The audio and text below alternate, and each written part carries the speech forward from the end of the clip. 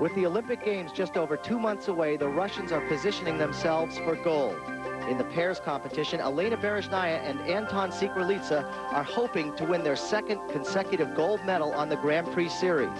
The Russians have won every Olympic gold medal since 1964, and Berezhnaya and Sikralitsa hope to follow in those storied footsteps. Is he the next men's Olympic champion?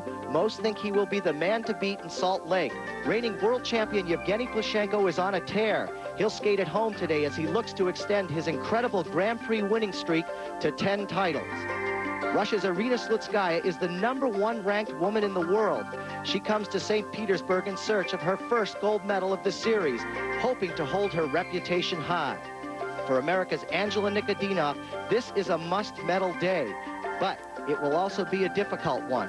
She comes here without her Russian coach, who lost her battle with cancer less than 2 weeks ago. She will chase her dream of skating in the Grand Prix final and making the U.S. Olympic team alone. Cup of Russia is next.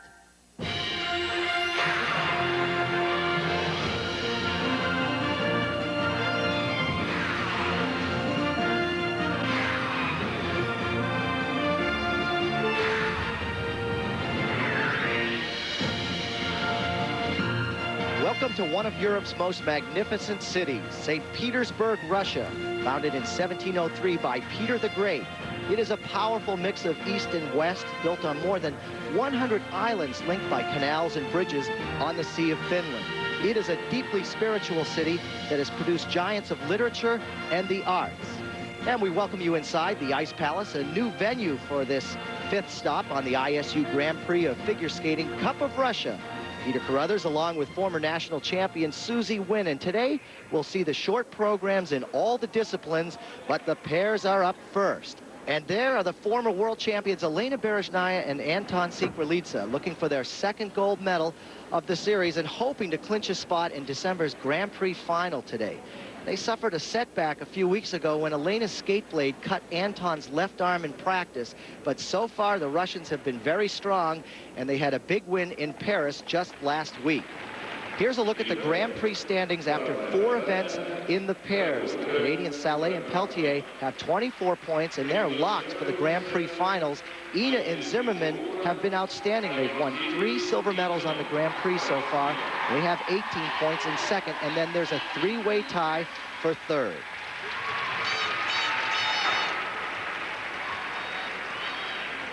Here is our first team of the pairs competition, Maria Petrova and Alexei Tikhonov of Russia, the 1999 European champions and world champions from the year 2000.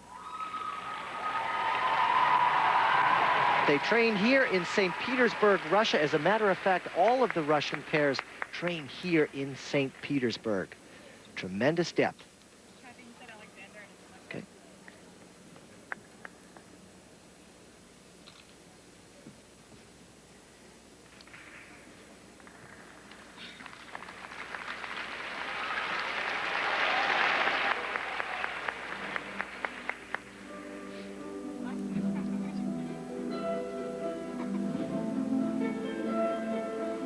Music from the Nutcracker, the composer, Tchaikovsky.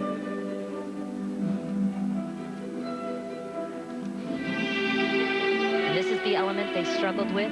Actually, he struggled with at Nations Cup, the side-by-side triple toe loops. And no struggle there. Very smooth. They took third in Germany.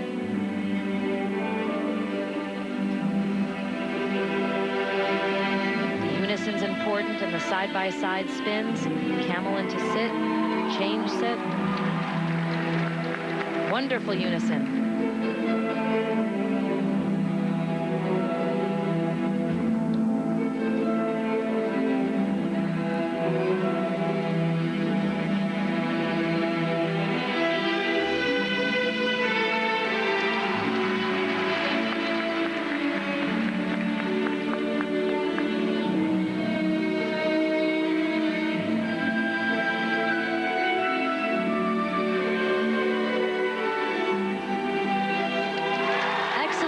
Triple Sauka. There was room to spare. She really delayed that landing.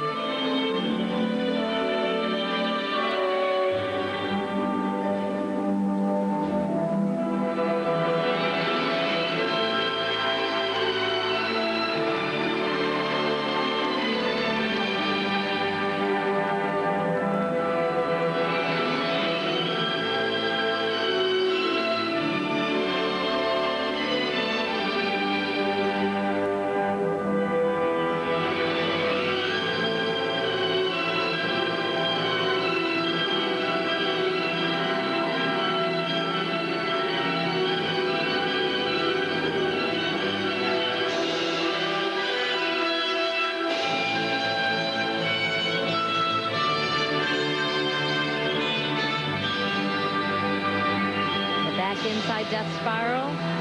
He's in a very low pivot.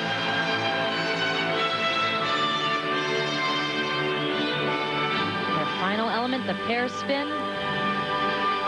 Only one change of foot required, but the change and transition has to happen at the same time.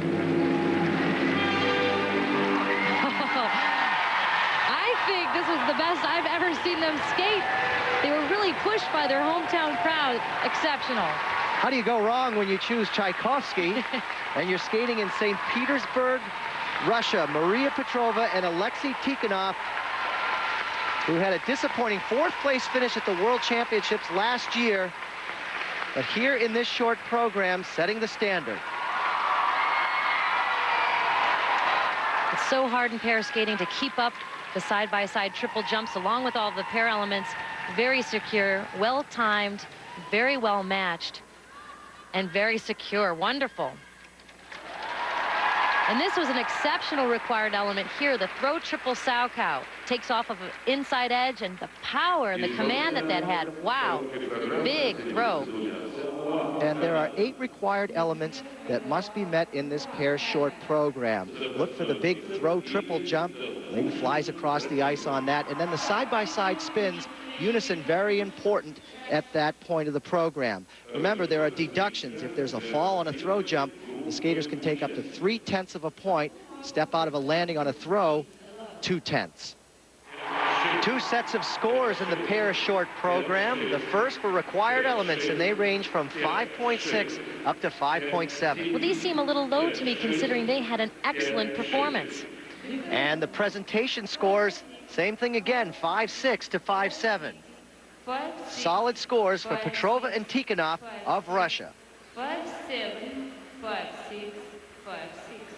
Вторая оценка Сара Абитбол, Степан Бергис, Франция. Next to take the ice, it's Sarah Abitbol and Stéphane Bernadis of France. They took 3rd at the Europeans last season, the 2000 world bronze medalist. A very charismatic team.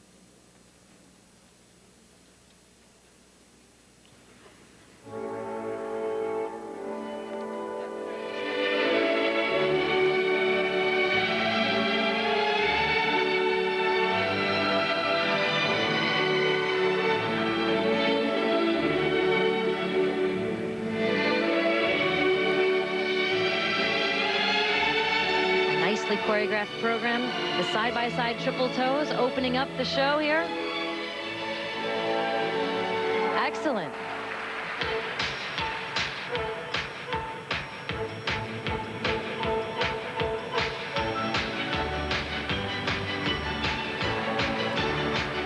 Now with the split twist here, the double twist, the split counts, the catch, their pair elements are so fine.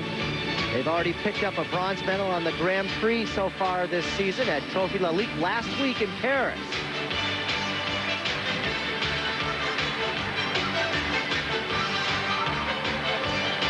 An edge throw triple loop. Excellent height, but she put her right hand down.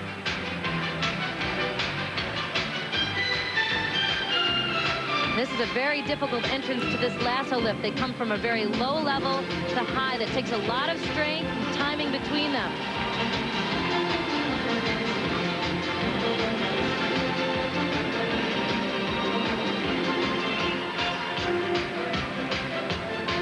A lot of pair skaters and free skaters are ventured out to work with choreographers that normally choreograph for ice dancers. It's kind of fun. This program choreographed by Tatiana Tarasova and Nikolai Morozov.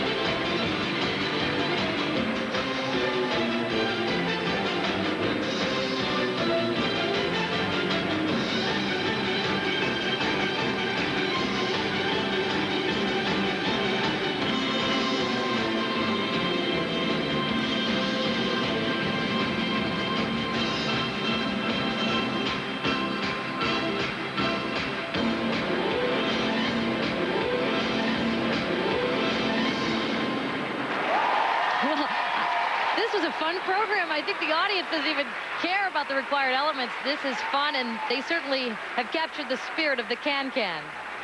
Creating some excitement here in the pair short program. Sarah Abitbol, 26 years old, and 27-year-old Stéphane Bernardes of France. They are the 8-time national pair skating champions from France. The quality of the skating going into these side-by-side triple toes, excellent. Very well timed, very straight in the air. A little quality problem for Stéphane, but other than that, very good. This was a throw that they struggled with at Lalique as well, the throw triple loop. A very difficult throw. You can see she just breaks and touches down. But the program, fun, delightful, this is what they're great at, and it's the music of their country. Here are the required elements for Abitbol and Bernardes, 5.2 to 5.6 for required elements. Well, the only deduction for that I could see would be for the touchdown on the throw, 1 to 2/10 deduction. And then the presentation score, Susie, obviously the judge is liking it up to 5.8.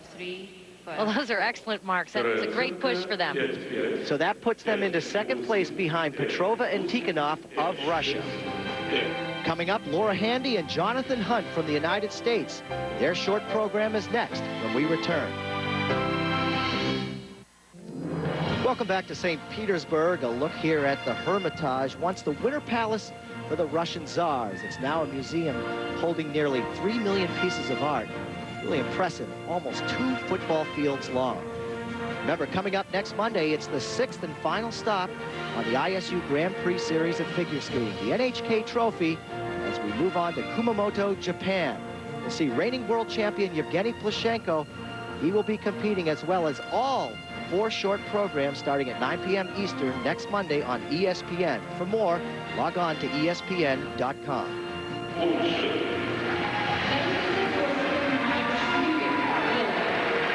Meanwhile, the pair short program continues here in Russia. This is Dorota Zagorska and Mariusz Shudak of Poland. Last week, they tried to compete at Trophy Lalique, and during the free program warm-up, Mariusz pulled something in his knee, and they had to withdraw, but they seem to be okay here in Russia.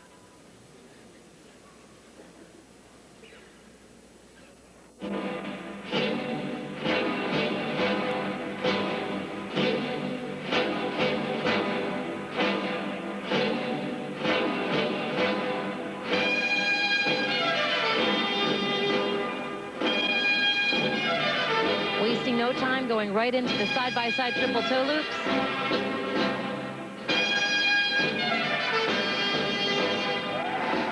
It's nice to see a short program where everybody starts to nail everything off the top. And with that pull in his left knee so far, working through the jumps.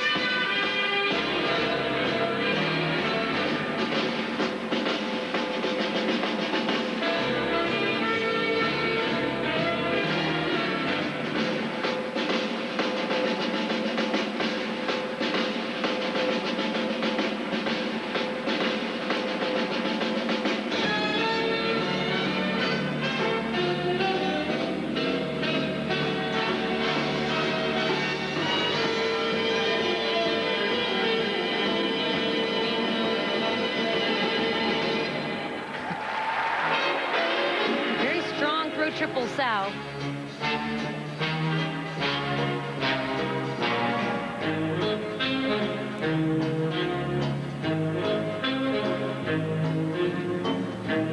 Mariusz is 6'2", and Dorota is only 5'1", so over a foot between them in height. Maybe that's what helps them in the lifts. That's one of their strengths, the lifts and pair elements. I can guarantee you that it is.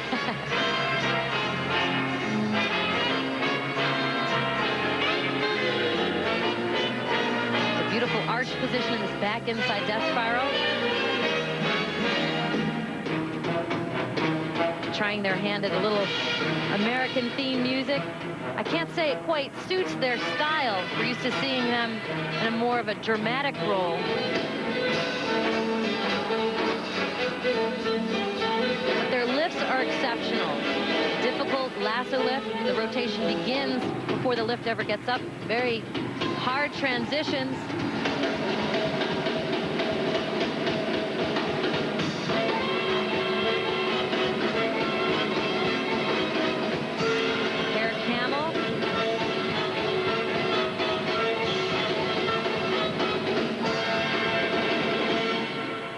Well, it's got to feel great to come back off of an injury and feel good and really nail these required elements.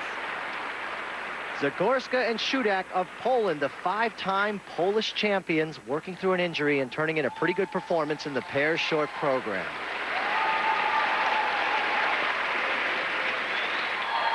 Everyone has nailed the side-by-side triple toes, so a lot of pressure for them as well.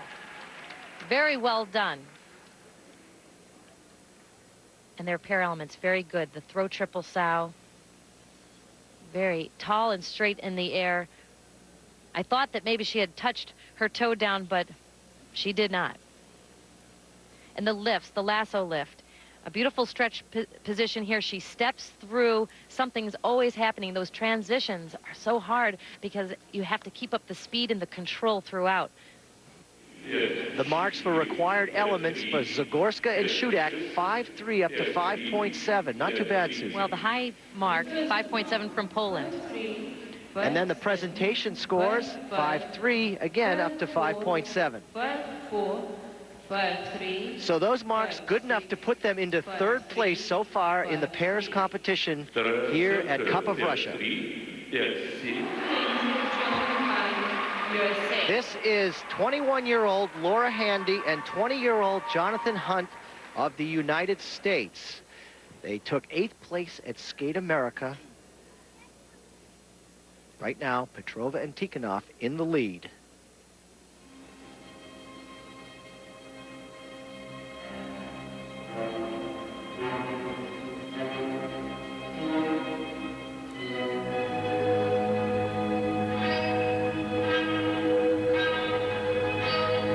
Their program choreographed by Natalia Linacek.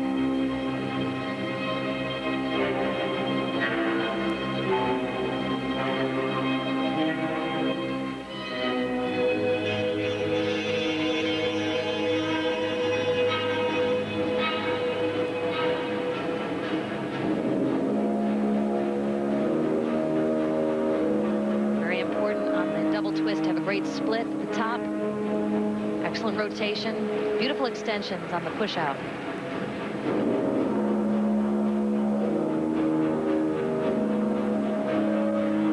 Only 2 spots available on the U.S. Olympic team this season, and they're looking to try to earn a spot. Problems on the side-by-side triple toe. Most of the couples have really nailed that element.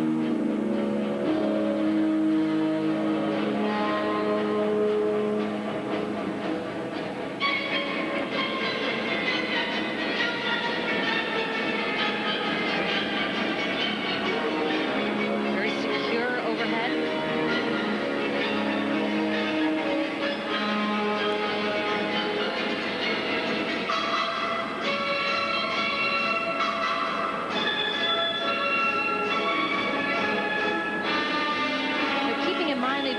Together a year and a half, and that is a tall order to hit these elements and to compete at this level.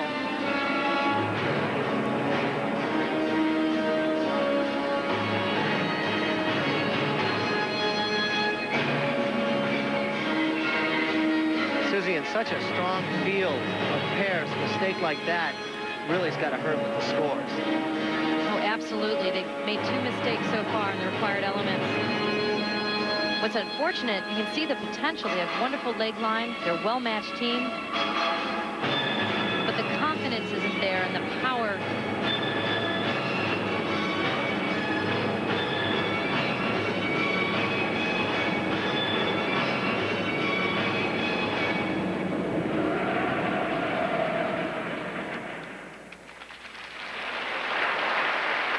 Laura Handy and Jonathan Hunt of the United States with some big challenges in front of them. Right now, the marks will definitely hurt with the mistakes that took place in the short program. Up until this point in the program, everything was going very well. But you can see the newness in their skating. They're just mistimed. He steps into a double. She puts her foot down. And in this throw triple sow cow, very smooth entrance. She takes off of a back inside edge, but they don't quite get the height to clear the rotation, and you could see she's just short on the landing. Here are the required element scores from 3.8 up to 4.6. Well, 2 major mistakes, so big deductions there. They've only been together about a year and a half, so still gaining experience. Presentation scores 4.6 to 5.2. 5-0, 5-0. Coming up, the former world pair champions, Elena Berezhnaya and Anton Sikrelidze. They will skate at home when the short programs continue from Cup of Russia. Here are the final skaters of the pairs competition. Two-time world champions, Berezhnaya and Sikrelidze. They are from St. Petersburg, Russia, and last week they picked up a win in France at Trophy La Ligue, but it is their countrymen that they chase, for it is Petrova and Tikhonov. They are in the lead right now. Now, there's been some discussion about the ice. Water on the ice at the end here, showing that the ice is melting. And, Susie, that can change the way the blade feels. Certainly, you don't feel as secure, and it's very easy to slip, so you have to be right on your edge. Anton coming off of an injury where Elena fell out of a lift, cut his left arm. He had to have stitches. That was a little while back, just a few weeks ago, but so far no indication of that injury. Here they are, the two-time world champions skating in their hometown of St. Petersburg, Russia, Berezhnaya and Sikrelidze of Russia.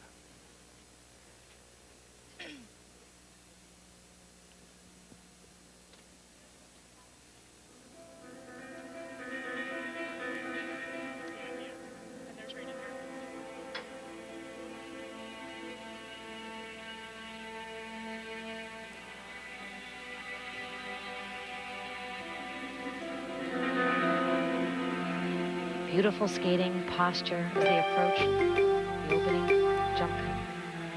Oh my goodness. They were so close, very dangerous.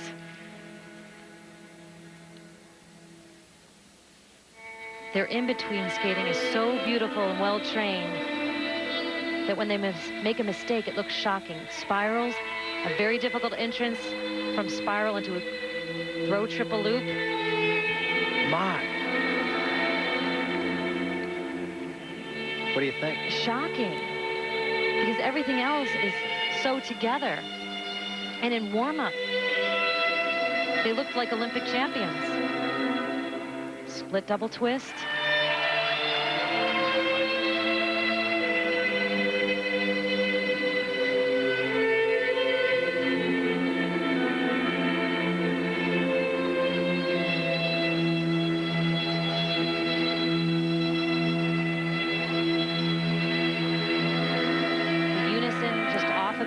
Very strong low positions on the sit spin.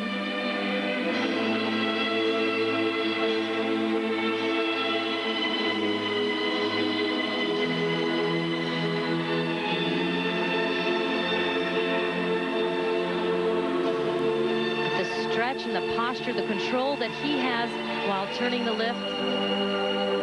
Her positions are just absolutely gorgeous.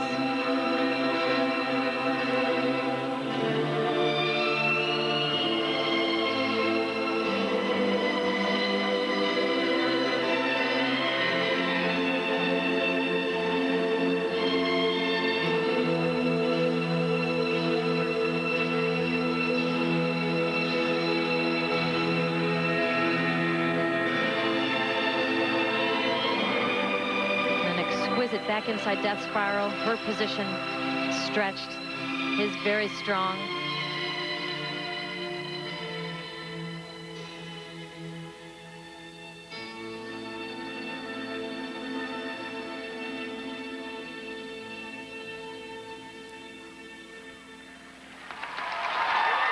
This program is a beautiful program, but they simply did not skate it well. Two major shocking mistakes.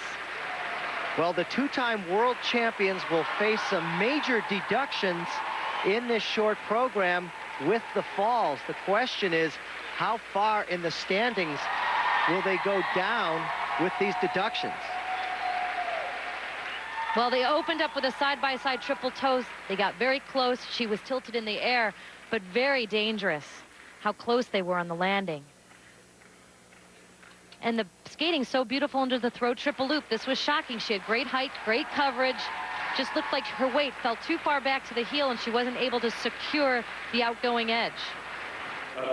Elena Berezhnaya and Anton Sikrelitse of Russia await their scores. Susie, you don't think it was the ice that had anything to do with this incident of falls? I really don't, Peter. They never came close to the area that's in question. I think they were simply nervous. They held back in their elements.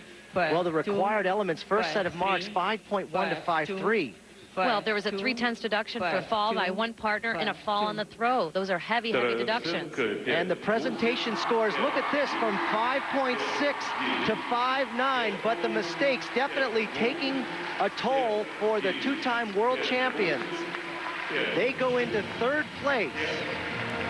Here are the standings after the short program in the pairs at Cup of Russia. Maria Petrova and Alexei Tikhonov of Russia in first. Sarah Abitbol and Stefan Bernadise of France in second. And a disappointing competition so far for Elena Berezhnaya and Anton Sikrelitse. They are in third. And remember, you can see the pairs finals and the dance finals over on Lifetime on Friday, December 7th at 6 p.m. Eastern.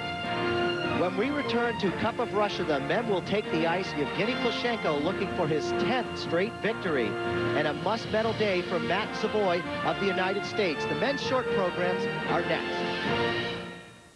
Welcome back to St. Petersburg for our continuing coverage of Cup of Russia. The men's short program about to get underway. Hi, everybody. Peter Carruthers with U.S. champion Susie Wynn, and it's very exciting in here for this men's short program. The person that everyone is chasing is the defending world champion, Evgeny Plushenko. He's from Russia. He trains here in St. Petersburg, and he really seems unstoppable. He has not lost a Grand Prix event in over a year. Well, he certainly has the confidence to go with all of those wins. His confidence is intimidating, but it's very, very real. But what's exciting about this young man is how he executes with focus, his jumps and his spins, and really his precision is unmatched. And as far as the American story in this competition, U.S. bronze medalist Matt Savoie really has made a career out of being consistent. He's been very solid, and really he has a realistic chance of winning a medal here, doesn't he? Well, he certainly does, and I love Matt Savoie because he's full of surprises. Just when you discount him, that's when he comes alive. In practice, he's understated with an approach that's kind of quiet, but his technical perfection leads to a consistency. He's a very reliable competitor, and you can never, ever count him out. Well, we're getting ready to go. Here are the Grand Prix standings for the men after 4 events. It's 3-time world champion Alexei Yagudin of Russia with 24 points, and Timothy Gable of the United States in second with 21. 5-time U.S. champion Todd Eldridge has 16, and Evgeny Plushenko with only 12 points. But if he picks up a win here, he'll go from being the number 2 ranked skater in the world, and he'll regain his spot of number 1.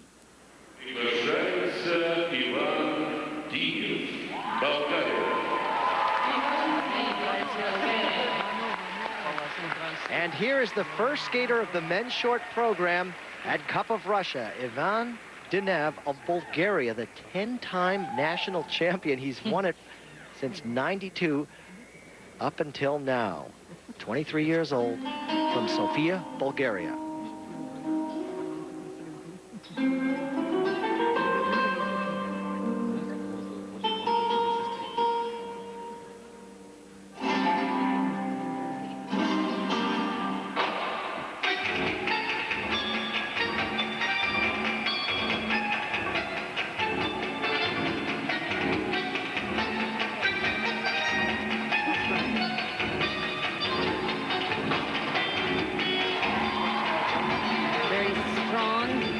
The triple flip.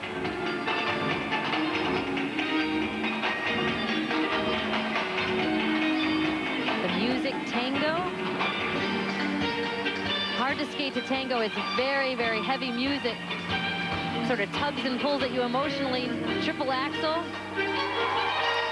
Triple toe loop. Ooh. Touches his hand down. The axel was nice and high.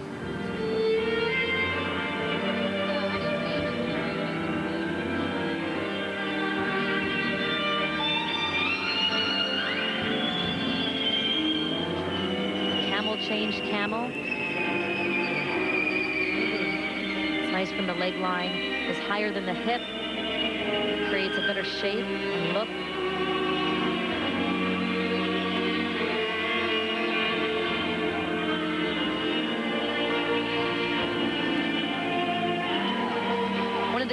jumps in the program for him. The double axel he struggles with.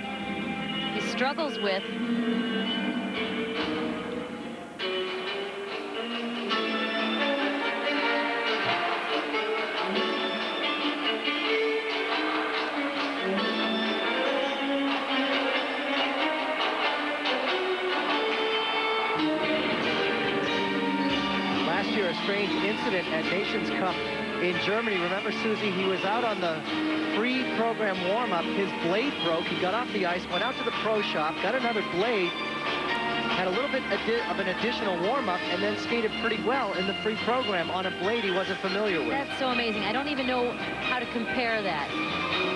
It's like putting on somebody else's shoes. It's a very hard thing to adjust to.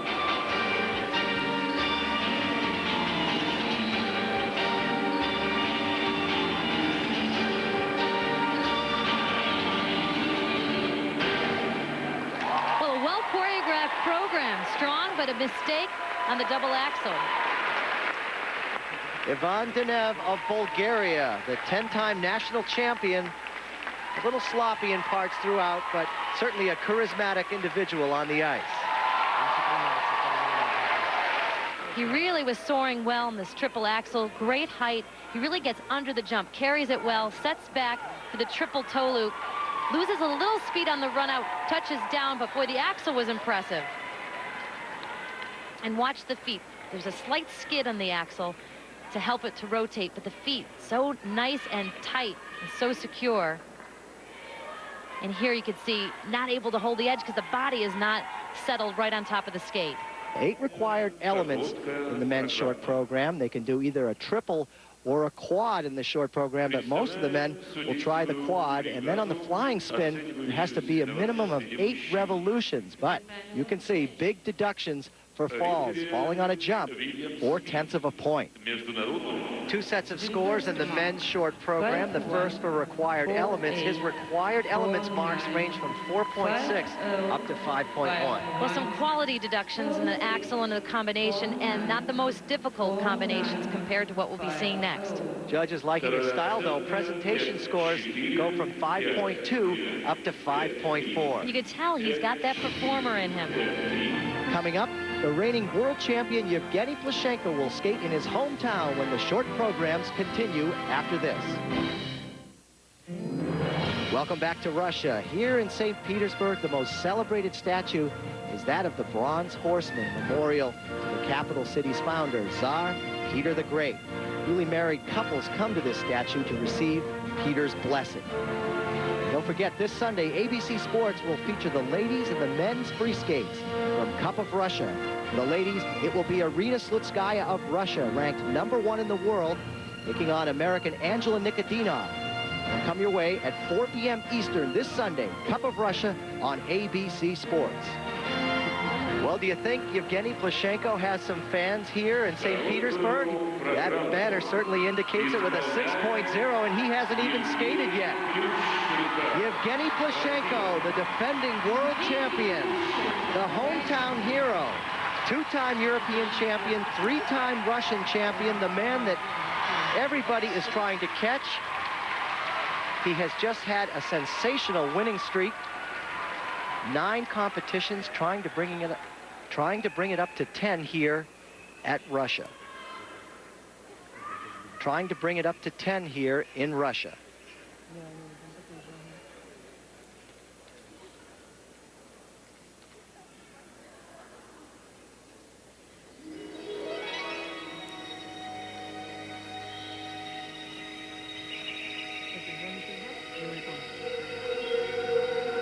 And he has planned one of the most difficult combinations that are performed, the quad toe, triple toe. Tremendous flow on the approach. Quad toe, triple toe. His body broke forward a little bit, but my goodness, his technique is so sound. He really can work through any bobbles.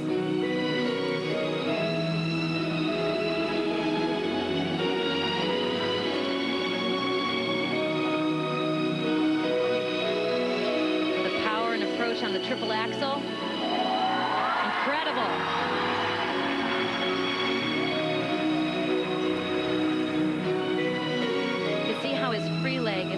position. Now he bends it for a change in position. And the flexibility, really, no other man can quite do these positions.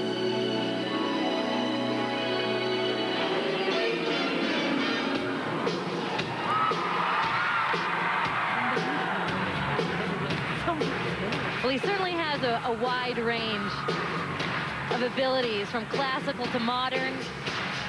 Check out this footwork. He does a lot of toe foot. He does a lot of footwork with his toes, but he's still able to maintain speed. Something's always happening.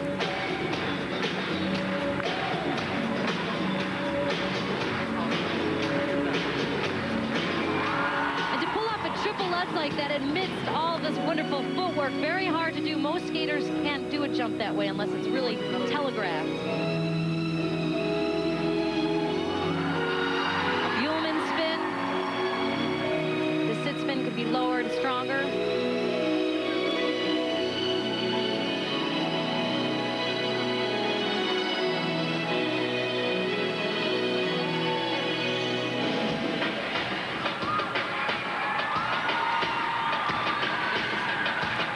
Now, don't forget, Evgeny Plushenko has spent a lot of time touring in the United States, and he's really picked up a great entertainment quality in his skating. Well, skating in shows really exposes you to more audiences, and you learn and tweak your performance to see what works best. Little trouble going into that sit spin. It's funny, some of the easier elements like the spins, not as fast, but boy, look at that determination. Everybody's got to watch out for this guy because he wants it bad. Well, in the 3 Grand Prix events he entered last season, he earned at least 1.6.0. That's a perfect mark at every event. Well, Evgeny Plushenko here in his hometown of St. Petersburg, Russia, the men's short program. He just sails into this quad toe, triple toe. The flow, he's got such mastery over the blade. And the way that he travels across the ice, he gets such distance. He breaks forward, but that's strength to be able to pull that off. But because this is the hardest combination done today. The triple axel, just so easy. No problems there. And then the footwork. He sort of surprises you, just slips that triple Lutz right in there. And keeps on going. There's always something interesting to watch with Evgeny Plushenko. And this is the confidence I'm talking about. He believes in everything that he's doing. There's no doubt in his mind that I've got it all. You think Evgeny Plushenko's got some fans? 3-time Russian champion, 2-time European champion, defending world champion Evgeny Plushenko looking for his 10th consecutive Grand Prix victory. Right now ranked number 2 in the world. If he wins here at Cup of Russia, he will regain that #1 spot. Well, here are the marks for required elements, 5.8 to 5.9. The only thing that I could say is the spins were just a little slower than what I'm used to seeing him do. And then the presentation scores, oh, a low of 5.6. Someone didn't like Michael Jackson. Up to 5.9, though. 5.6, that's incredible. Because this really was a 5.9 performance to me. And that will put Evgeny Plushenko in the lead. He's the leader in the men's short program here at Cup of Russia. Coming up, it will be Matt Savoie from the United States. The U.S. bronze medalist has a tough act to follow. The men's short programs continue after this. 4.9. Welcome back to St. Petersburg, Russia. The men's short program underway here at Cup of Russia. Evgeny Plushenko, the defending world champion, in the lead. This is Matt Savoie of the United States. He is the current U.S. bronze medalist, 21 years old, from Peoria, Illinois. He picked up 3 bronze medals on the Grand Prix last year, the 2001 Grand Prix final bronze medalist.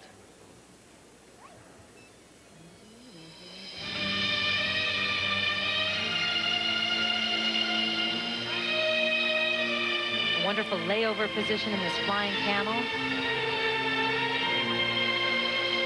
He works with choreographer Tom Dixon, and they both spend a lot of time on all the subtle details of the program. Opening with the triple axel. A little on the landing, but the jump in the air was quite nice.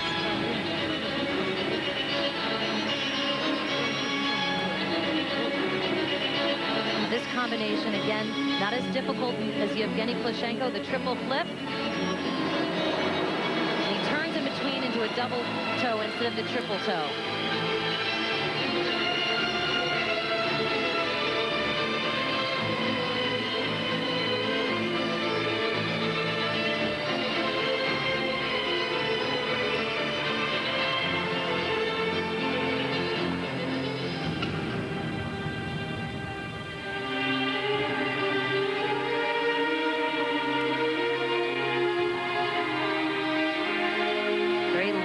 On this sit spin, very hard to do.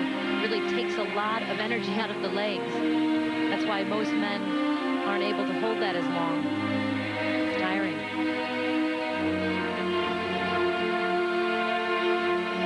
This final jump requirement, footwork into the triple lutz.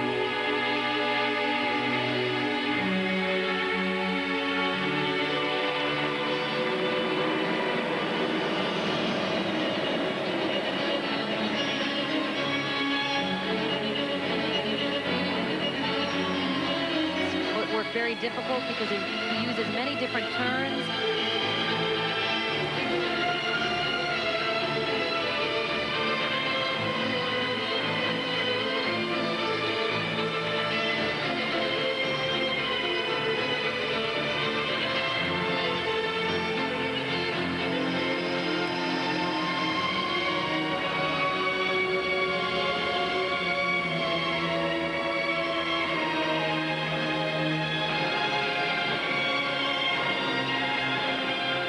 Very strong spin positions, tucking into a sit spin.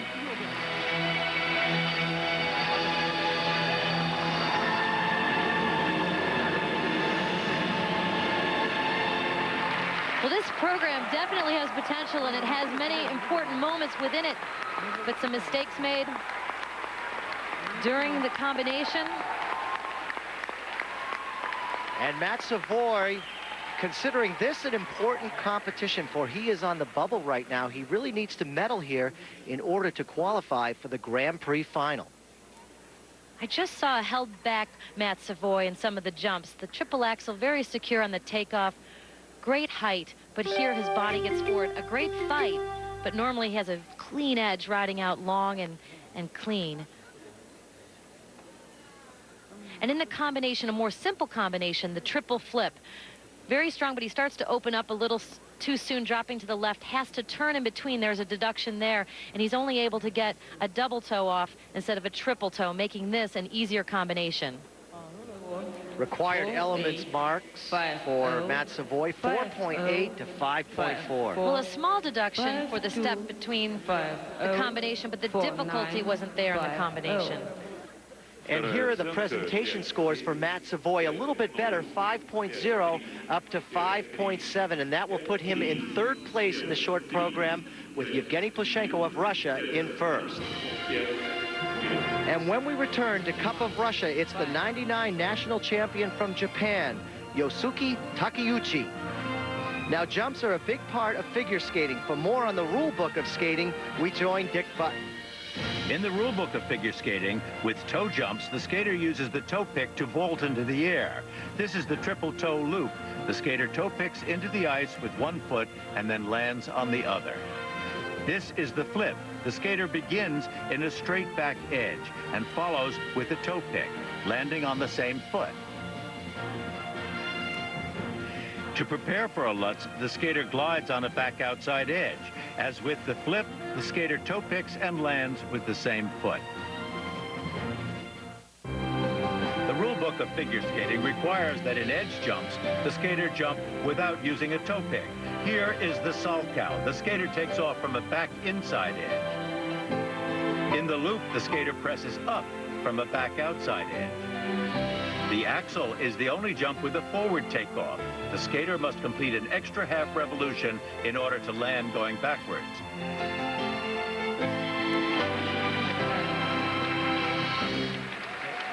You're looking at Yosuke Takeuchi of Japan. The men's short program continues here. He's the 1999 national champion of Japan, Evgeny Plushenko, holds the lead. And Matt Savoie of the United States in third.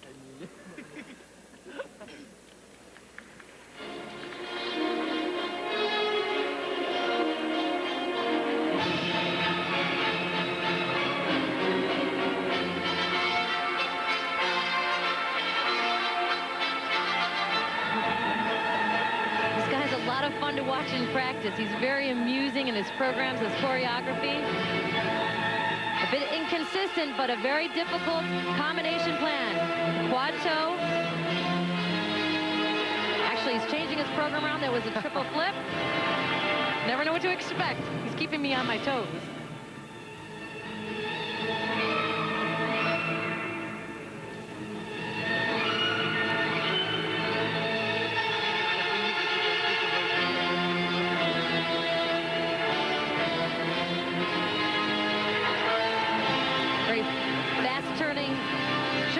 But what a great death drop.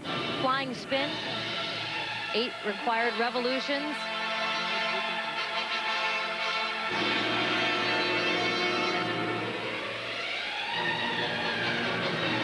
You can see the expressiveness.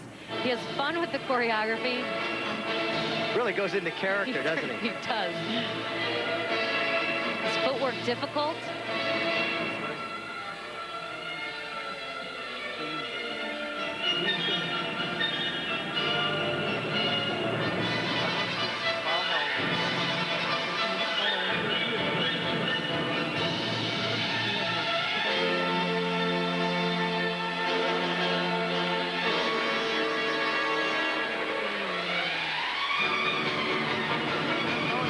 Triple flip, double toe loop. He's using that as his combination. But an excellent position here.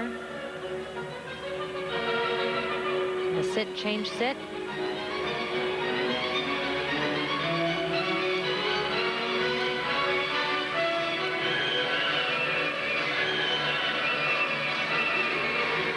He has the same choreographer as Alexei Yagudin, 3-time world champion. Choreographer Nikolai Morozov.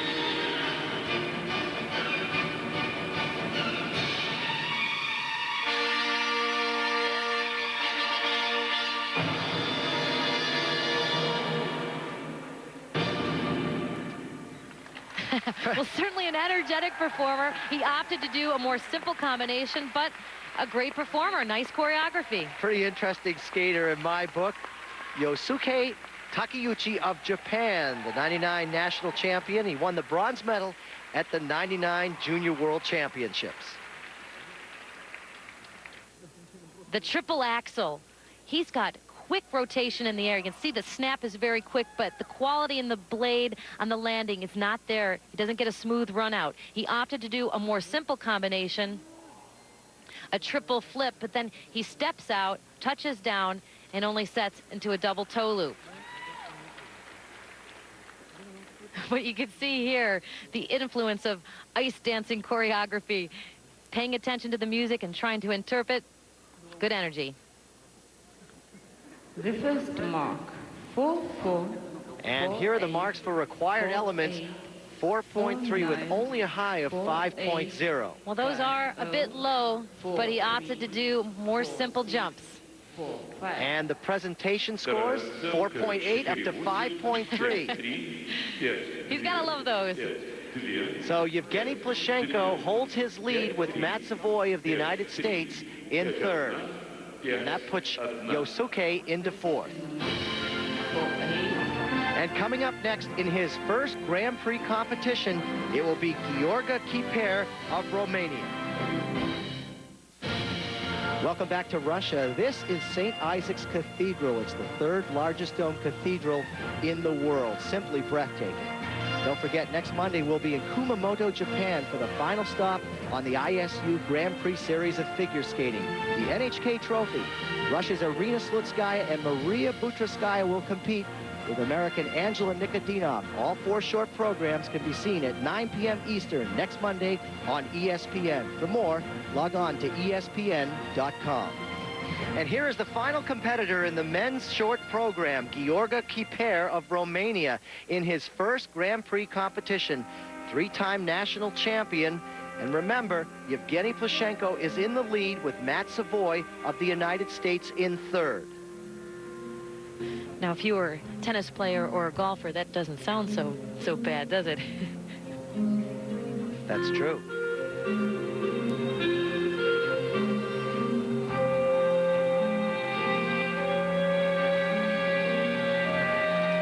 Triple axel double toe, put his free foot down into the combination.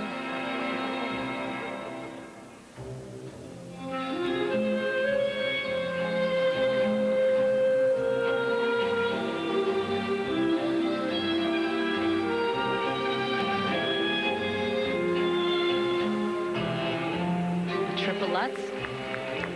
Great flow into that jump and on the landing. Strong death drop. This is a back sit spin position. Great deep knee bend.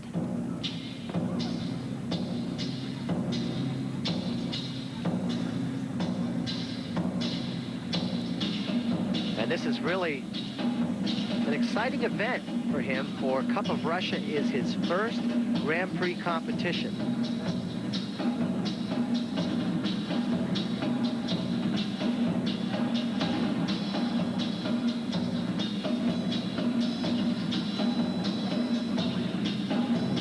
Like he's paying attention to his choreography and to his movement, which is a good idea because his wife is his choreographer. Yeah. He doesn't want to get in trouble. And that's hard with the 8 required elements to address the choreography because you're so worried about hitting those jumps and spins. And it takes a lot of energy to concentrate on the arm movements, the footwork.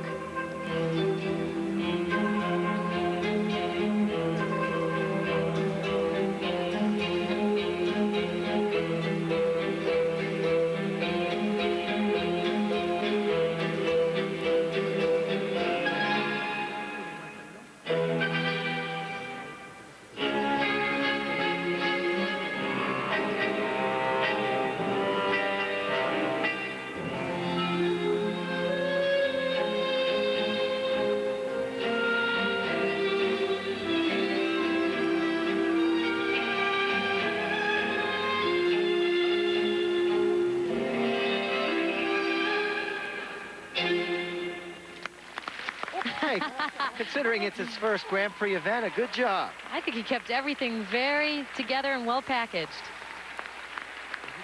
Gheorghe Chiper from Romania. And this was his combination, the triple axel. Watch his free foot. It sort of drags right here. He almost missed the combination, but really fights it out.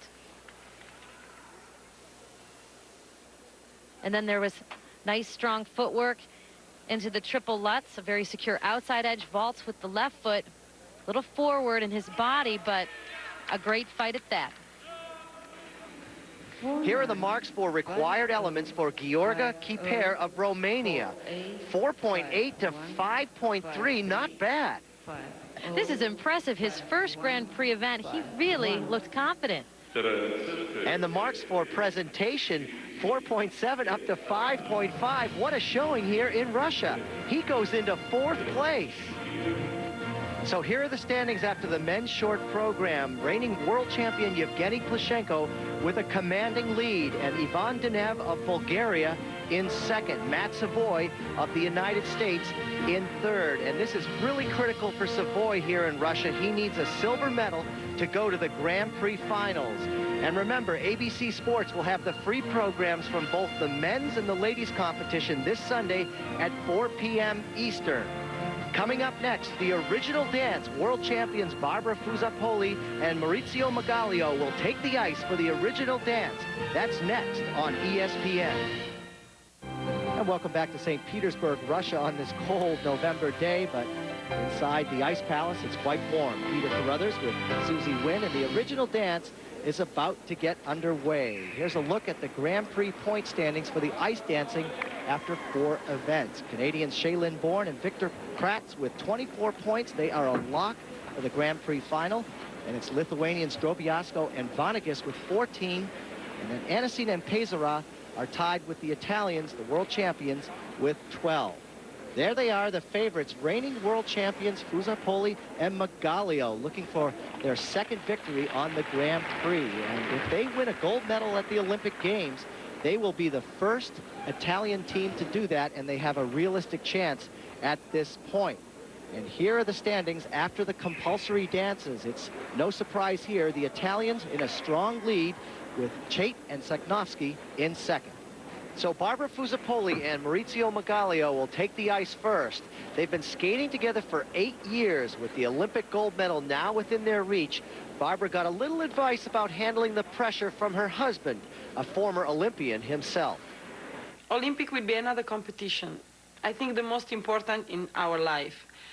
But if you focus just in that competition, I think every day you will think about that and you will get nervous, you know.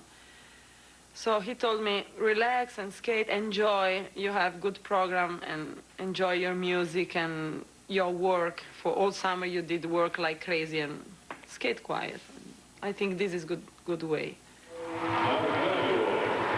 Some good advice from her husband, someone that's been there. Here are the world champions, Barbara Fusapoli and Maurizio Magalio of Italy in the second part of the competition. The original dance worth 30% of the score. They are the reigning world champions. Second part of the competition worth 30% of the total score. They're starting off with a flamenco. They studied this on the floor.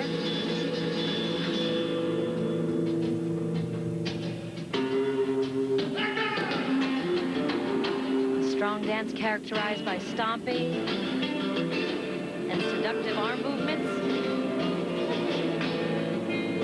They certainly look the part.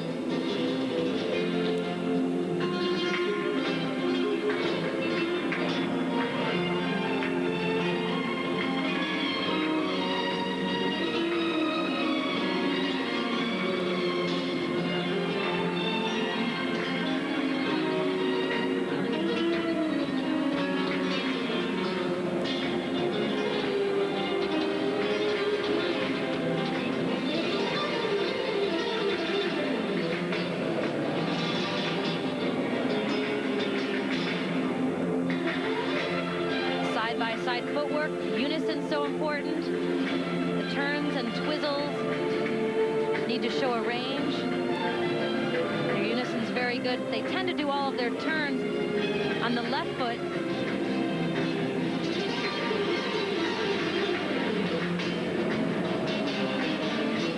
A difficult wraparound lift because of the hold. She's intense. She certainly is.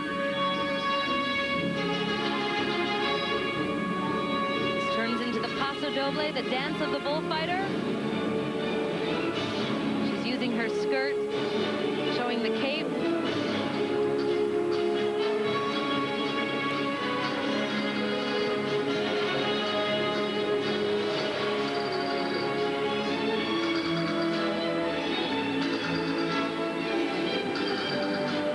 Three phases of the competition. The compulsory dances have already taken place. This, the original dance. One more part of the competition. The free dance will take place later on.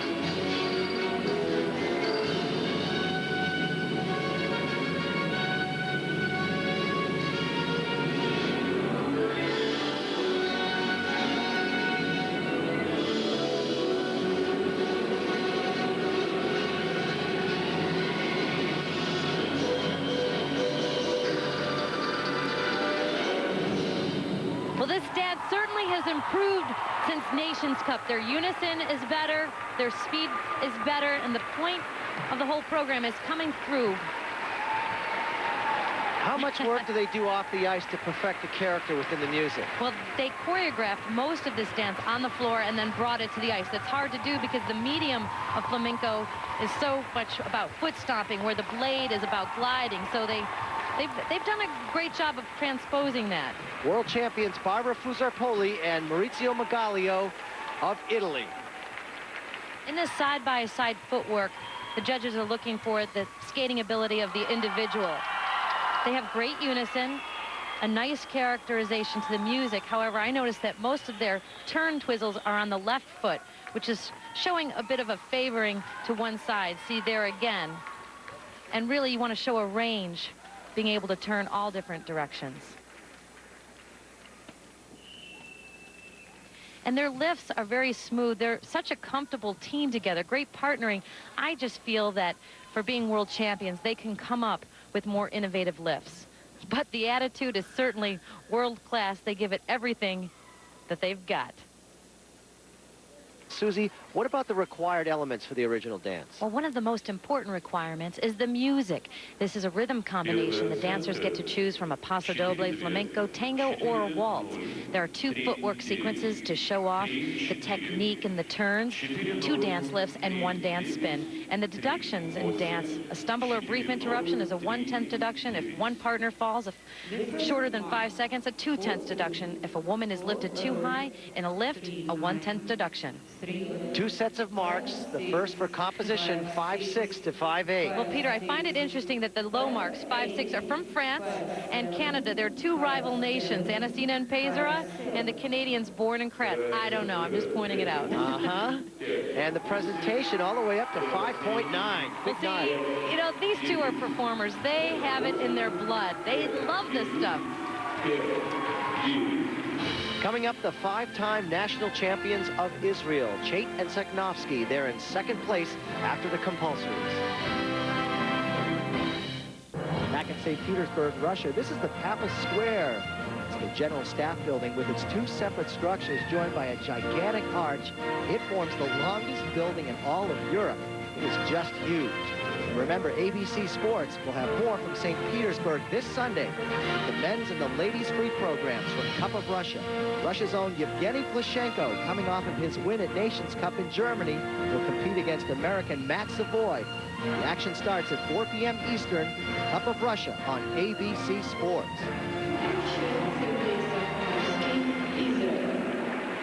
Meanwhile, the original dance continues here at Cup of Russia with Galit Chait and Sergei Seknovsky of Israel, the 5-time national champions, in 2nd place after the compulsory dances. And what I enjoy about this couple is they're very well trained, they're very reliable, and very consistent.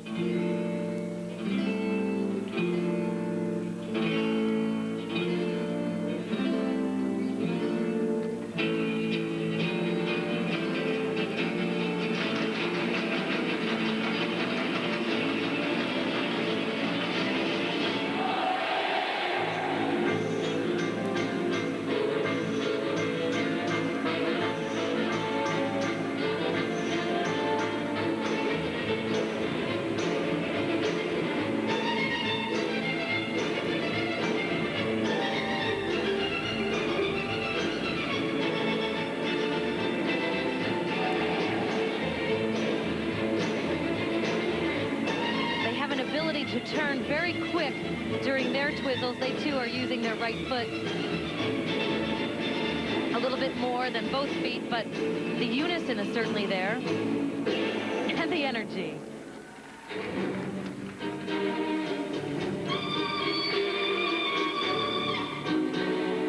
They now train with Natalia Dubova out of Stamford, Connecticut. The change has done them good. They're skating fast.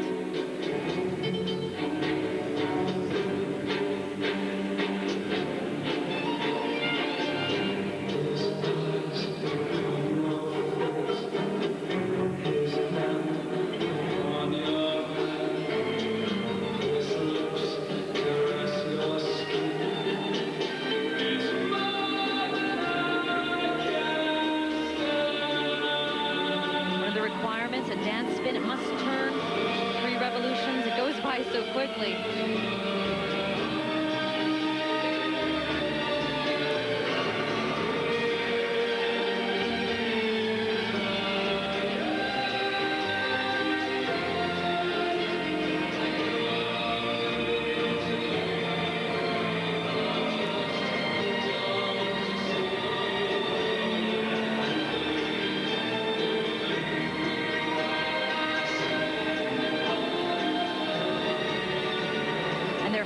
footwork, the diagonal footwork. It must move from corner to corner. The judges are looking at the upper body positions to see if the connections are difficult. And the feet, both of them are very busy.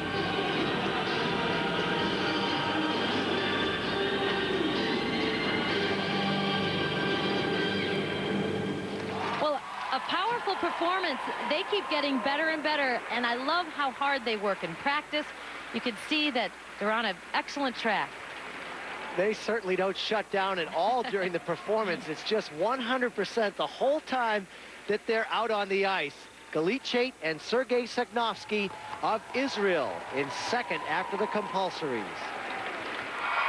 Well, dance spins are something that are relatively new to the requirements here in the original dance. It must turn 3 times and be well centered, and they did just that. But one area that they're very comfortable in is in the lifts. Very effortless. She's very flexible, he's very strong, and they have a wide range of movement. He changes the edge, he changes her level, he's great control, and she does too. This takes strength from both parties. 7, 5, 6. Now the marks for composition, 5-3 to 5-7. Pretty high there for 5-7. Well, 5-7's nice. I think the 5-3 is a little low, but they should be pleased with these marks. Presentation go up to 5.8. Well, and that makes sense. They're performers, for sure. Very natural performers.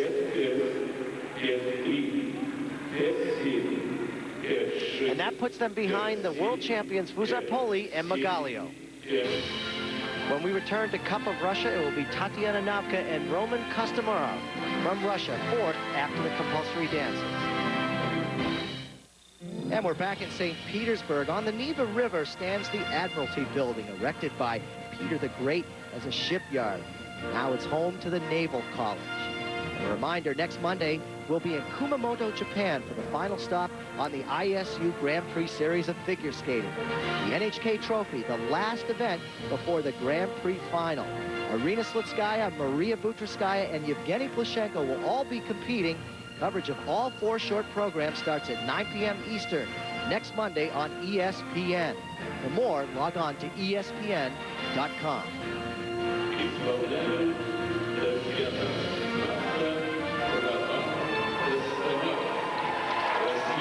The original dance continues here at Cup of Russia with Tatiana Navka and Roman Kostomarov. Fourth after the compulsory dance. They took second at the Russian Nationals this season. Third at Skate America.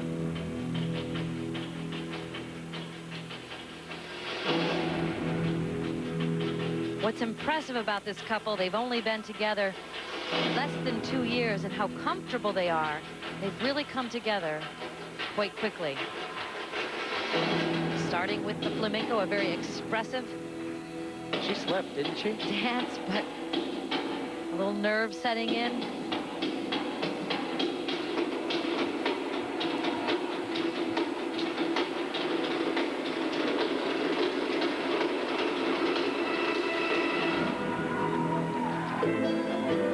There are 2 stops allowed in the original dance. One can be the duration of 5 seconds, the other 10 seconds. Very fast dance spin.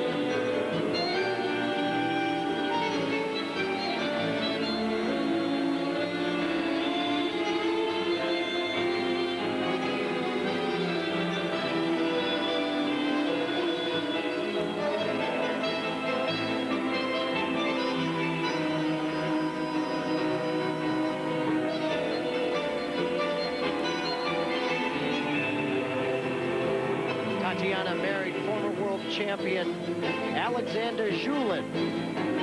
They gave birth to their first child in May of 2000. Diagonal footwork, much improved since Skate America. The unison's there, the difficulty.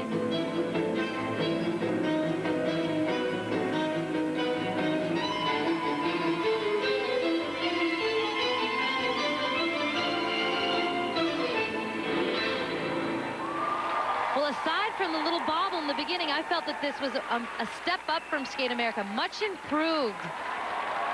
They took 12th at the World Championships in 2001. Tatiana Navka and Roman Kostomarov of Russia.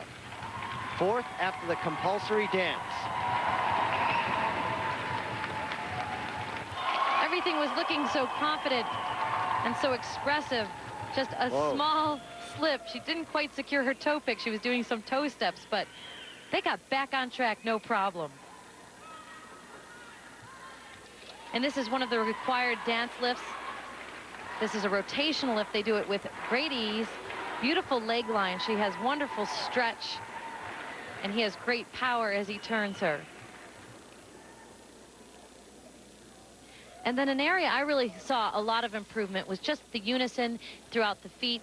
The hold was a little more secure. They could skate a little close together, but you know, it's well on its way. 5-3, 5. Here are the scores for composition, up to 5.4.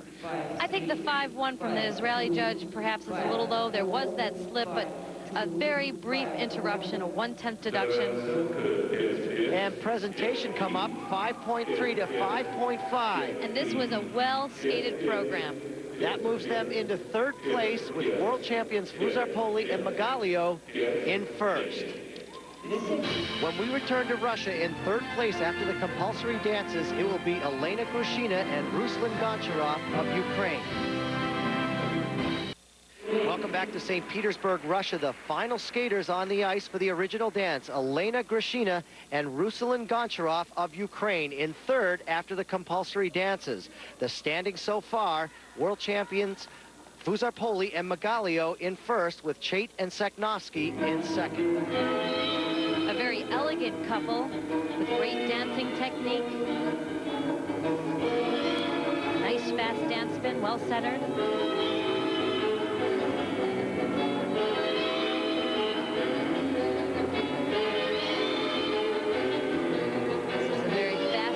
Tango.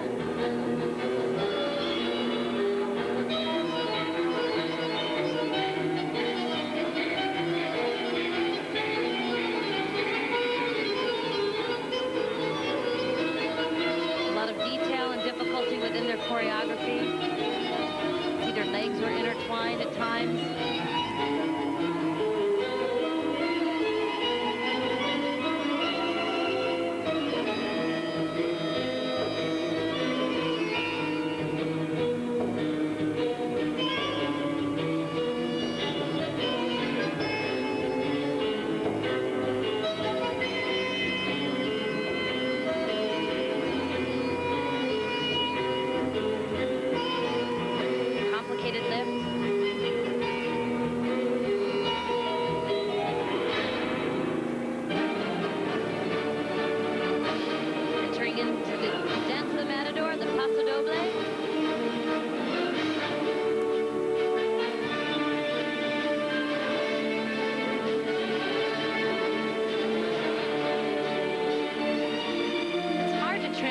From one dance to the next.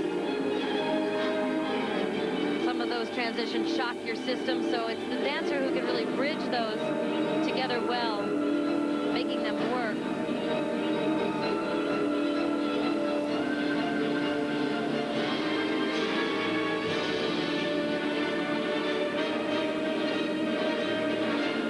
Having a little trouble in the side-to-side footwork. You have to be absolutely next to each other. Both of them have been off balance during portions of it.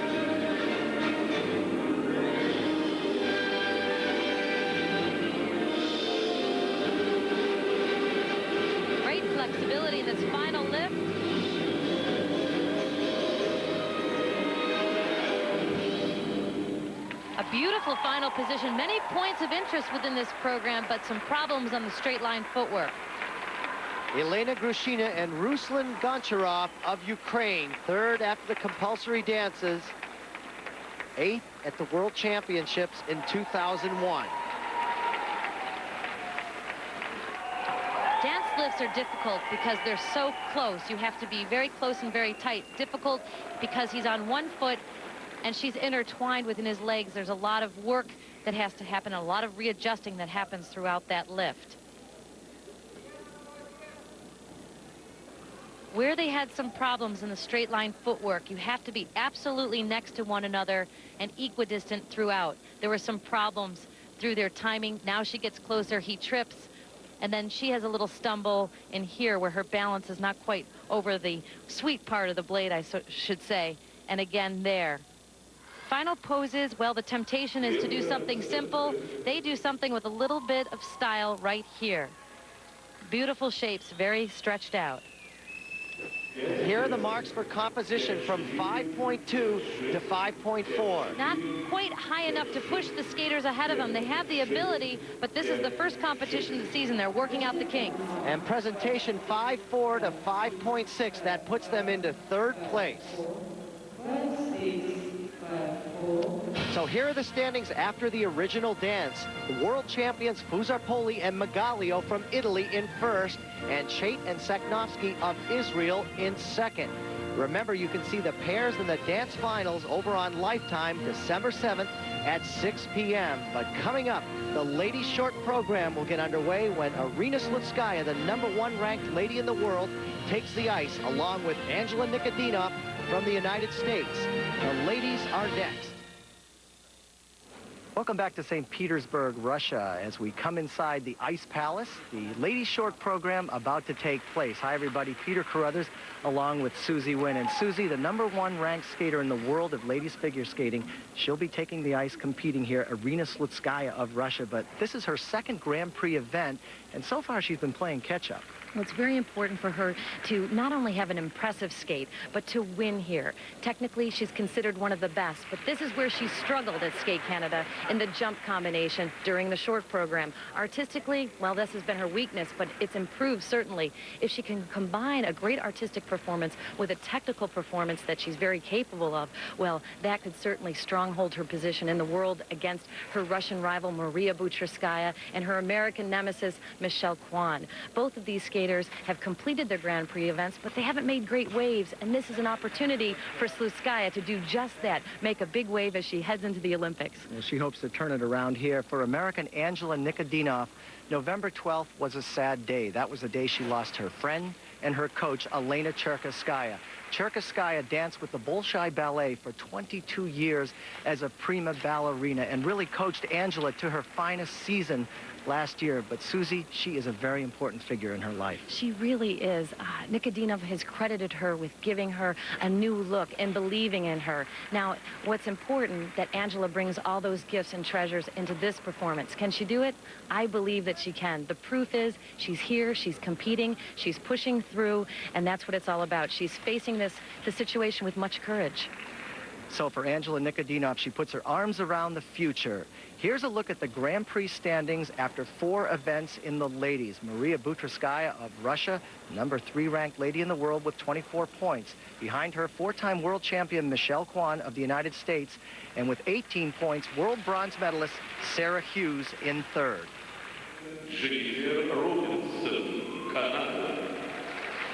And we kick off the ladies' short program with Jennifer Robinson of Canada. She's ranked 12th in the world, 4-time Canadian champion. 2 minutes and 40 seconds of skating, 8 required elements in this short program. 24 years old, from Windsor, Ontario.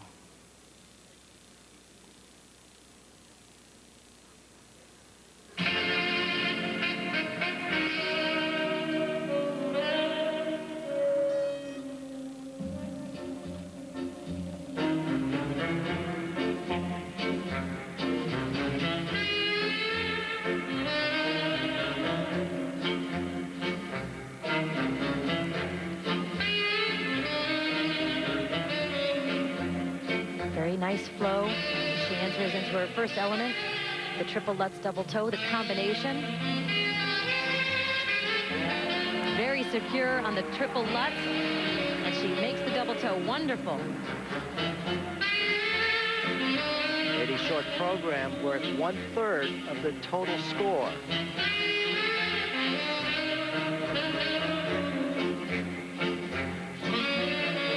Now before this next jump, the triple flip, there needs to be required footwork as she enters into it. Very good. Little wrapped on the flip, meaning her free leg lifted up tall.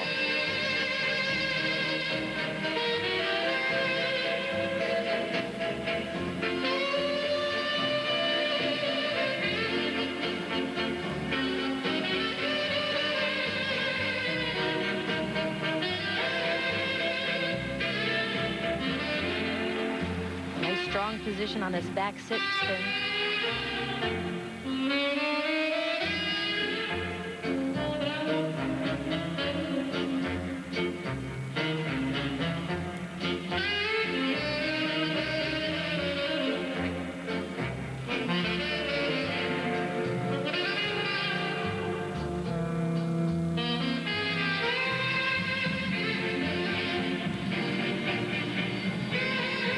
Jump, the double axel forward takeoff, 2.5 rotations. Well done.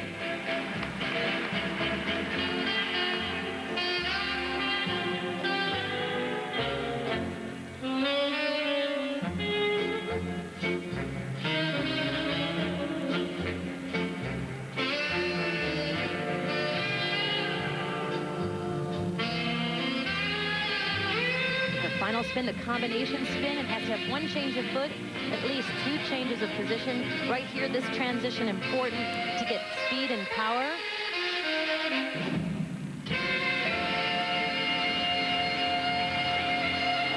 I think it's fun to work a little theme and a little character into the short program along with the required elements. So the 4-time Canadian champion sets the standard here in the lady short program at Cup of Russia. A good performance for Jennifer Robinson, 24, from Windsor, Ontario. This year, with her consistency in her combination, it's helped her. The triple Lutz, a great tight, tall position in the air. She picks back with the left foot for the double toe loop. Wonderful. Now the flip got a little wild. The free leg looks like it's generating too much energy, and you can see the left free foot starts to hike up. It's called a wrap. But the character definitely came through from start to finish. There are 8 required elements in the lady short program, and look for the jump combination. That can make or break the ladies. Very difficult. And if there is a fall, 4/10 of a point, it can be costly.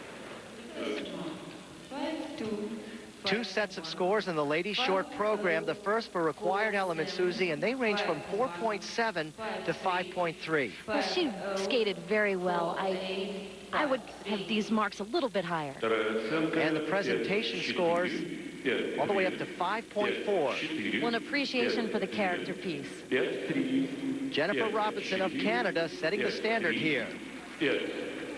Coming up, the #1 skater in the world, Irina Slutskaya of Russia. A crucial competition for her as she looks for her first gold medal on the Grand Prix Series. You know, for me, it's most important to concentrate in my skating. And I work hard after the skate Canada because I have 1 mistake there. And I work so hard, and I hope I will skate much more better here than there.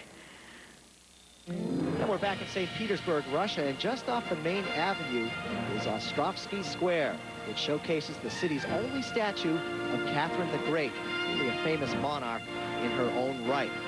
And with the Grand Prix final less than 2 weeks away, Kumamoto, Japan will be the site of the 6th and final stop of the ISU Grand Prix Series of figure skating, the NHK Trophy, starting at 9 p.m. Eastern next Monday. Coverage of all the short programs from the NHK Trophy on ESPN. For more, log on to ESPN.com. Meanwhile, the ladies' short program continues here at Cup of Russia. This is the #1 ranked skater in the world of ladies figure skating, Irina Slutskaya, 4-time world medalist, 4-time European champion from Russia. trying to improve herself on her second Grand Prix event. And I have to say, the look of determination that she had in warm-up is very convincing.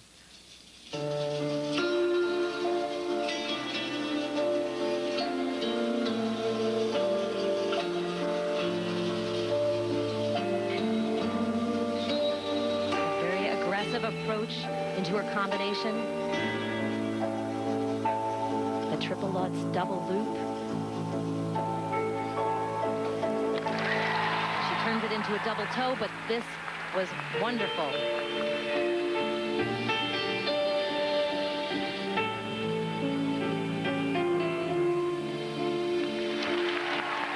And she makes that double axel look so easy in and on the exit.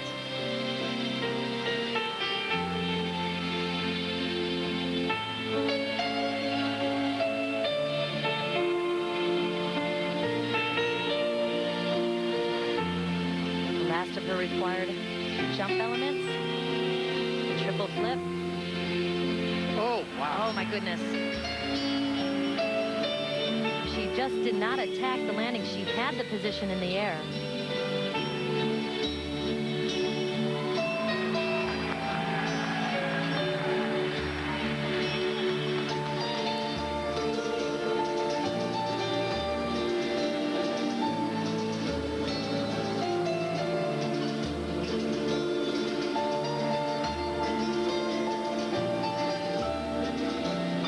Very powerful. I wouldn't say that it's finished with pointed toes and complete extension of the fingertips.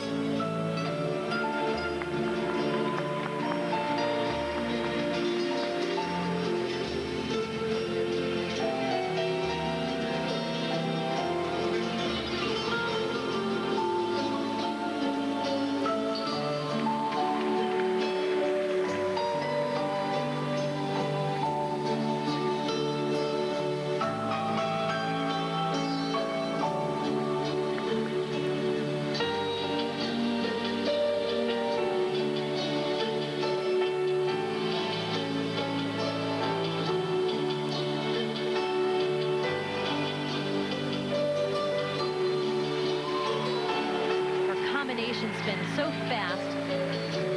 She's such a great spinner. I'd like to see a little more variety. This is a combination spin that she's used over the last 3 years. So Irina Slutskaya, known for her terrific spinning, but she has a big fall here in the short program, Sue. It took me by surprise and looked as though it took her by surprise as well.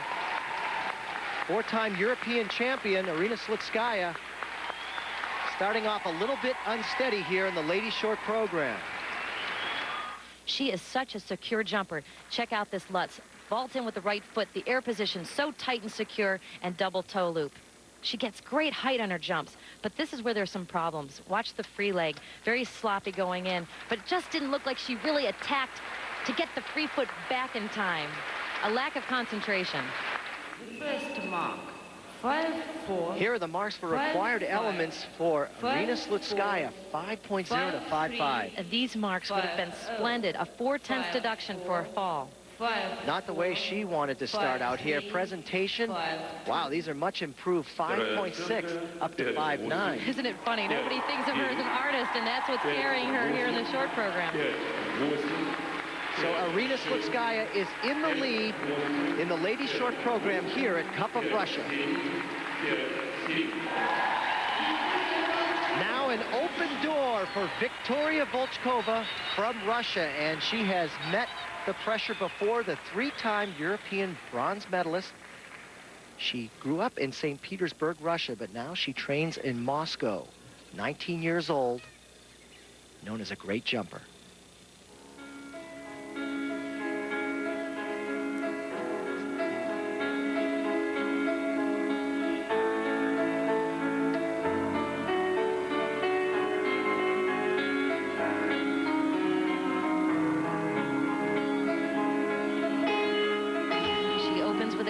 It includes one of her favorite jumps, the triple Lutz, the spring that she gets. Incredible. Really, her knees and spring to all of her jumps is exceptional.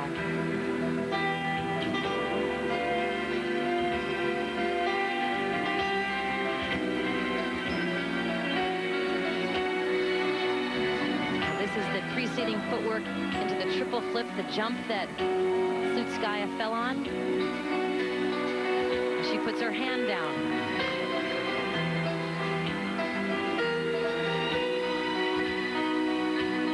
An elegant stretched out position on this flying camel.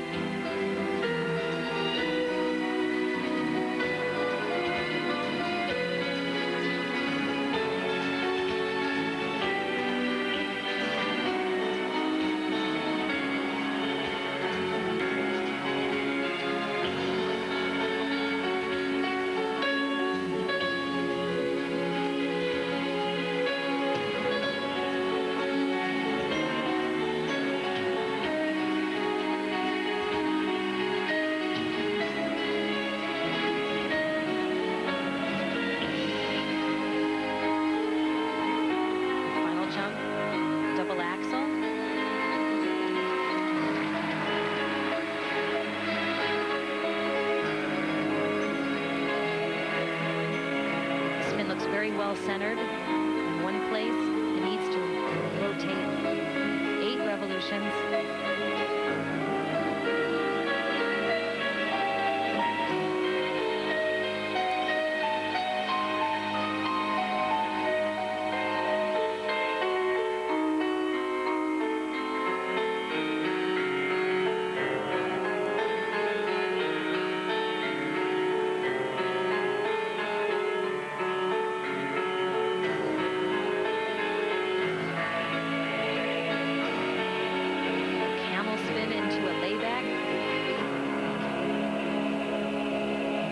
Sit spin. She's off on the music. That's a deduction. There, that's unfortunate, but I like this program. Very well paced, very comfortable. Victoria Volchkova, who took 5th here at Cup of Russia last season, putting her hand down, feeling the pressure. Well, the opening combination, look at the spring and the trajectory of this jump. This is awesome. She really does this jump better than any other woman in the world. You could see the smile, very happy here, but this is where she needed to fight. This was the open door with Slutskaya, the triple flip. Beautiful position. She starts to break as she's landing, and the touchdown. That's a 1 to 2/10 deduction. Here are the marks for required elements for Victoria Volchkova, Susie, 4.8 to 5.5. Well, it's sad to say that she may have gotten that extra deduction from not finishing on the music on time. And the presentation scores, this will tell the story, 5.2 to 5.7. Oh, those are some nice marks, 5.7. She should feel pleased with that. Well, it's not enough for her to take the lead. It's Arina Slutskaya who leads the ladies short program from Russia with Victoria Volchkova in 2nd this far. We'll see more ladies short program from Russia after this. Welcome back to Cup of Russia. The ladies short programs continue. So far, it's Arina Slutskaya of Russia in the lead with fellow countryman Victoria Volchkova in 2nd behind her. This is Elena Sokolova of Russia, who's really had an up and down season in her skating.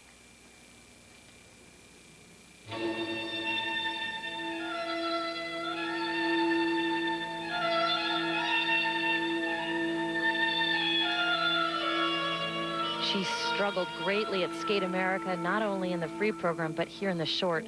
So it's important for her to nail this combination, the triple Lutz double toe. Boy, set up so close to the wall, but excellent, well executed.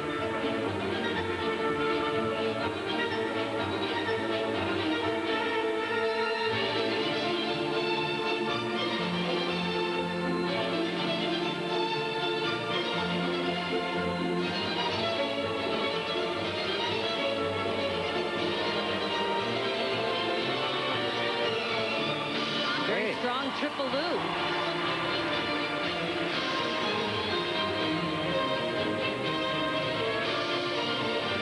Flying camel. The free leg is slightly bent, which ruins the line a little bit, but it was well centered.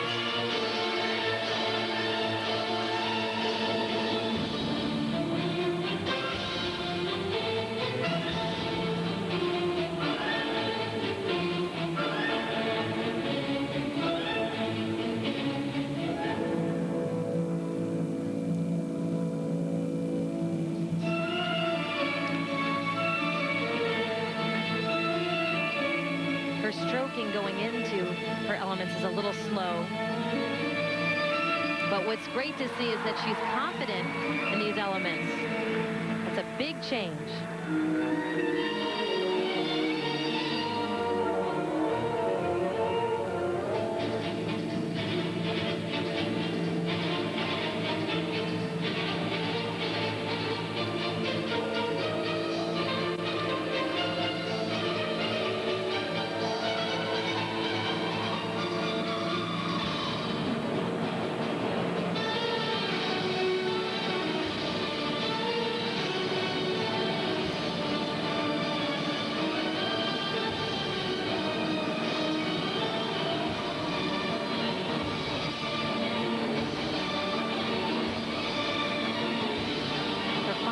The layback spin.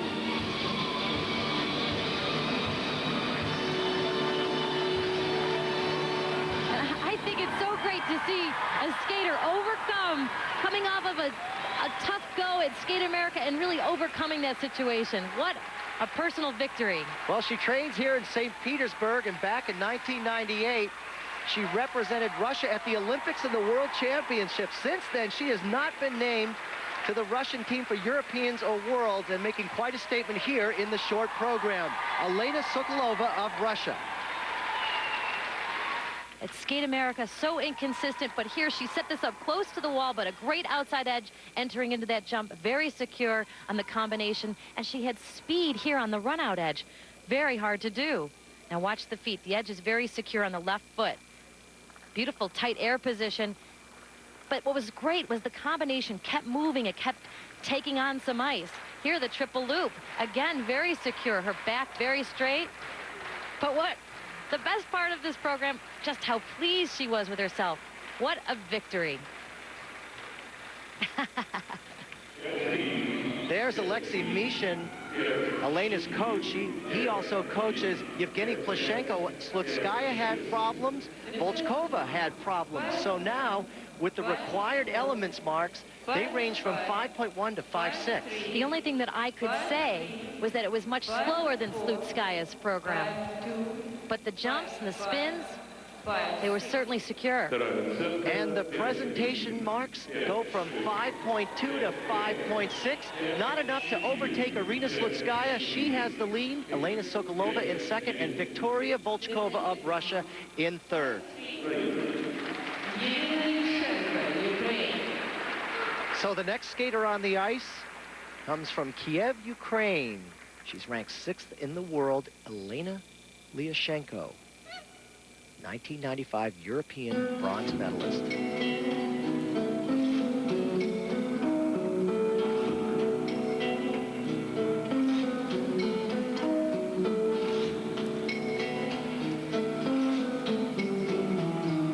Most everyone starts with the hardest combination.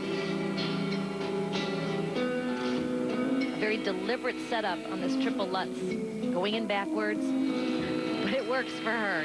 Triple Lutz double toe, very smooth.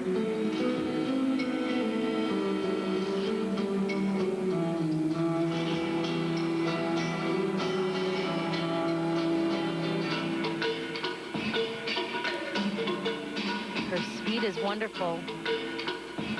Going into this triple flip.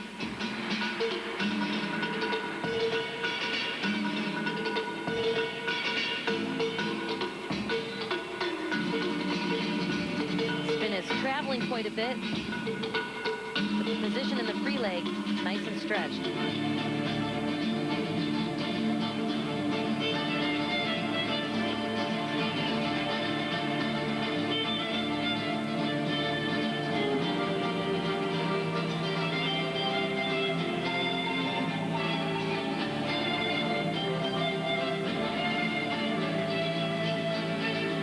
One of the requirements, a spiral sequence. 3 lines, 3 arabesques or spirals are required.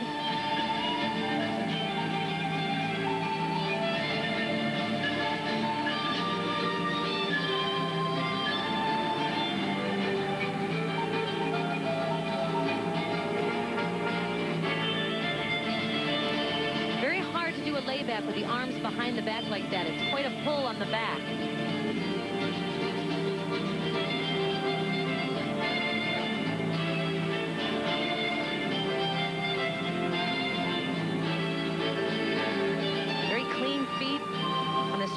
footwork very tight and precise.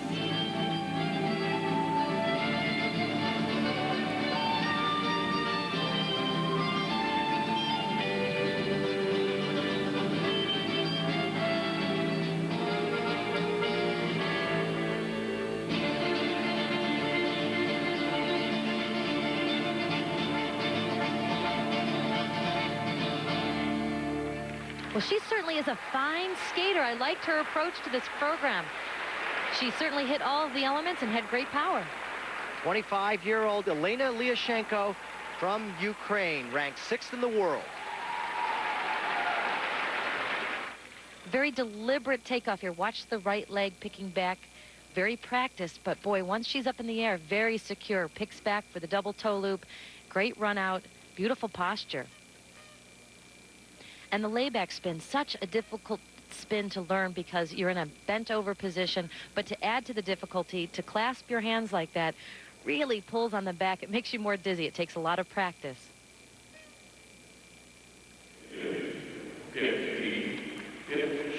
Required elements for Elena Lyashenko, 4.8 up to 5.5. Well, some strong marks. Some of the lows may reflect in the spins. They weren't quite centered and not as fast as some of the other ladies.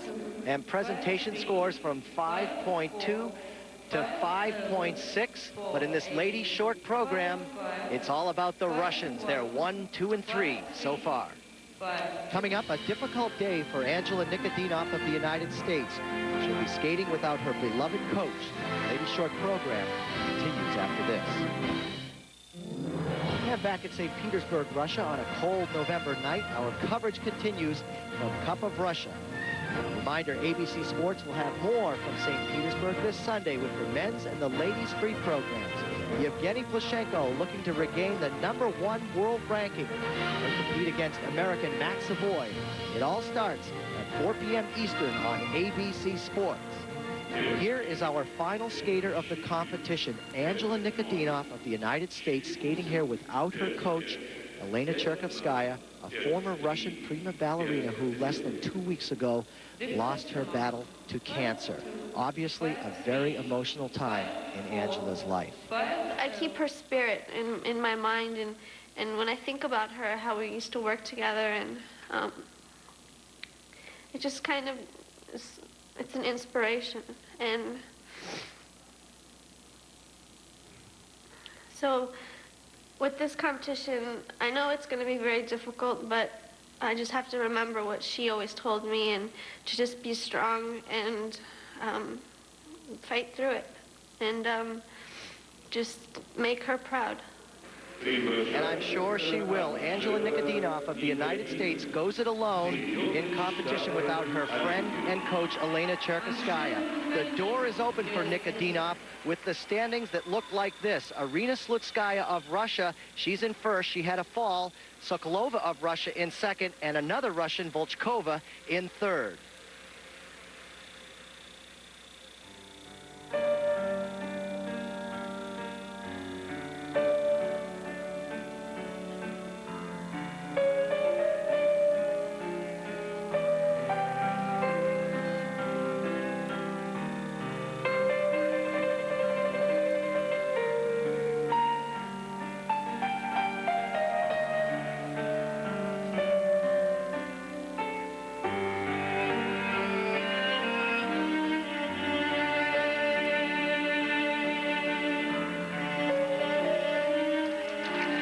Secure on the triple Lutz double toe, a great way to open.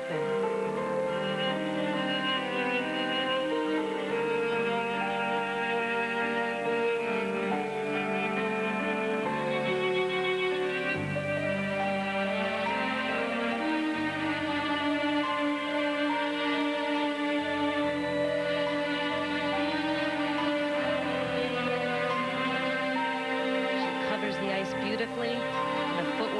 Triple flip. Again,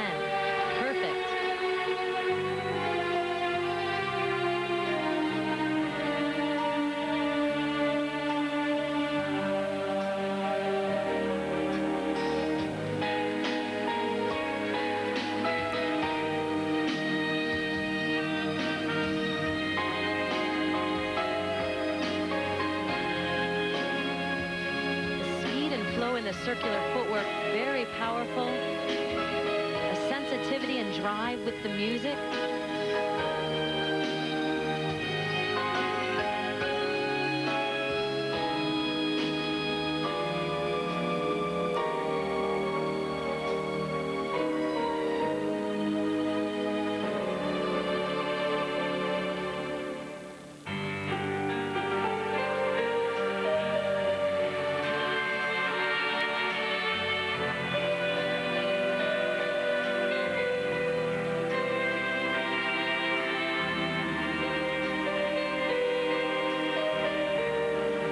Spiral position there, nice and held.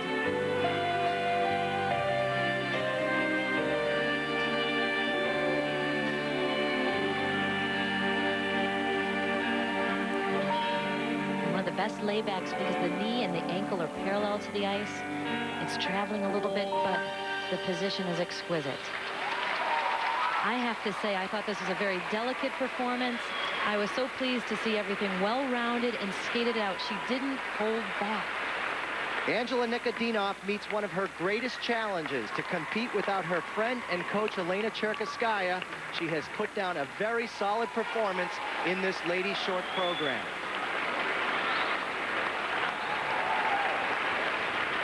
What makes Angela's triple Lutz so fine is watch the left foot. It holds on to the left back outside edge. It's very hard. Most people change over, not Angela. And the run out that she gets on this jump, the combination, the double toe loop, very fine. But what was most impressive was the speed and the attack that she had into this triple flip. Great tight position, just so secure, and the arch in her back on the landing. Excellent. Here are the required elements for Angela's short program, 5.2 to 5.6. Well, I thought she skated excellently and was very, very powerful. Her coach, Irina Rodnina, and the presentation scores 5.3 to 5.7. She's got to be happy with that 5.7. That certainly reflects how hard she's worked in this area. And those scores good enough to put her in second place after the ladies short program. In the lead, it's Irina Slutskaya of Russia with Angela Nikodinov from the United States in second and Elena Sokolova of Russia in third. Right now, let's go down to Susie Wynn, who's with Angela Nikodinov. Thanks, Peter. Angela, a difficult week. How did you find the strength to skate so well? Well, I had a lot of mixed emotions before I went out to skate my short program, but I just kept in my mind that I just had to be strong and fight through it, and that's exactly what I did. I had a few shaky moments in the program, but I didn't hold back, and that's what I'm most proud of. You sort of forgave yourself. Now, what's your approach for the free program? Well, for the free program, I'm just going to have to attack like I did the short program and not expect anything to come easily, and just try and keep everything together. Well, good luck. How does it feel to be here in Russia? Well, I've been here for almost 2 weeks now, and it's kind of cold these past couple of days, so I'm getting used to it. But it's a wonderful city and a lot of nice things to see. Well, you speak Russian. Could you send this back to Peter Carruthers for me? You want... No, I can't. Okay, thanks, Peter. Back to you. Okay, Susie, don't worry about the Russian. She sure turned in a great performance in the short program. But don't forget, ABC Sports will have the free programs from Cup of Russia for both the ladies and the men's competition this Sunday at 4 p.m. Eastern. Coming up next on ESPN, the 2001 High School Junior Division Cheerleading National Championships from Orlando, Florida. So for Susie Wynn, I'm Peter Carruthers. This has been a presentation of ESPN, the worldwide leader in sports. For more, log on to ESPN.com.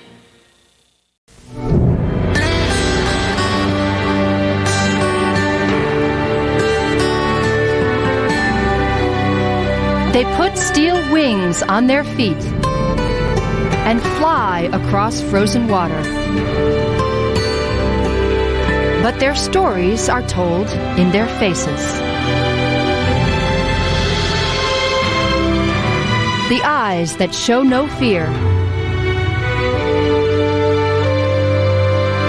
No doubt. The eyes that hide how hard this is. The hours spent searching for elusive perfection. Their stories are written on their faces. The Cup of Russia, tonight on Lifetime.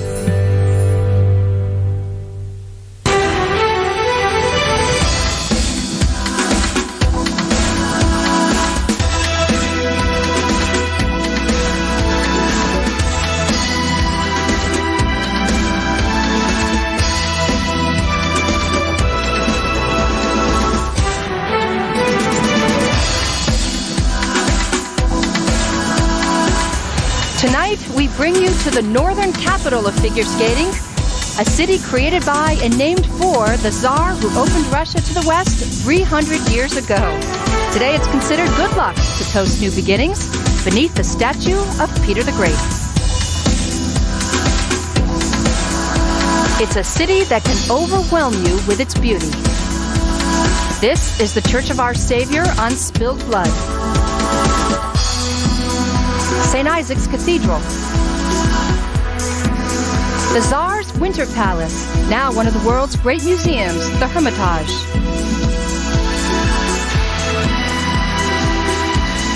This city was home to Dostoevsky, while Tchaikovsky was given last rites in this church. A modern legend lives across the street from here now, the great Paris coach, Tamara Moskvina. Hello everyone, I'm Kathleen Murphy, and tonight the ISU Grand Prix of Figure Skating has come here for the Cup of Russia, a very important step on the way to the Winter Olympics. Now think about this. Russian pair skaters have won every Olympic gold medal since 1964. That's 10 in a row. And if they make it 11, it will be one of the pairs that we will see skating tonight right here on their home ice on Lifetime Sports. This is a new pair. They've been together just over a year, though she's a two-time world junior champion. We'll see how Obertas and Sokolov do tonight. You okay up there? 2 years ago, this team won the world championship. Petrova and Tikhonov do it with consistency. They've made a living on other teams' mistakes. And this team has made those mistakes. Berezhnaya and Sikralitsa. 2 falls in the short program here at the Cup of Russia have left them in 3rd place heading for tonight's final. Elena and Anton are the class of any field when they're on. But how do you flick that switch? We'll tell you their whole story tonight. It's the stuff of Russian novels and Hollywood movies, and it's all coming up in the pairs competition just a bit later. But right now, we are at the new Ice Palace here in St. Petersburg for the ice dance competition. And you will see one of the contending teams for the Olympic gold medal. The new world champions, Barbara Fusar-Poli and Maurizio Margalio. Their free dance works on the ice or at the neighborhood disco. And you will also meet, well, 2 young women. The older one juggles motherhood with an Olympic figure skating career. She is Tatiana Navka. Her daughter's name is Sasha. And Mom is about to take the ice as we turn things over to our team of Olympic medalists, Peter Carruthers, and national champion, Susie Wynn. Peter?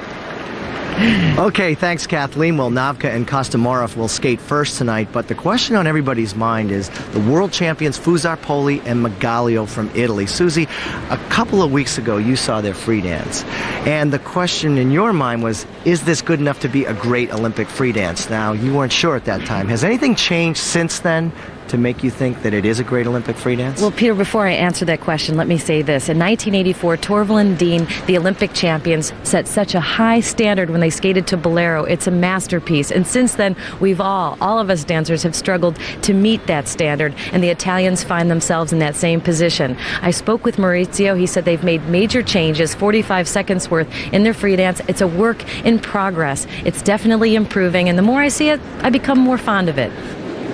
Well, the standings as we enter the free dance, the Italians are first, and Chait and Seknovsky of Israel are in line for a 3rd silver medal here on the Grand Prix this season, while the team from Ukraine is making its season debut here in Russia. But first on the ice, a story we just documented, and a remarkable story at that. A woman who's combining the responsibility of raising a family with a competitive figure skating career, Tatiana Navka. She and her skating partner, Roman Kostomarov, train in Hackensack, but they will have the audience with them here today. She is from Minsk, And he is from Moscow, and they are the top home team here at Cup of Russia.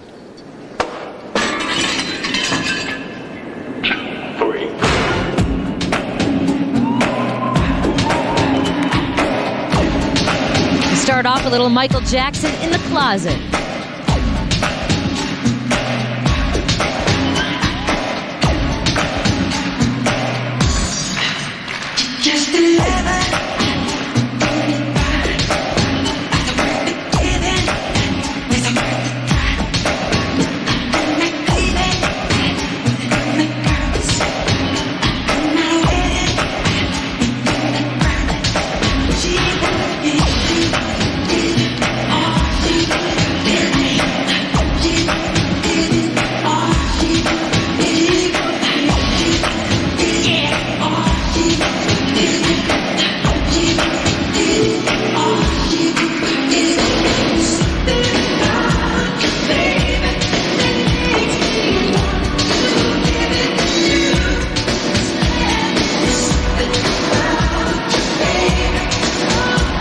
Very difficult lift, taking so much flexibility and strength.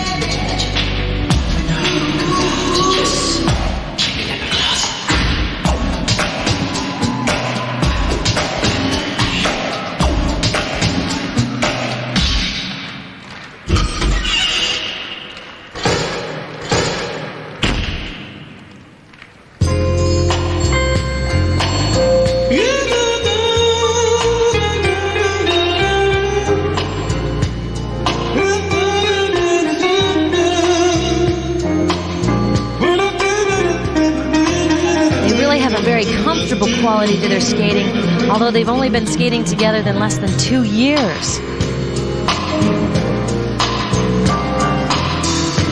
Are we really happy here with this lonely game we're playing? Looking for words to say.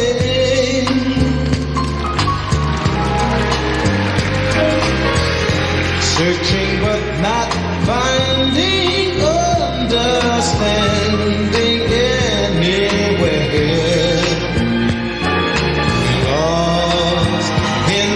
This is a change of edge lift. It has 2 different curves.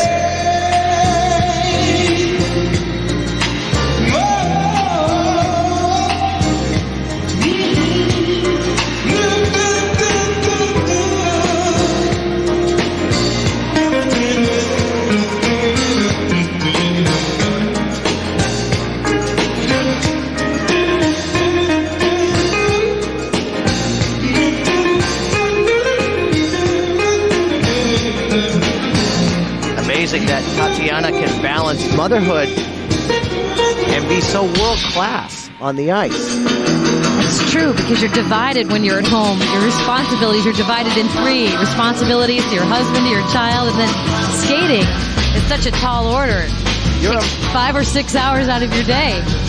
You're a mom now, you know. One of the most important jobs.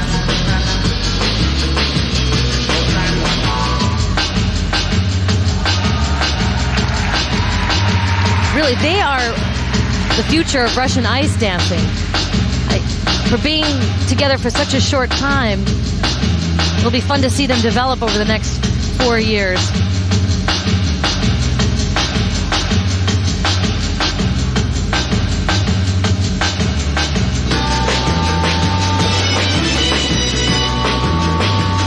A rotational lift. It has to rotate at least 3 times. Well, this is a fun and exciting free dance. They certainly have performed it well. A big step up from Skate America, not making any small mistakes. This was really a solid performance. You know, I like the fact that they have a simple, elegant look on the ice. They're not over-the-top, crazy, wild costumes and eccentric choreography. They're just very nice to look at. Beautiful team. Tatiana Navka and Roman Kostomarov of Russia.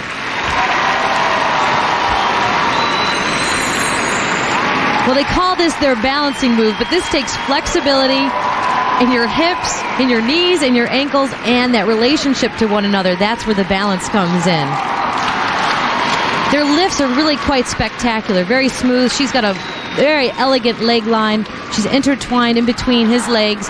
The control that takes, because there's so much whip and the momentum, but they control it so very well. And there is Sasha Julin, world champion ice dancer, and of course husband of Tatiana, their coach, and their marks for technical merit. They range from 5.3 to 5.6. Well, I think that 5.6 is quite nice and well deserved. Marks for Navka and Kostomarov for presentation, and these go up from 5.5 to 5.7. Well, a great performance, and they certainly enjoy their skating. So the medals are on the line as we continue with the free dance from the Cup of Russia tonight on Lifetime Sports.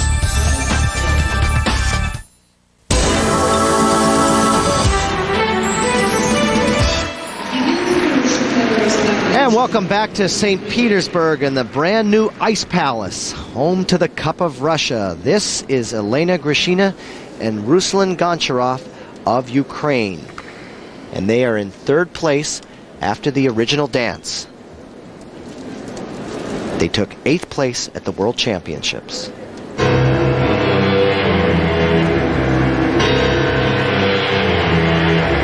And coming out for them here, this is their first Grand Prix event of the season. And for that first event, you're always nervous, trying to find the pacing of your program, what's working, what's not working. All of the other teams here have had that opportunity already.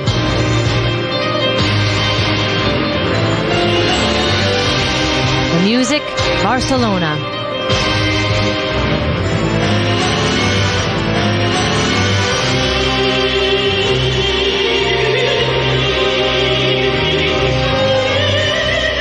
Very difficult connections, very intertwined with their arms and legs.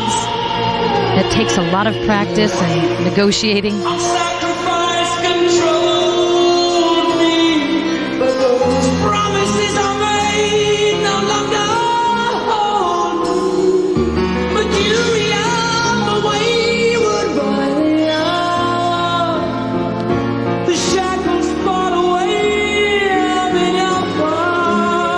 They certainly have a lot of difficulty already from the top, but they're able to maintain the speed through that difficulty. That shows great skating skill.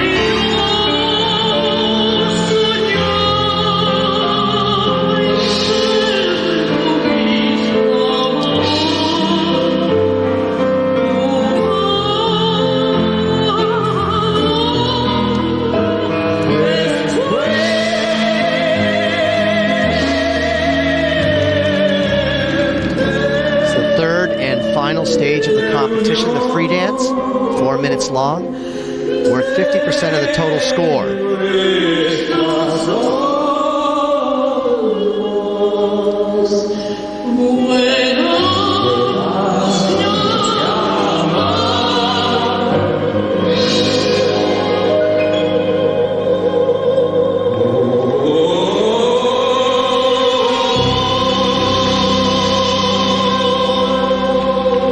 Dance is the only discipline to allow vocals. Do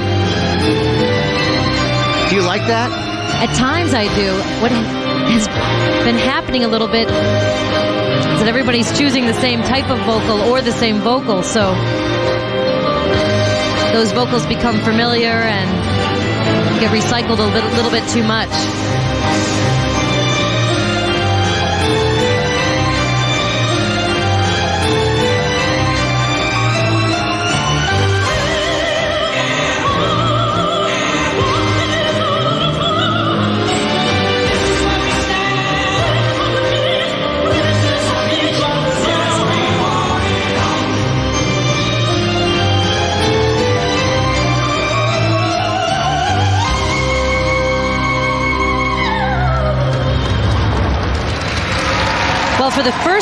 this season, they should be very proud. No mistakes. And this is, as you can see, a very difficult program to get in and out of. Got to choreograph the ending right there. Elena Grishina and Ruslan Goncharov of Ukraine in third place after the compulsory dances and the original dance. There are 5 to 7 lifts allowed in the free dance. This is one of theirs. Difficult because of the balance and the coordination. Her leg swings over his head, and then the balance. She's leaning so far back, so he has to be secure. They do this very well. And a very unusual pop-over exit. Now, it's so difficult to be creative in ice dancing, and sometimes it works for you. This has a lot of potential, but it is very difficult for them to get out of this. So the marks for Grishina and Goncharov for technical merit. Well, I have to say, I think the 5.3, 5.4 are a little bit low considering the difficulty and that they were able to maintain the speed throughout all of their elements so well. So they're getting a look at their marks for the first time on the Grand Prix this season. The presentation up to 5.6. Well, I think the 5.6 are quite nice. A couple of little kinks at the end there, but the performance very, very good. A 5-4 vote, and they're in first place. When we return, the new world champions take center stage out to prove they belong on top in this Olympic year.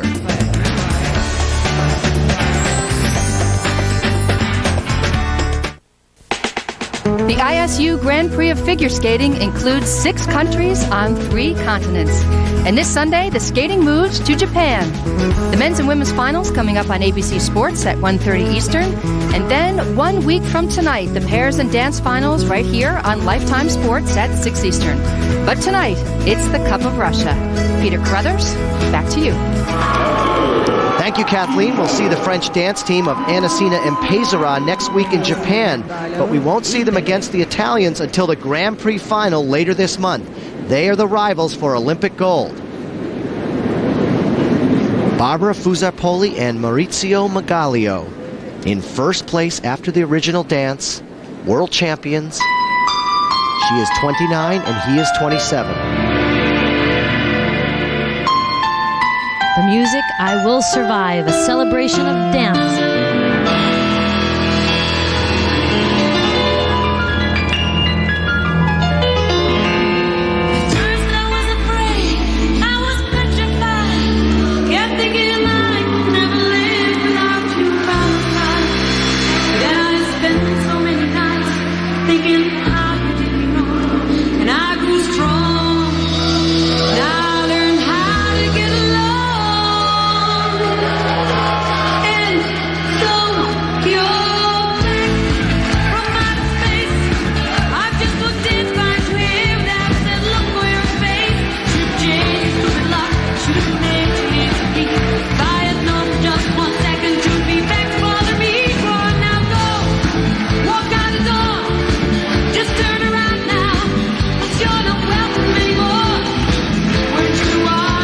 They've made some of their changes, trying to up the difficulty, clean up the footwork. They look like they have great control.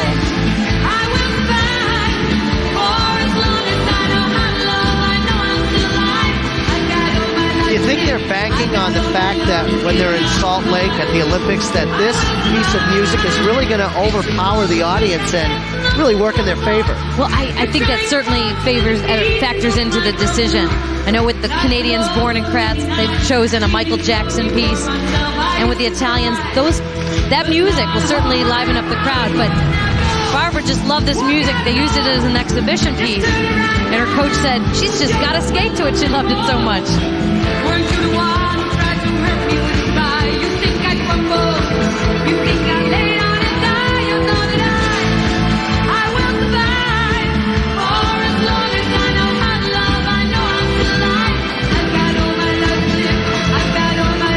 I noticed about this team, when they are up against the French, they skate differently. They are the consummate performers under pressure and in competition. If the French were here, this free dance would punch up to a completely different level. One of the more difficult lifts in their programs.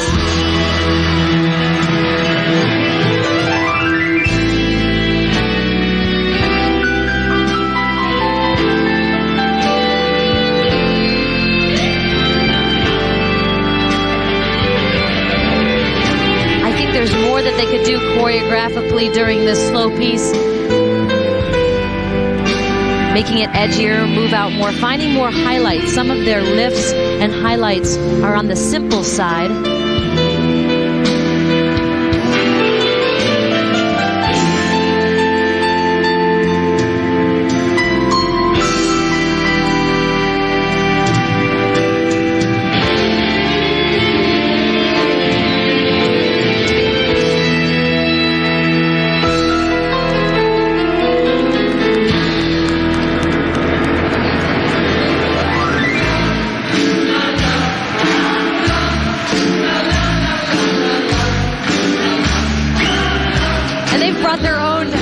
With them, because in the music recorded is the sound of applause and people screaming, so it's a good safety net.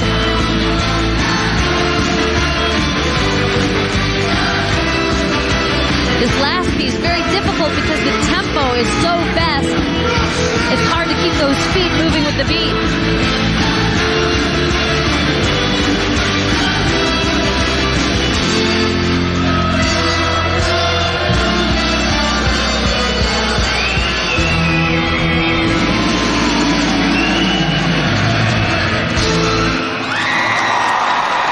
Sure, well, they do. They will sell it, and they're great performers, great energy. Barbara Fusarpoli and Maurizio Magalio as they march toward the Olympic Games, hoping that this free dance will be the free dance that helps them win a gold medal at the Olympics in ice dancing. And that would be the first time that an Italian ice dancing team wins a gold medal if they do that at the Olympics.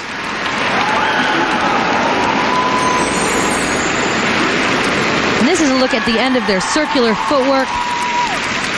They have a great hold in the upper body, very strong, very secure in the footing. Not a lot of level changes. It stays monotone. Their lifts are simple. That would be my criticism. This is something that needs more line, more stretch, and more flame.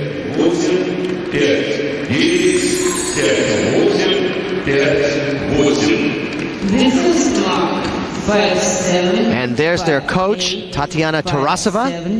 5'6". The marks for technical merit for Fusarpoli and Magalio range from 5'6" to 5'9". Well, this is more of a mix-up compared to what we're used to seeing. The 5'6" seems low, but... And here we go.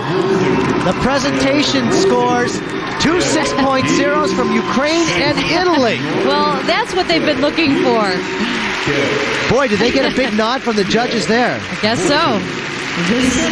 One team to skate, the final standings to be decided, and then the pairs competition. Tension in practice today between the Olympic silver medalists, and they're keeping their distance backstage tonight. Can Beresnaya and Sikralica get their act together? That's later tonight as our coverage of the Cup of Russia continues on Lifetime Sports.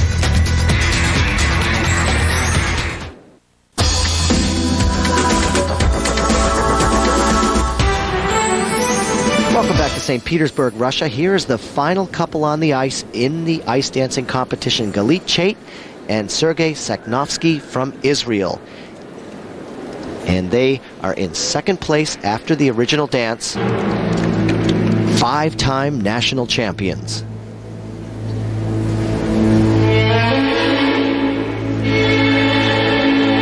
They're skating to Havana Gila and other traditional Jewish folk songs. This is the third time they've performed this in the Grand Prix. So they look confident and very polished.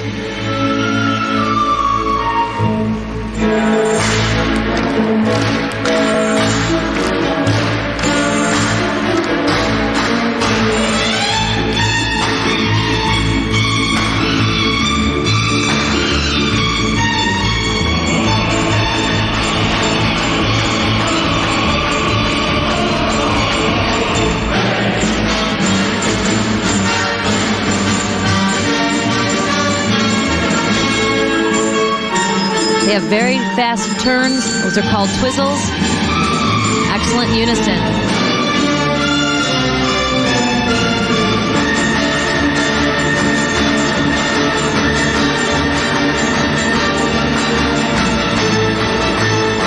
rotational lift moved a lot faster than Fusar-Poli and Margalio's.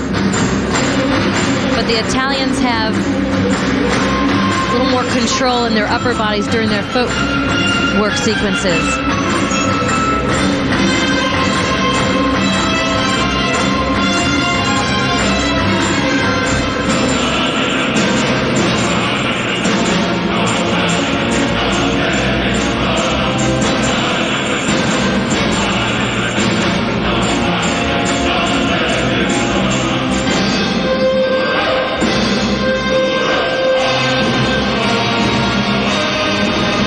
Ice dancing really has become a very athletic sport. I feel it always has been, but right now that with the requirements, 5 to 7 lifts, they've added the dance spins, so it seems like the requirements are guiding the skaters into investigating different movement. You got to be in great shape. Oh, that's for sure.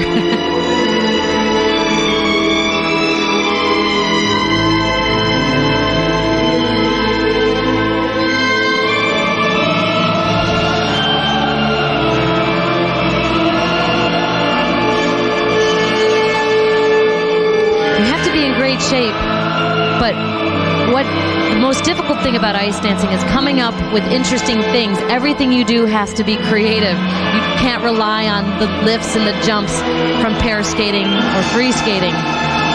Everything you do has to be of your own design. A difficult transition within that lift, but they're so secure in their skating.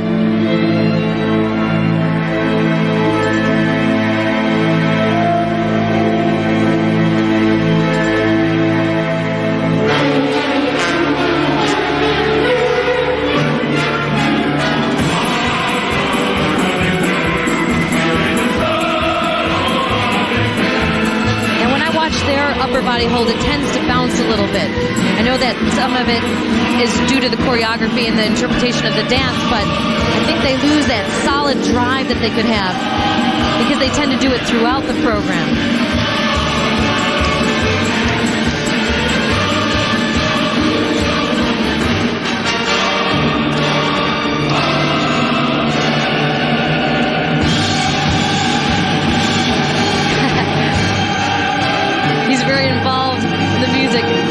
Well done. This is yet another very good performance from these two.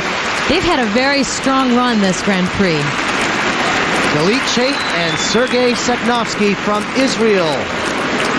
Right now in second place after the original dance, the 5-time national champions from Israel. Chait Seknovsky's rotational lift is very fast. It creates so much momentum, and the control that they have on the exit is very secure. Now in the Italians' rotational lift, it's not nearly as difficult, and you'll have to watch the leg line during the rotation. Right here, that needs to be stretched, and it needs to move lickety-split. It doesn't quite do that.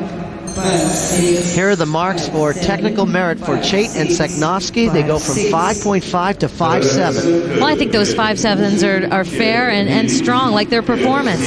Second set, oh, there we are, 5.9. Well, that's the one they've been waiting for. That's a great mark.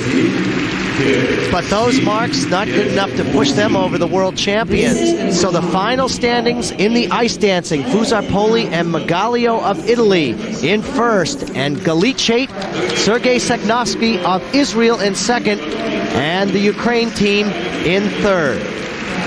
Let's go to Kathleen Murphy. Thank you, Peter. Barbara, you two have made a lot of changes to this program in the last couple weeks. What other ways are you going to hone this program between now and the Olympics?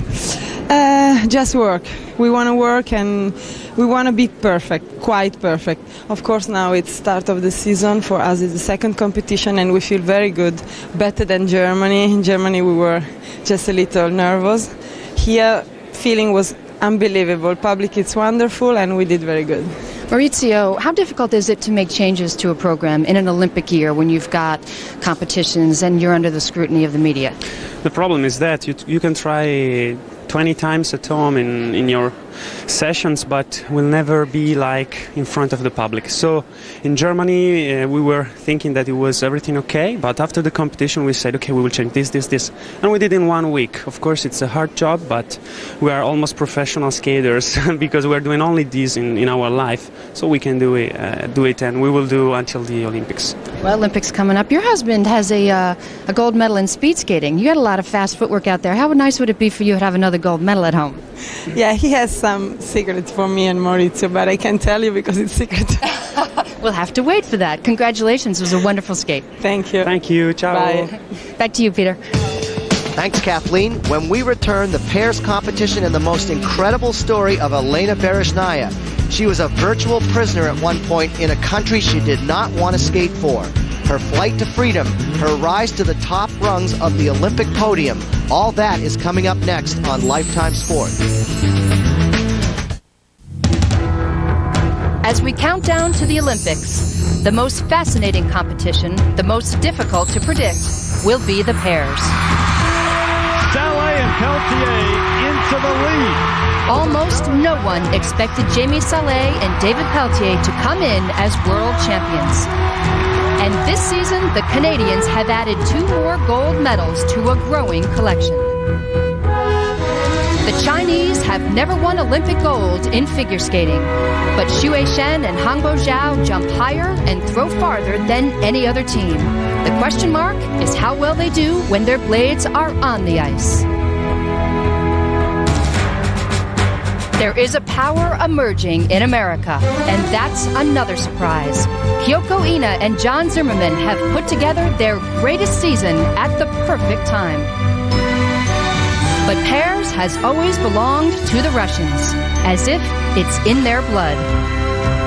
From the Protopopovs to Kazakova and Dmitriev, Russia has owned this Olympic gold. And if the line of succession is to continue unbroken, these are the heirs apparent. Berezhnaya and Sikralitsa. And their story is one of the most amazing in the history of this sport. In a remote village of the Soviet Union in 1977, Elena Berezhnaya was born into an uninviting existence. Abandoned by her father at age 6, Elena's mother supported Elena and her 2 brothers as best she could, with love and her meager salary. Life on the Soviet frontier was hard for little Elena. Figure skating gave her hope and happiness. When she was 12 years old, with her mother's hesitant blessing, Elena traveled to Moscow to train with the Soviet Union's greatest skaters. There she lived in a state-run boarding house for athletes. There was all like big guys and all like boxers and looked so ugly. I was scared, and I was just only one girl in the whole hotel. Elena blossomed as a skater and found a handsome young partner who she hoped would bring her success. He was a strong partner, and he skated for a long time in pairs, and he do everything and I was like, oh, yeah, all right, let's do it. At first, her partnership with Oleg Shliakov was a pleasant one. Elena wrote home to her mother about her new and wonderful life in Moscow. They trained hard and were a good team. But to Elena, Oleg seemed in a strange way too determined to succeed. Slowly, a dark side of Oleg began to emerge. At first, it was just verbal abuse. Then it turned into physical violence.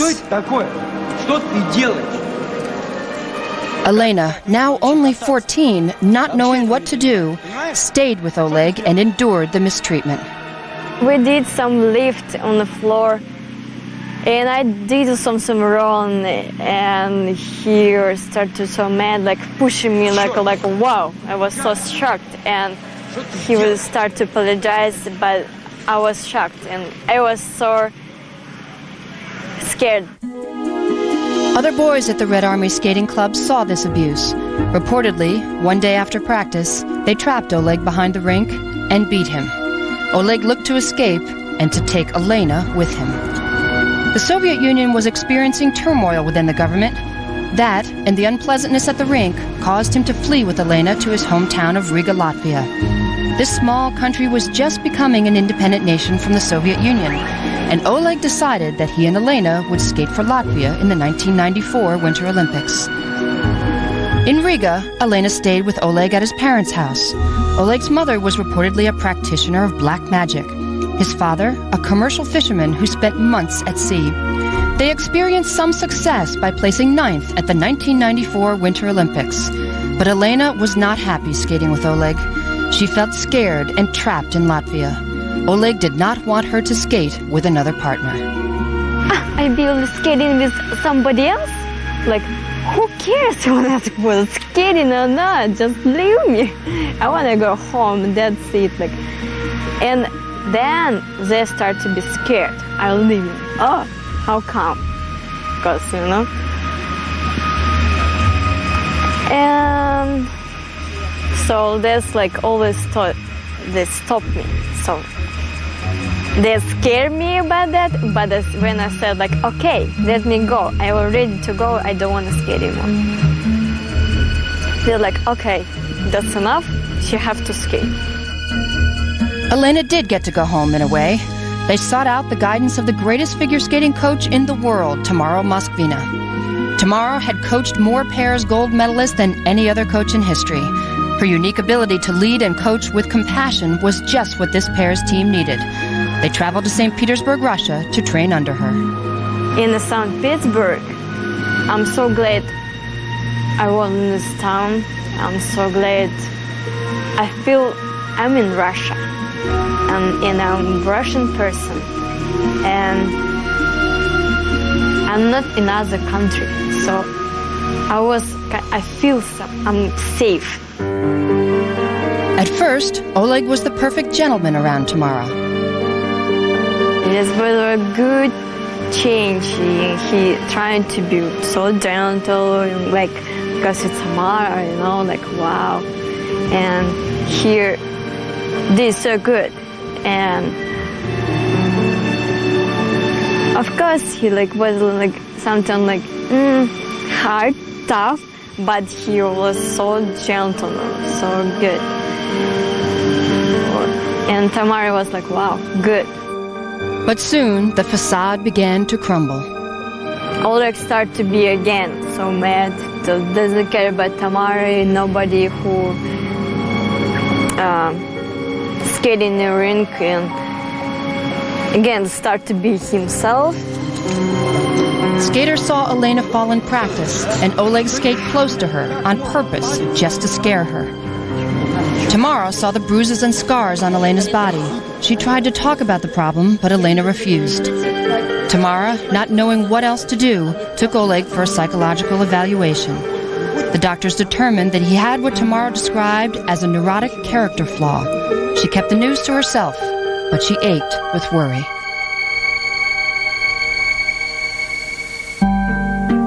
Another skater at the rink had taken notice of the young and beautiful Elena. Anton Sikleritsi, a pair skater himself, slowly started to make friends with Elena. I start to like Anton more and more because he make me feel so nice. He make me laugh. He make me feel good. They would meet secretly after practice to talk. Their friendship blossomed into a very close relationship. For Elena, it was her first schoolgirl crush. And I feel this like kind of, I don't know, really tiny, like, I don't know, like, I feel it so much and I like it. But Oleg was jealous of Anton and would leave Elena in the one-room apartment they shared. If he goes somewhere and like he lock a door because he was mad and was like, you stayed home, don't go anywhere. I wasn't sad because I was so mad and just, you know, mad, very mad. And on the ice, practice sessions continued to be unpleasant. I don't remember any practice without meaning, like, or something like that. Yelling. I don't remember that. It's always have to win something like negative about that. By now, Elena was afraid for her life and told Tamara so. Oleg had gotten too desperate. He decided to move back to Riga, Latvia, and take Elena with him. I have so bad feeling. And for me, I feel like I will never come back to Russia. But Tamara had devised a plan for her to escape from Oleg. It was a complicated plan, and the risk was high. If caught, Elena might lose not only her passport, but also her freedom. The Latvian Skating Federation held Elena's passport. They said they needed it to get visas for her to travel. But they knew that she was unhappy. Without her passport, she could not travel freely. She was forced to stay with Oleg. But at international competitions, she was allowed to carry it for security reasons. At the 1996 European Championships, Tamara's plan would go into effect. After Elena skated with Oleg, she was supposed to sneak out of the hotel. She would then take a taxi to the airport and take a plane to St. Petersburg. I was like, ah! What? Are you sure we can do that? Because I was so really scared to do something, because I don't believe it. I can't do anything like scared, but I have to do something. 9 days before the daring escape was to take place, the two were training in Latvia for the European Championships. While practicing dangerous side-by-side spins, Oleg's skate blade bludgeoned Elena's head, leaving a deep gash that penetrated into the bone of her skull. It was a life-threatening wound. She underwent emergency brain surgery in a Latvian hospital.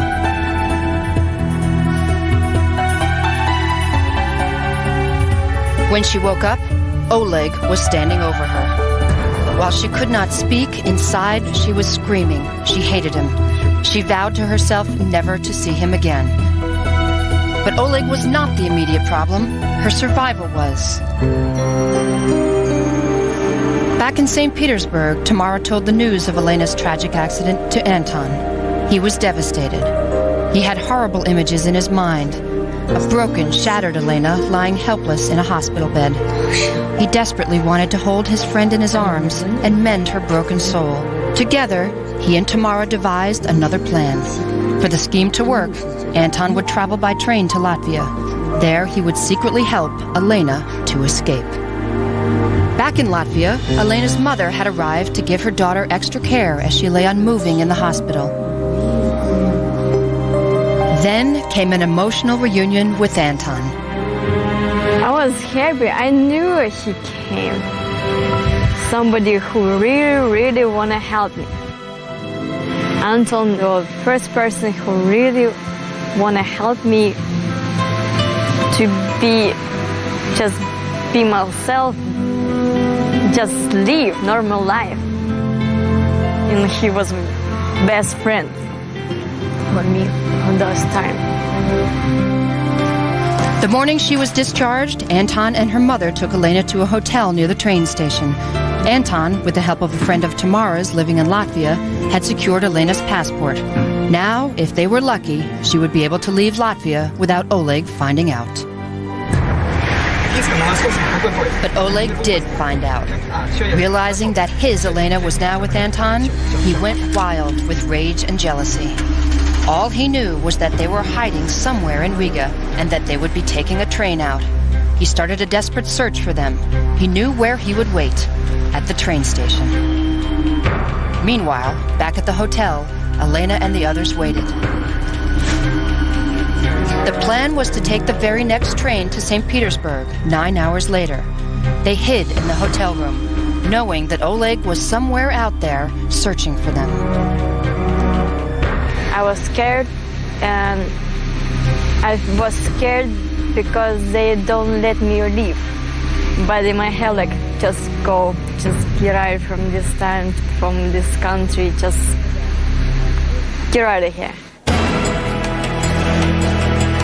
Oleg was waiting at the train station.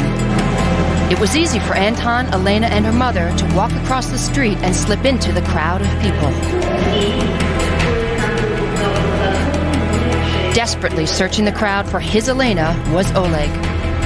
As they boarded the train on track 2, Oleg decided to search the 2 trains that were about to leave.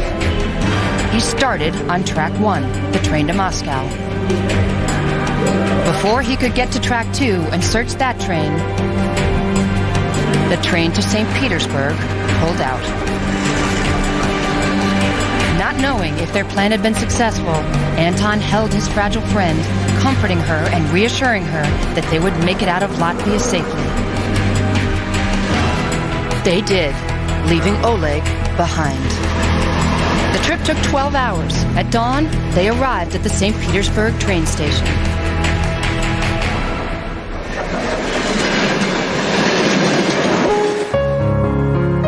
At first, it was very difficult for everyone, but Anton was always there for her. Tamara took her to the best doctors in St. Petersburg, who said the only way for Elena to become stronger was for her to try and skate.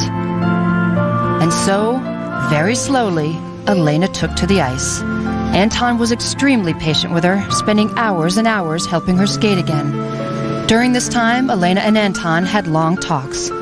They decided that they wanted to skate together as a pair. They went to Tamara and asked her to be their coach.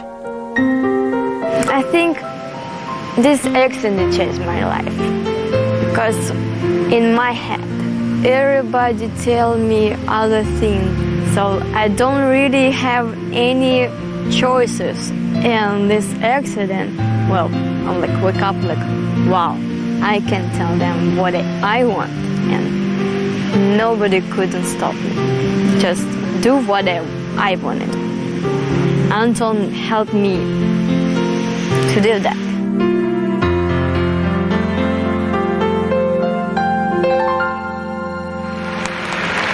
And so they lived happily ever after and won the Olympics?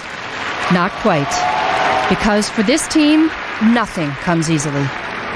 1 month ago, in practice, the Olympic season almost ended. During one easy lift, disaster happened. Elena narrowly missed hitting her head on the ice. But the blade of her skate slashed Anton's left arm. And the team lost a valuable week of practice. Their season debut came in Paris, where they beat the Americans. But only by the narrowest of margins. And then, here in Russia, their short program threw the whole season into doubt.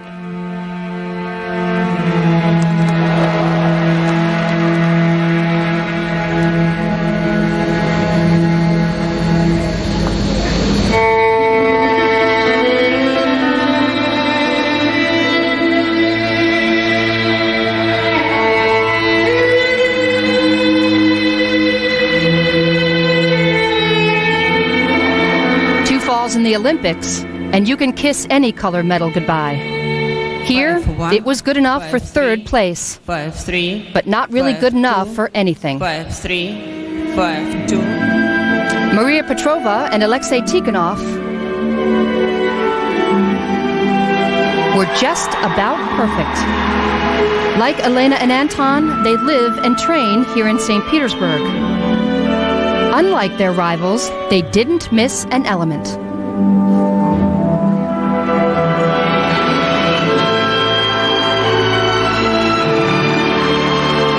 And won the short program.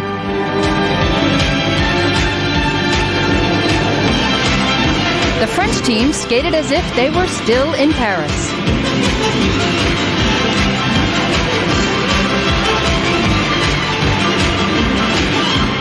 But the Can-Can played pretty well north of the Eiffel Tower.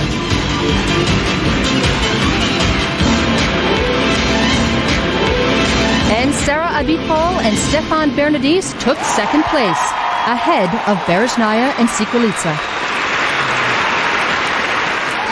In Russia we say we ourselves make problems in order to solve them later.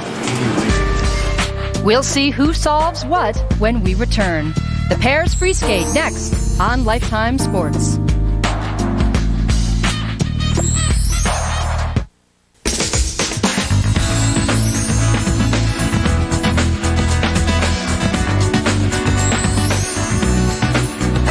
It's a cold night here in Russia, so bundle up if you're going to take a walk through the Palace Square or along the canal which leads to the absolutely stunning Church of Our Savior on Spilled Blood.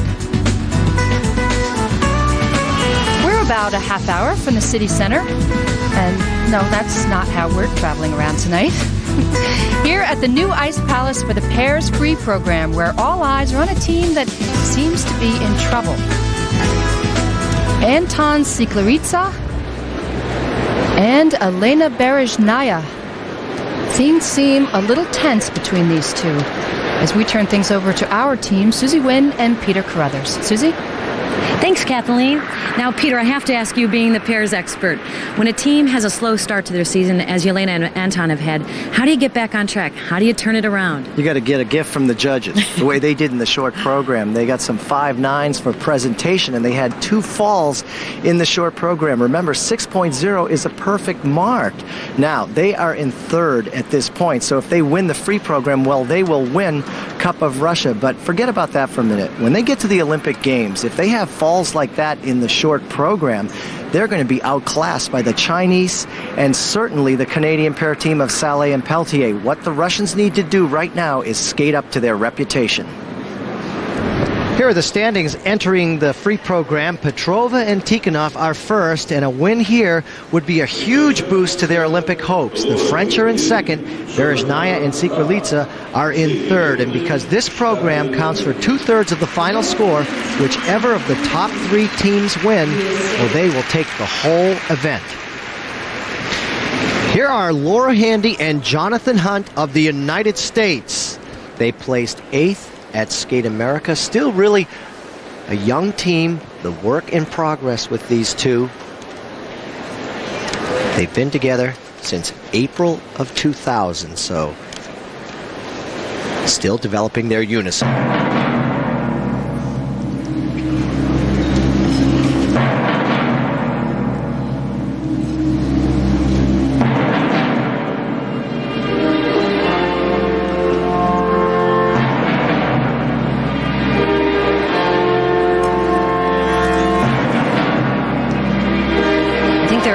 well-matched team, very good-looking on the ice. This is their split triple twist. A little rough on the catch.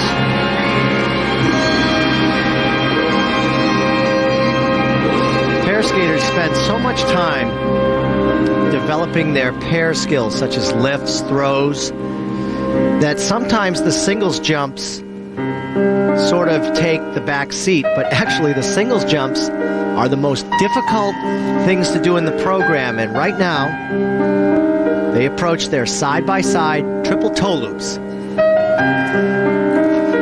Pretty good. That's where they're really gaining experience.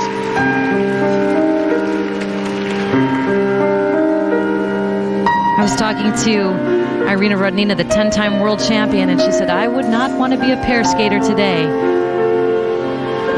because of that tall order. Susie, I bet she could still get on the ice. That'd be pretty incredible. That's what I told her.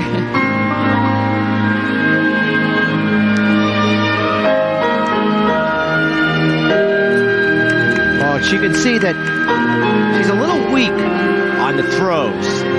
Takes a very strong back, strong legs to accommodate the force coming out of those big throws.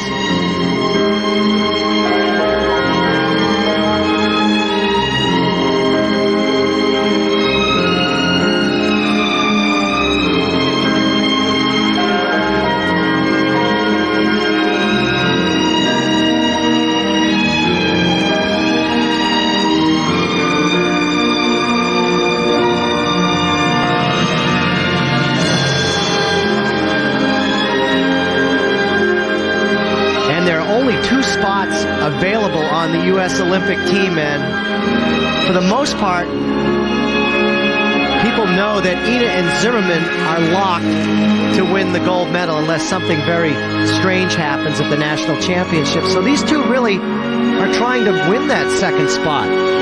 Well, they've really come through for Tiffany Scott and Philip Doulabon, who are suffering from an injury. And it's hard to come in as an alternate. You don't quite have that confidence. And again, only together a year and a half. It's not enough time to be competing at this sophisticated of a level.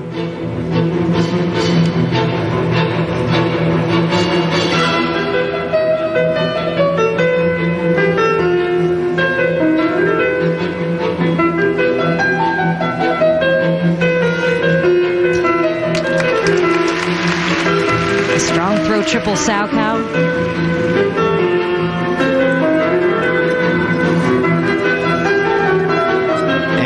Actually, Laura was the partner of Paul Binabos. You may remember this was the pair team that took a terrible fall. Paul actually split his skull open, and he nearly died. It ended his career in figure skating. She stayed with him for a while after that, but then they both moved on. Incidentally, Paul is doing pretty well these days. He's doing very well, and he encouraged Laura to continue with her partnership with Jonathan. It takes a lot of courage for her to come back, too. A very emotional place to be.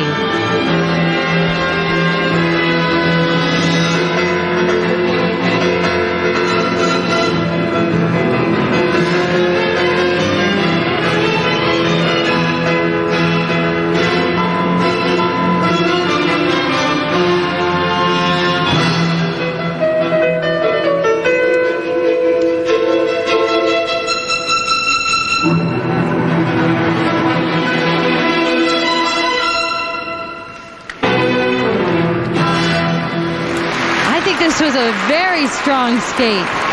After the short program, they had troubles. This is a step up. They've got to feel good.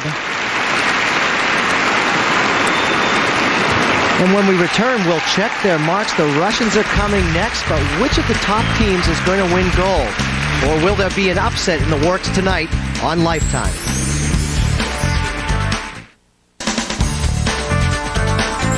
Marks for Handy and Hunt were in the high 4s. Welcome back, everybody, to St. Petersburg. We are at the Ice Palace. The pairs free skate is underway with constant reminders of how dangerous this sport can be. Earlier tonight, the Ukrainian team of Victoria Makshuta and Vitaly Dubina. He lost his balance at the end of this lift, but was able to save it. A very close call. A year and a half ago at the World Championships, this team was not so lucky. Yulia Obertas and her partner, Dmitry Palamarchuk.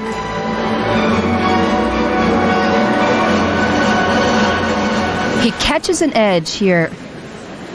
She falls on top of him, and his head hits the ice. Fortunately, there was no serious injury, but the team never skated together again. He now skates with a new partner for Ukraine, and she is here tonight, lives and trains in St. Petersburg, and now skates for Russia with Alexei Sokolov. This is their very first Grand Prix season, and Peter Carruthers here at Cup of Russia, they're in 5th place, entering the free skate. Thanks, Kathleen. As we have seen in the past, and certainly in other seasons, skating is a dangerous sport, and in this discipline of pair skating, it is totally unforgiving for missteps on lifts.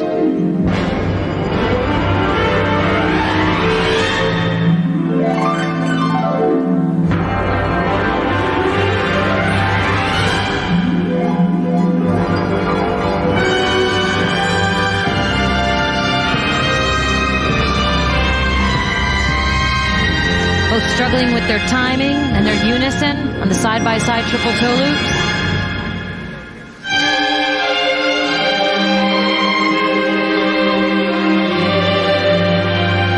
A very soft knee bend, great crossovers, good in-between skating. Split triple twist.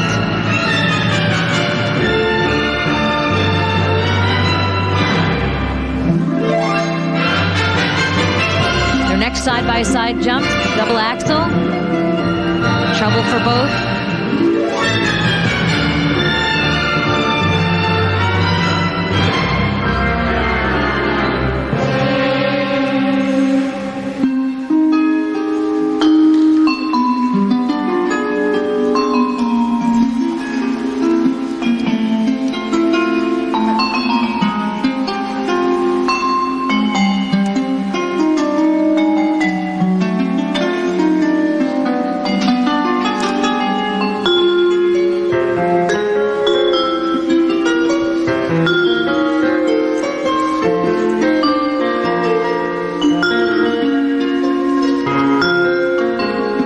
At this point, it's time to collect themselves, and they do on this throw triple loop.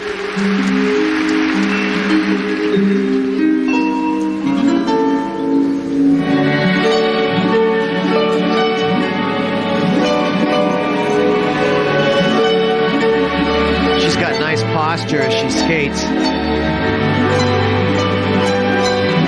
Look at this one hand overhead. The key to being a world-class pair team these days is to have interesting variations on the lifts.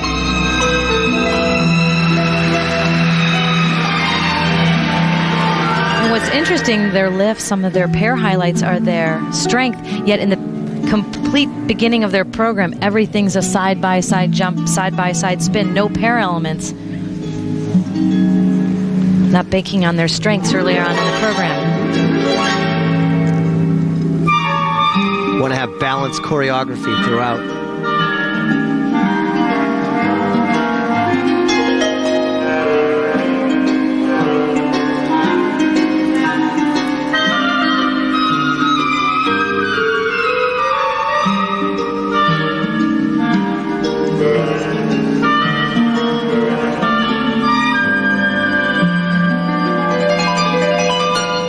Watch this.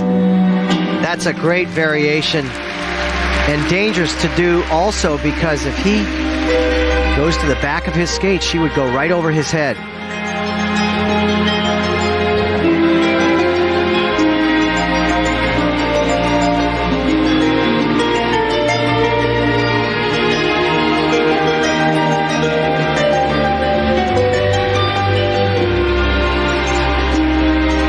Very difficult spiral for her.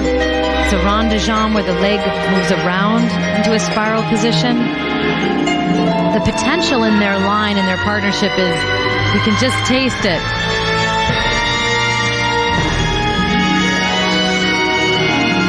Beautiful star lift, the extension through her legs, then he moves into a spread eagle position. The balance that takes is incredible.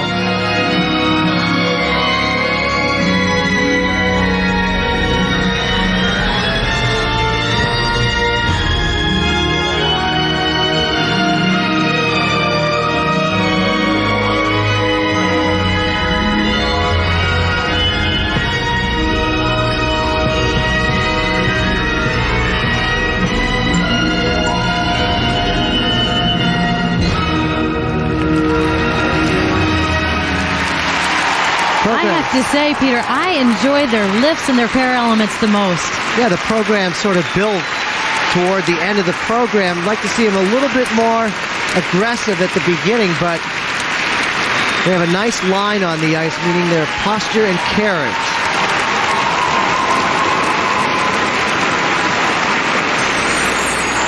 Trouble at the start of the program with the side-by-side triple toe loops. They have different timing. He touches down. She's not able to complete the rotation. This is hard because they take off of a backward outside edge. She takes off up into a throw triple loop, lunging forward there, but very determined, a strong back. I love this. He will press her dead weight, as we say, hard to balance, because the tendency is for the man to rock toward the back of the skate, so you've got to be perfectly balanced, and they control that very well. Extremely difficult to do.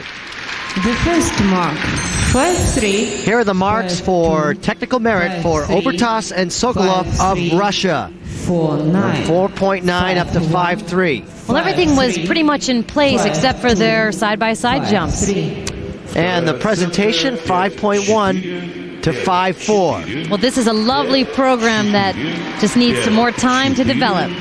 The first of 3 St. Petersburg teams to skate, and the best is yet to come.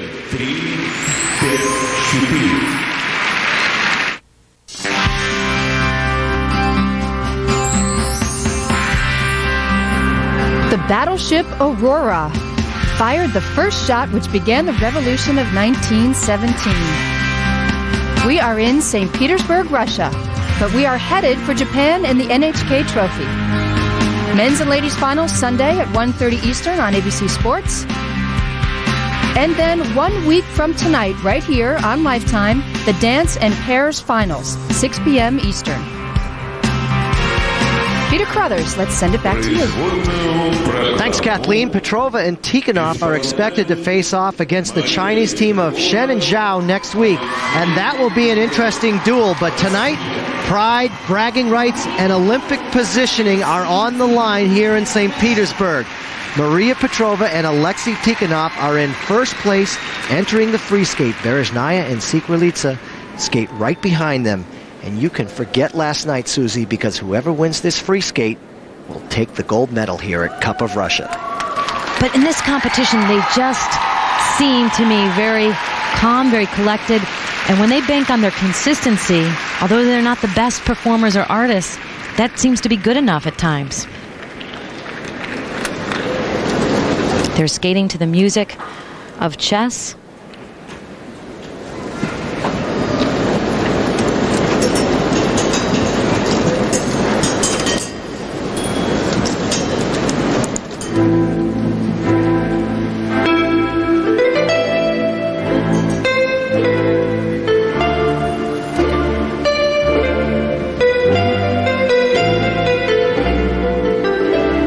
Let's see if the consistency that they had in the short carries through here on the side-by-side triple toe loops. And it does.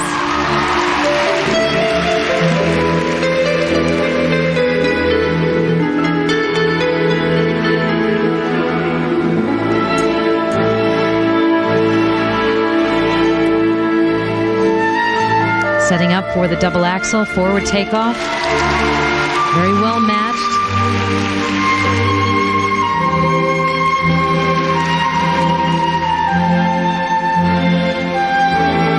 Susie, you know what I think has really helped these two? They now train with Berezhnaya and Sikralitsa, who have moved back to Russia from the United States. And when you have 2 world-class pair teams, nice split triple twist lift, 2 world-class pair teams training with each other, well, that raises the standard for both. Well, every day you're skating on the same ice. You can't really hide from the competition. You have to face it every day. That really pushes your performance on a daily basis. Little one-upsmanship. Beautiful throw triple Salchow. Their confidence much stronger this season.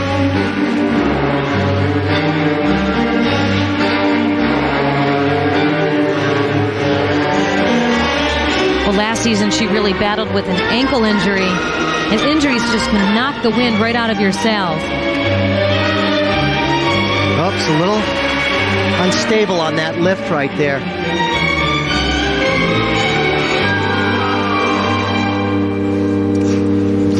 Oh, he's getting a little bit tired.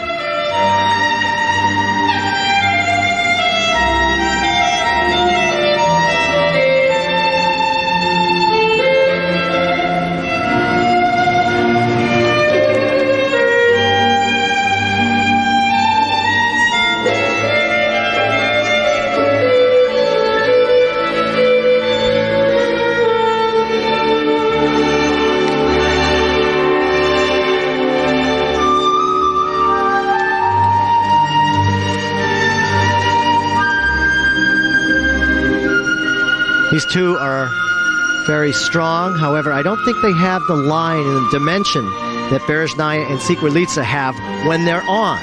Which is unusual because they have had extensive training in ballet. So you would think that that would filter over into their line on the ice. But she just powers through that throw triple toe loop.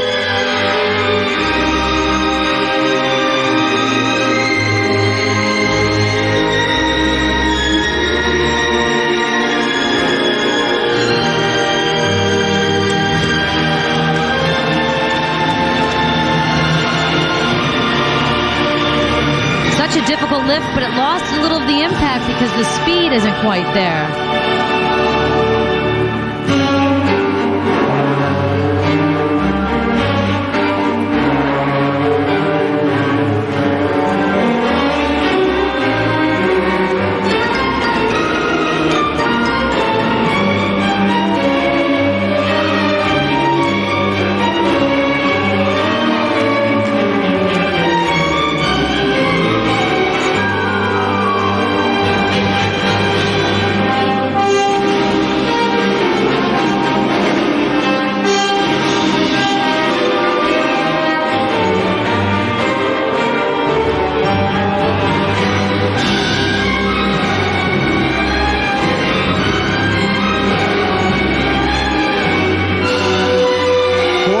Into the program, and these lifts become really difficult because the stamina drops off a little bit.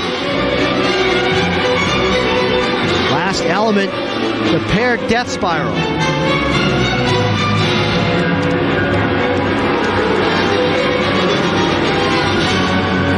Well, I think this is a big improvement from Nations Cup. Really only one big mistake, the double axel, which was an added element anyway. But they definitely have improved this season. They look stronger, more confident, and their speed across the ice a little bit better, but they are working to improve that even more. Maria Petrova and Alexei Tikhonov, the world champions from 2000, but they have opened the door for Berezhnaya and Sikwarlitsa.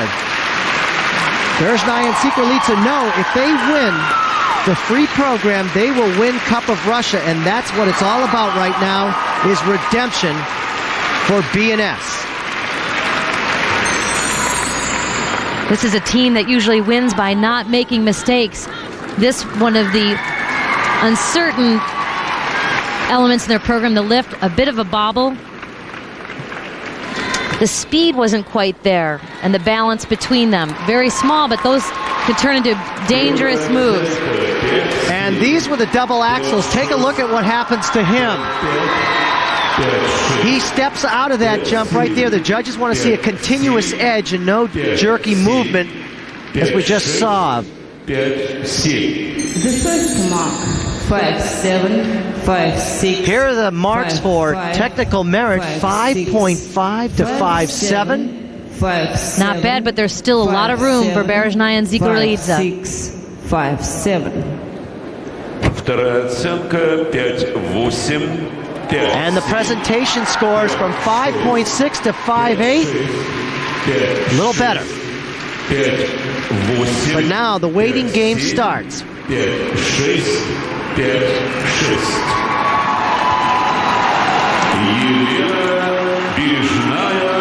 Here is Elena Berezhnaya, and that is her partner, Anton Sikwarlitsa. They live here. They train here. They are two-time world champions, trying to turn things around in this free program. A very rough, short program leaves them in third place at this point. And Tatiana's mother, she's standing by looking like she's praying and meditating. They've been struggling in practice for the free program, trying to collect their emotions and their thoughts. They're skating to a collection of music from the films of Charlie Chaplin.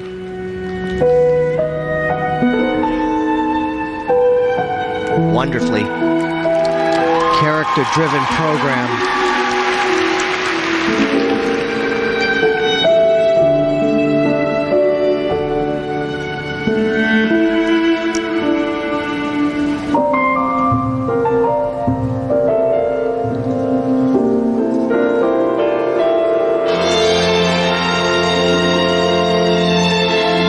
And everything they do is so obvious. Side-by-side triple toe loops. Oh, good stuff.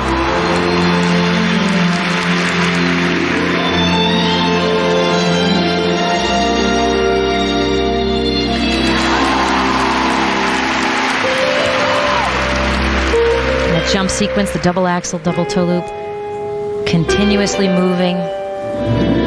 Look at the arch in her back. I just love the line, the carriage, the posture. It's this skating right here that makes them so exceptional.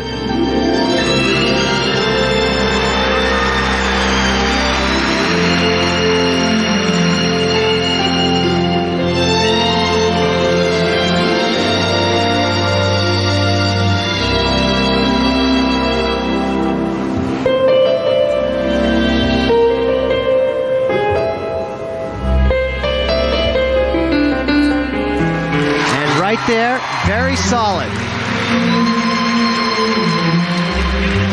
The sustained line and the spiral by Anton spread eagle for Yelena.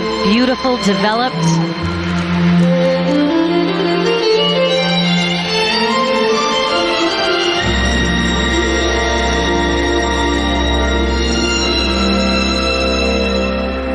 Excellent unison. Flying camel into back sit.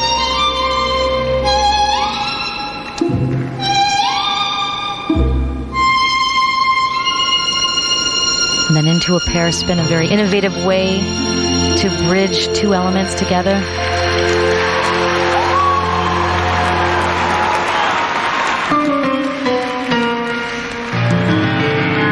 You must appreciate this section. Being an ice dancer, it's wonderful.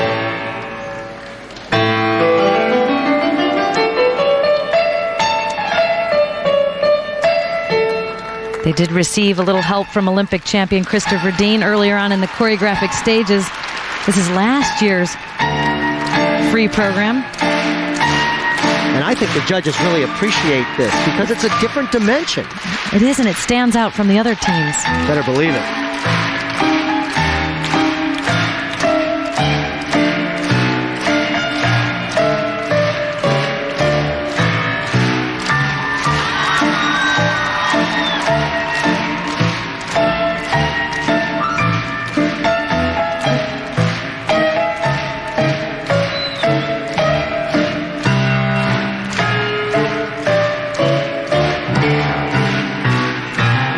This is a key point in the program. This is the throw that she fell on in the short program.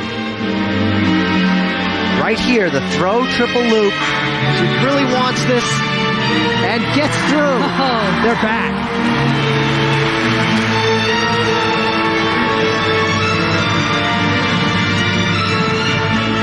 Their speed and power on the ice is amazing.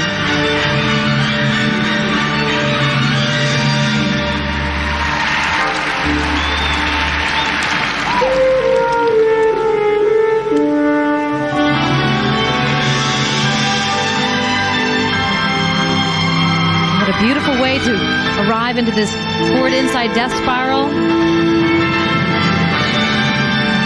He's changing positions out of the pivot. That just takes mastery over the blade, great skating ability and power.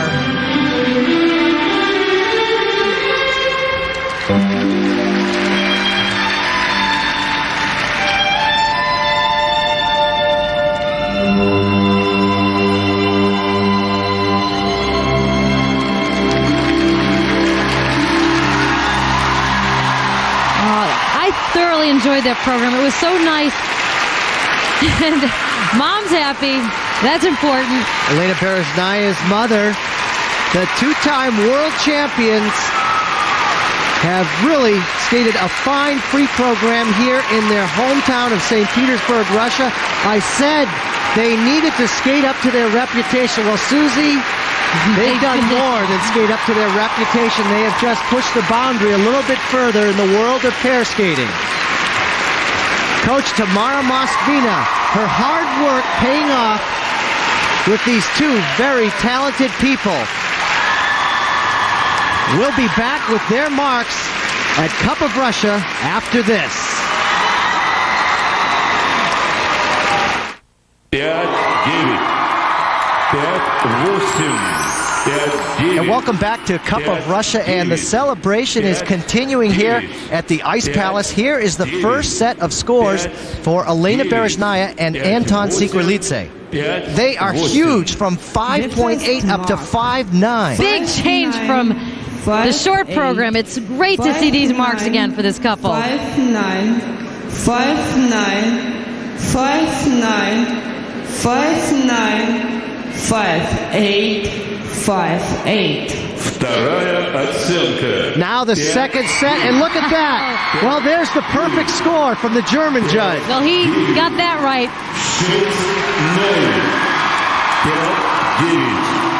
5-9. Elena Berezhnaya and Anton Sigrlica with their coach Tamara Mosvina putting it all together in their hometown of St. Petersburg, Russia. They have the votes of all 9 judges. They are in a very solid lead. 5-9, 5-9, 5-9, 5-9. One team left to skate tonight, and they have their work cut out for them now. They are the French national champions, Sarah Abitbol and Stéphane Bernadis. Third last week at Trophy La Ligue. They are in second place tonight, entering the free program. The music, the Addams Family.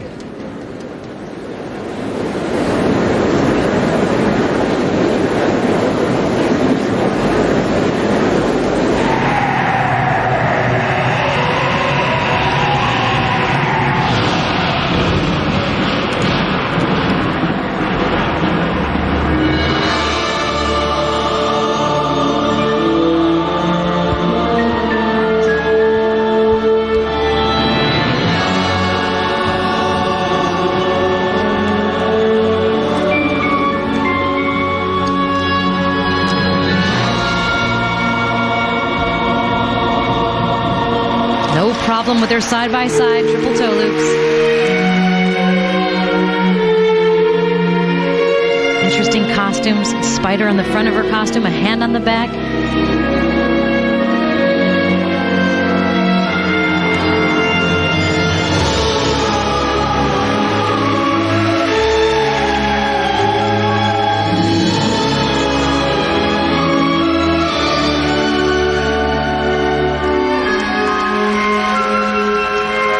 Boy, Sarah fighting through those jumps. One thing she does so well is she makes sure that her back doesn't lean forward. She's very upright when she skates. Sometimes a little too stiff, but helps with the jumps. An incredible split triple twist. The height and the split that she's able to execute. Truly spectacular.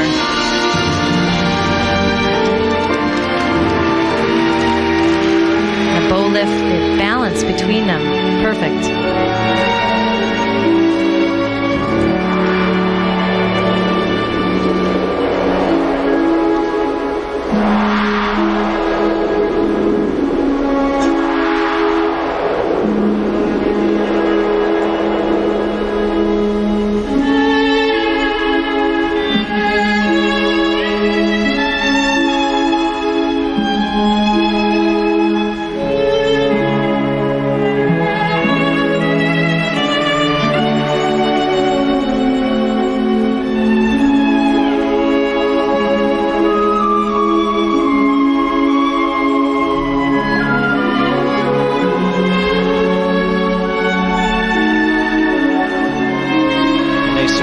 Push the envelope with the throws. They've attempted the throw triple axel in competition in past seasons. At the Olympics in 1998, Sarah completed the jump but stepped out at the end, and you can see how she's capable of doing something so hard as a triple axel in a throw with her very strong positions. I always say that female pair skaters are powerful, but they have to be fearless.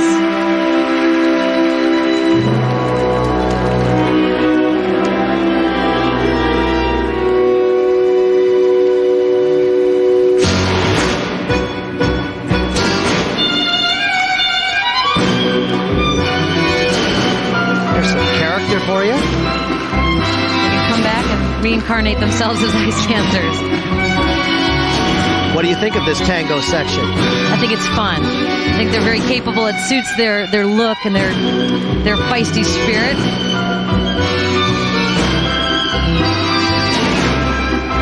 I don't think Barbara Fusar-Poli and Maurizio Magali will have any of that. The world dance champions from Italy.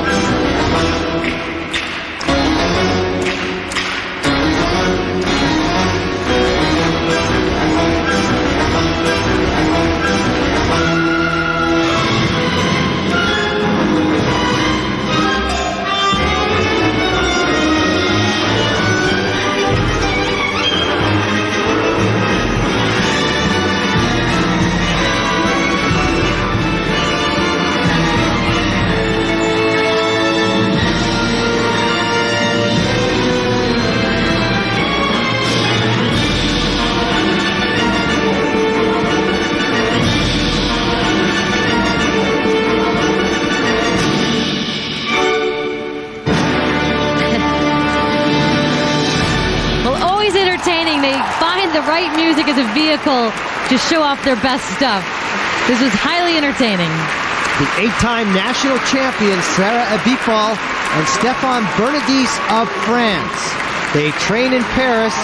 She's 26 and he's 27, and they have their eyes on the Olympic Games that come up in 2002, February, Salt Lake City.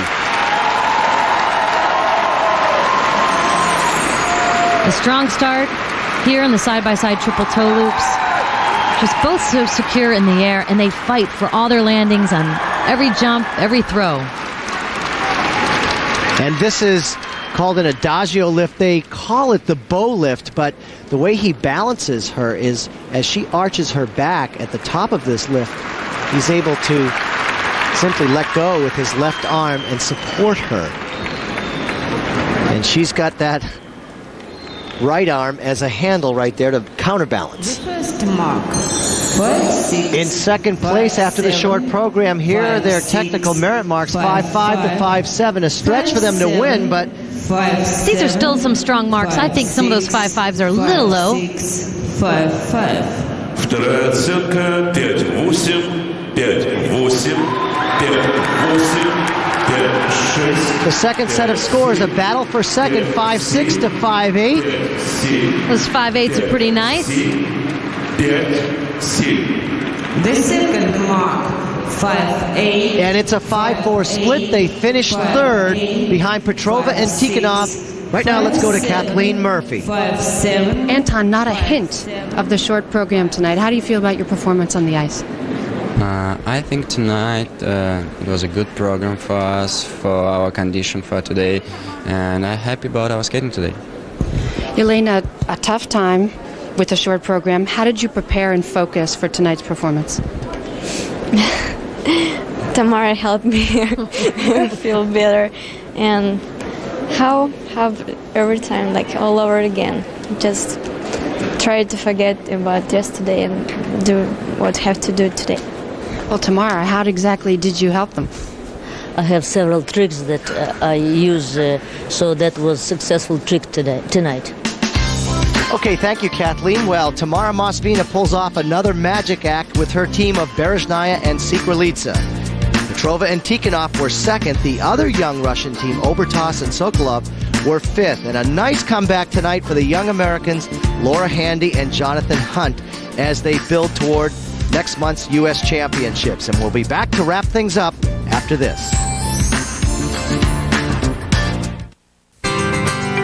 4 new champions in a Grand Prix season to remember. For Susie Wynn and Peter Carruthers, I'm Kathleen Murphy, and we'll see you next week.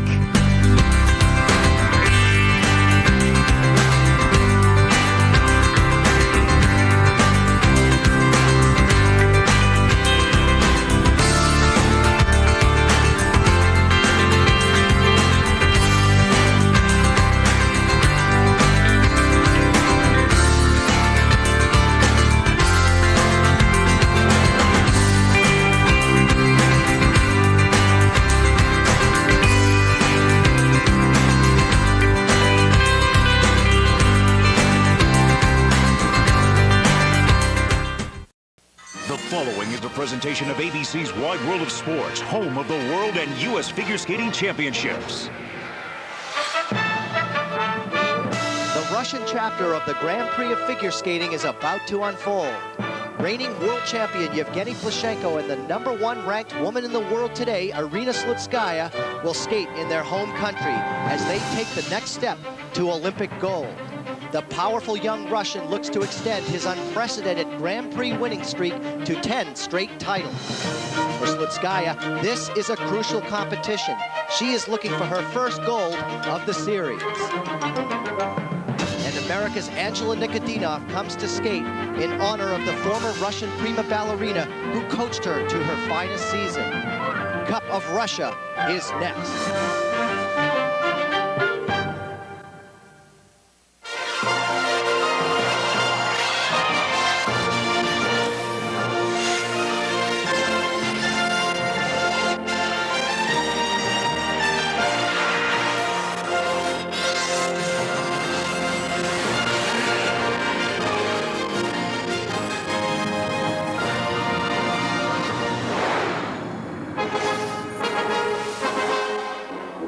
The fifth of 6 events in the ISU Grand Prix of Figure Skating brings us to one of Europe's most alluring and mysterious cities, St. Petersburg.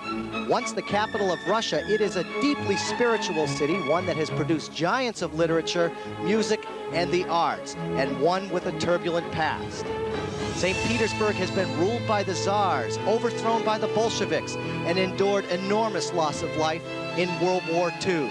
In the past decade, it has left the years of communism behind and is coming to grips with a world turned upside down so quickly. Hi, everybody. I'm Peter Carruthers. With the fall of the Soviet Union and the demise of communism, many of us thought in the skating world that the skating dynasty from Russia would crumble. But actually, just the opposite has happened. They are now stronger. In fact, many of the frontrunners for Olympic gold in Salt Lake are Russian. And for more on that, let's go across town to U.S. champion Susie Wynn. Well, Peter, I stand right behind the Mariinsky Theater, the magical place where the dances of Sleeping Beauty and Swan Lake were first performed, a place where names like Nureyev and Baryshnikov began their careers here. So from a very early age, skaters have been able to draw upon that rich culture of dance and music. Skating, like ballet, is revered here. It's not looked on as just a sport, it's an art form.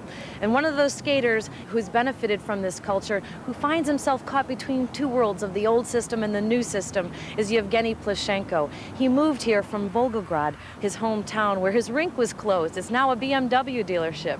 He trains here, he works here, undistracted by the Olympic media frenzy. He's quite the competitor, a man on a mission, you could say, with that Soviet intimidation still in his performance, a mission to take gold. And we welcome you inside the Ice Palace here in St. Petersburg. This is a new venue on the 5th stop of the Grand Prix Series. The men and the ladies will skate for gold today. The men are up first. The lineup for the Grand Prix final is really starting to take shape. Here are the men's point standings with 2 events to go. It's Alexei Yagudin of Russia with 24 points. He has clinched a spot in the Grand Prix final, as has Timothy Gable of the United States with 21 points. Todd Eldridge with 16 points most likely will advance to the final. And there he is, the man that everybody came to see, the hometown hero, world champion Evgeny Plushenko. He has not lost a Grand Prix competition in over a year, and he comes into this competition with 9 consecutive wins. Really impressive. Also from the United States, U.S. bronze medalist Matt Savoie in 3rd place. He needs at least a silver medal to have any hope of qualifying for the Grand Prix finals. And here are the standings after the short program for the men. Defending Grand Prix champion Evgeny Plushenko. He just nailed it in the short program. Ivan Denev of Bulgaria in 2nd. And Matt Savoie from the United States. He won the bronze medal at the Grand Prix finals last season. He's off to a good start. The men's free skate gets underway here at Cup of Russia. This is Ilya Klimkin, 8th after the short program.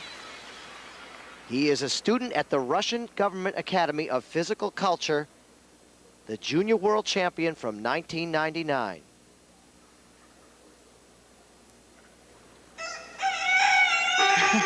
The music, Petrushka by Alexei Berman.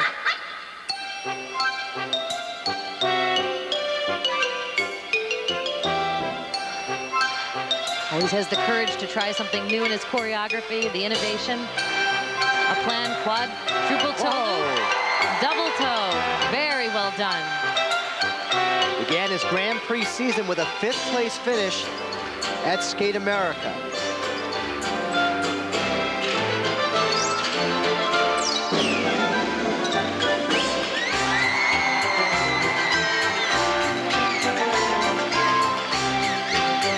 His great stretch lines and this camel spin into a change camel. Jump over back into a camel. That takes a lot of power and control. And then spinning on the outside edge, the inside edge rather, on this innovative spin.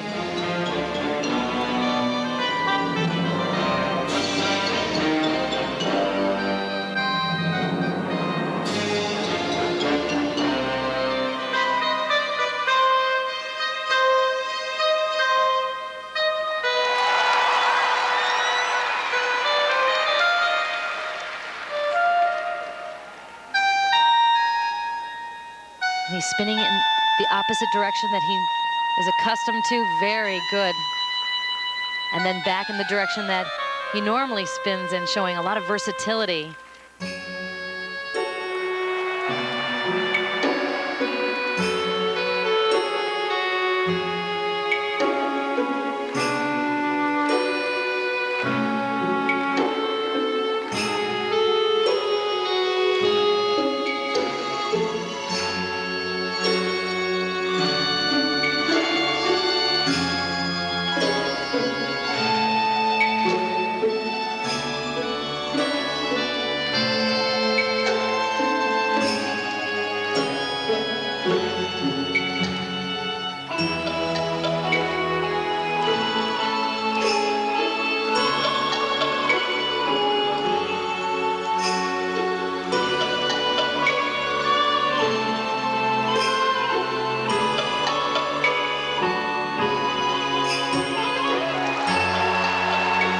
His second attempt at the triple axel. He turned it into a double axel. He already had done a double axel early in the program. He can't repeat a jump, so he made it into a combination. Fun spread eagle low position there. Double loop.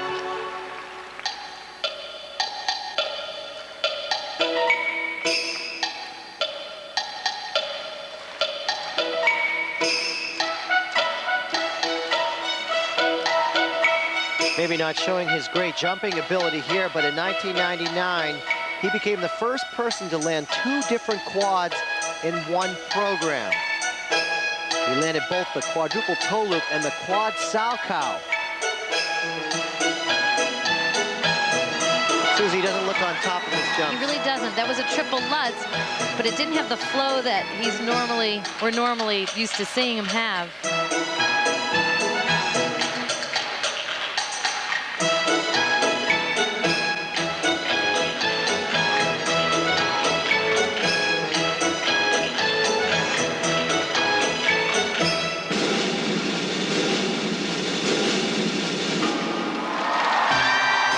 Triple flip there. He looks a little tight in his upper body, up in his shoulders.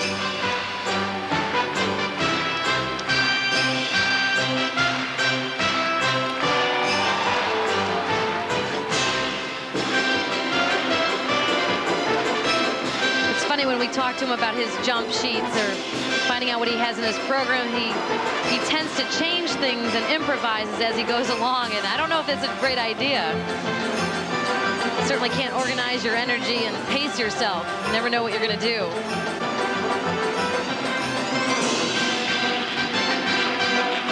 But a little bit of the Russian clown, a bit theatrical, and the audience has enjoyed that part.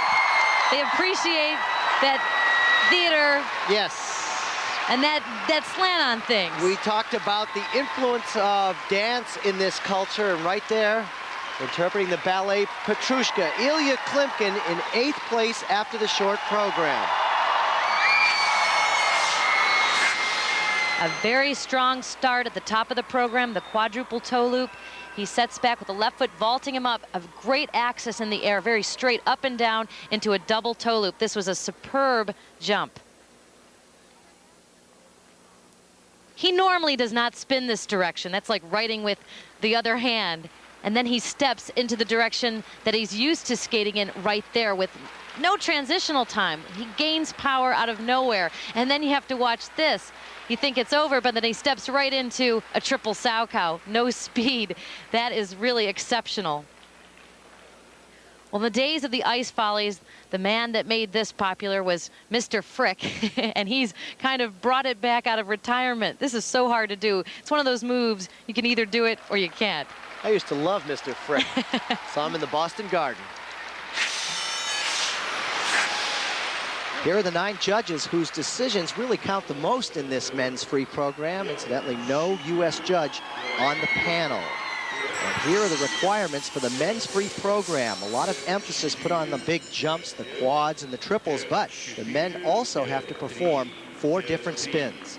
The first mark, 5-4. So Ilya Klimkin from Russia, the first skater in the men's competition. Technical merit scores 5-2 to 5-5. Well, you have to give the quad toe combination some high marks, but he really masked a lot of the technical mistakes through his artistry. And up to 5.7 for presentation. And you can see that 5.7 really holds up. That's a great mark. Ilya Klimkin from Russia. Coming up next, U.S. bronze medalist Matt Savoie in a crucial competition, a must-medal situation for him to get to the Grand Prix final. We'll take the ice when we return to St. Petersburg, a city that's about to celebrate its 300th anniversary. Welcome back to St. Petersburg, Russia. Along the Neva River sits the Winter Palace, home of one of the world's greatest museums, the Hermitage. It holds a magnificent collection of masterpieces that once were the private collection of the Tsars. And a reminder, tomorrow night, join Al, Dennis, and Dan when the Green Bay Packers battle the Jacksonville Jaguars on Monday Night Football, live at 9 Eastern on ABC.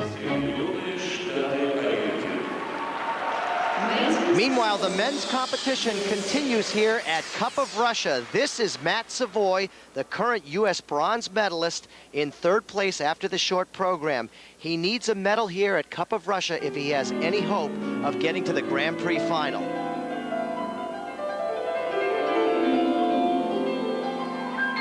He skates on very bold curves, really making great use of the ice, stepping right into a triple loop.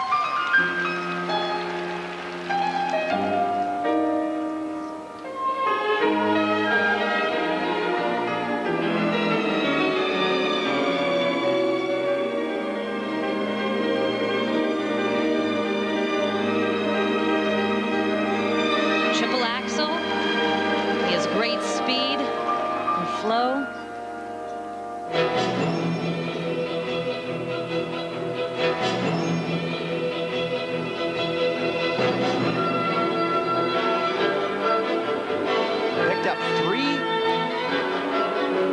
Medals on the Grand Prix last year, with a big highlight of the bronze at the Grand Prix final. An easy triple sow cow.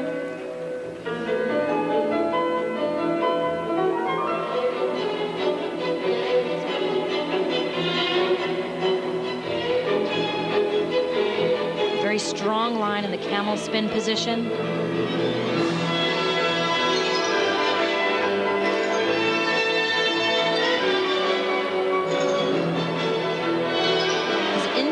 Steps are very innovative, creative. That takes a lot of effort. The spread eagle position. His choreographer, Tom Dixon from Colorado Springs, really is able to read what Matt's able to do so well. Triple flip. He steps out.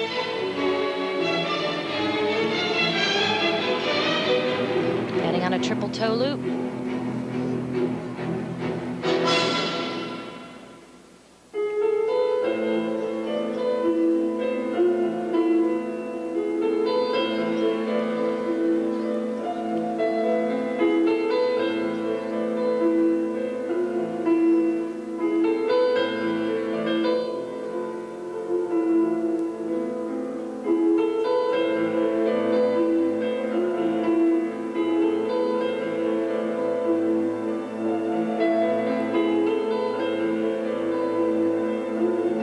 spread eagle.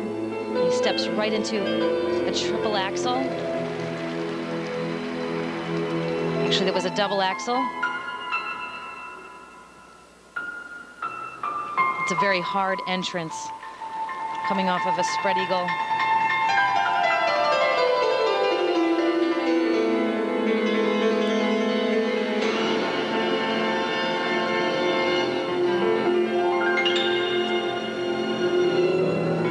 Very strong spiral line, the leg well above the hip, showing great flexibility.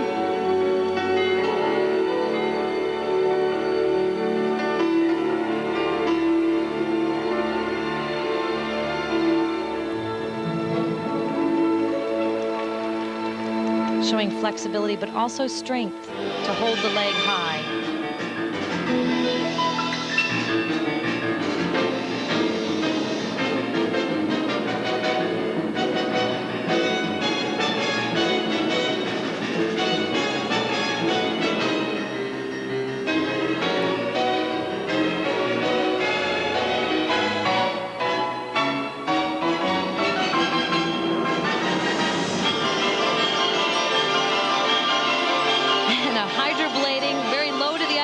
Right into triple Lutz so hard. That takes so much strength that he makes it into a combination.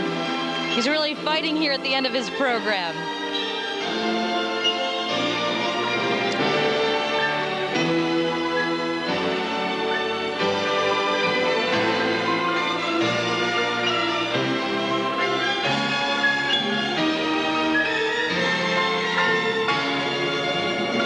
Camel spin into a low foot grabs position into a back sit so low that takes so much strength, and then to tuck the spin. Very creative. Really came alive at the end. He really did. It's all in him. You know, I spoke with Matt earlier this week. He's writing 2 term papers here while he's competing. That's hard to do. Not a one-dimensional man. The current U.S. bronze medalist, Matt Savoie of the United States, trying to get to the Grand Prix finals. Smooth quality in his skating, but this jump troubles on the exit. This is the triple flip. He starts to push his way to the left outside of the circle and not able to get the toe loop up right away. But he slips it in there. Very good. And a very low hydroblading move. A very low angle here to bring your body back up. That takes strength, and then to rotate. A lot to ask of the body, but this is a move that he makes look simple. Then he turns it into a combination. Good work. 5-3. Here are the scores for technical merit. Now, normally he's much more consistent, and the judges know that, so these marks are lower because there were many small mistakes. And presentation up to 5-6. Well, that's nice to see, because this is an area where people are criticizing him for, and he's improving. Those scores good enough to put him into the lead here at Cup of Russia. Coming up next, in second place after the short program, making his Grand Prix debut, is Evgeny from Bulgaria. He will take the ice when the men's program continues. But first, let's take a look at one of the fundamental aspects of skating. You've heard us talk about it, carriage, line, and posture. Well, this is an example of poor quality right here. Arms are waving, heads down, bent over. Now I straighten up. The torso's where it should be. The arms are stretched out. The head is up. That's much better. But to further the point, we've got Olympic silver medalist Paul Wiley, who will show us bad quality and great quality. Okay, here's a bad spread eagle. My butt's sticking out, my shoulders are up, my head's down. Now I stick my butt in, shoulders down, reach up with my arms, present a little bit, makes a big difference. Now here's a flying camel. Demonstrates the same kind of difference. Turned in foot, low position, head down, versus turned out toe, point, stretch. They'll probably interpret the music a little better. And that can make a difference in determining a championship. Here in St. Petersburg, the Admiralty is the architectural center of the city and home of the Russian Naval Academy. A reminder, coming up next weekend, ABC Sports has 2 terrific figure skating competitions. On Saturday at 2 Eastern, Dorothy Hamill, Nancy Kerrigan, and Michelle Kwan compete in the Hershey Kisses Figure Skating Challenge. Then on Sunday at 1:30 Eastern, our coverage of the Grand Prix of Figure Skating continues from Japan with the NHK Trophy. It's the last event before the Grand Prix final. Don't miss it next weekend on ABC. We continue with the men's free skate here at Cup of Russia. In second after the short program, it's Ivan Denev of Bulgaria. He is a 10-time national champion. He's had that title since 1992. The music, Two Worlds by G. Andreev.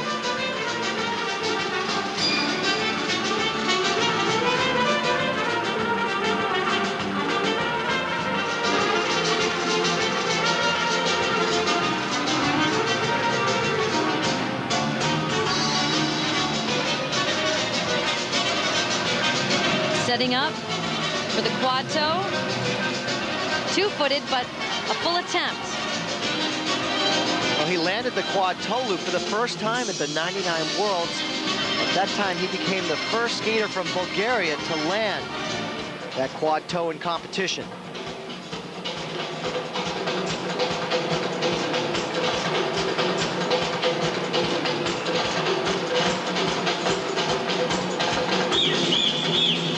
Triple axel, beautiful landing, so secure.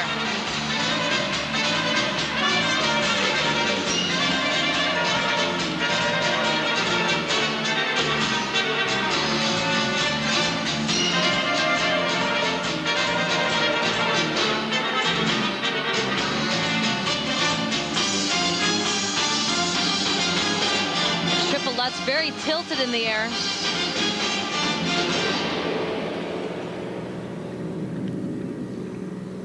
Hard to go from working hard on quad rotation and then into triples. You really have to change the way you approach it, the way you feel.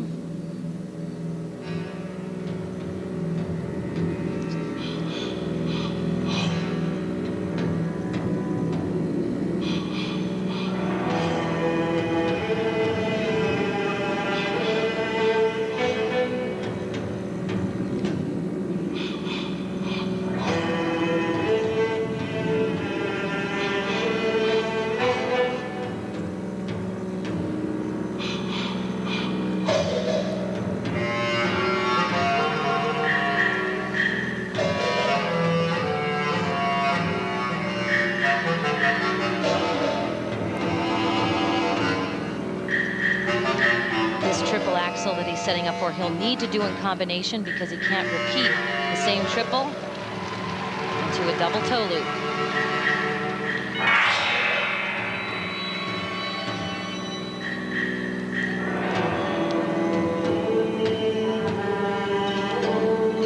In the rules, they're encouraging to have in-between steps, which we call moves in the field, such as spirals and steps. This is an Ina Bauer.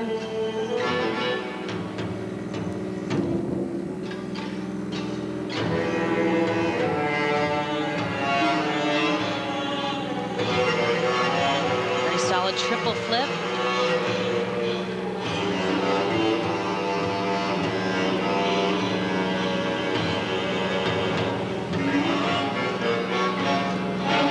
Trouble on the triple loop. He turns it into a double. Keeps looking over at his coach, too, when he makes a mistake. I wonder.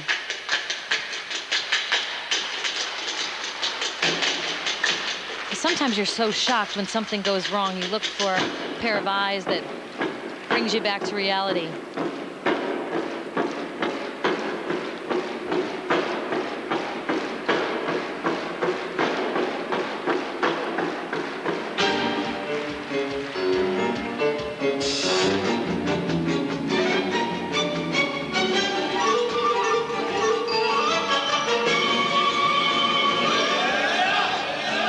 And spins can be very tiring if you're not centering them.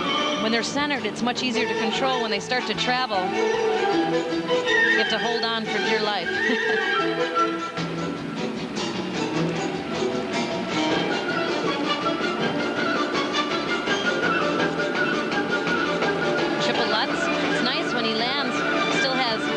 in the air right before the landing.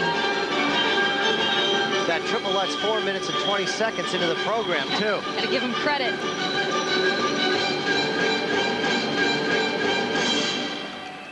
Well, certainly an interesting program. I'm not so certain what type of voyage he was taking us on artistically, but he seemed to get into it at times, involved in the music. He couldn't afford any more mistakes, so he had that triple Lutz at the end of the program. Pretty impressive there. Ivan Denev in second place after the short program from Bulgaria, the 10-time national champion. This quad toe, you can see the position in the air very secure, but a two-footed landing. Then his body breaks forward and he's touching down with his hands. The quad so hard, 4 rotations, it takes a lot of control right there. That just stops the momentum. You can't even get the run out on the edge.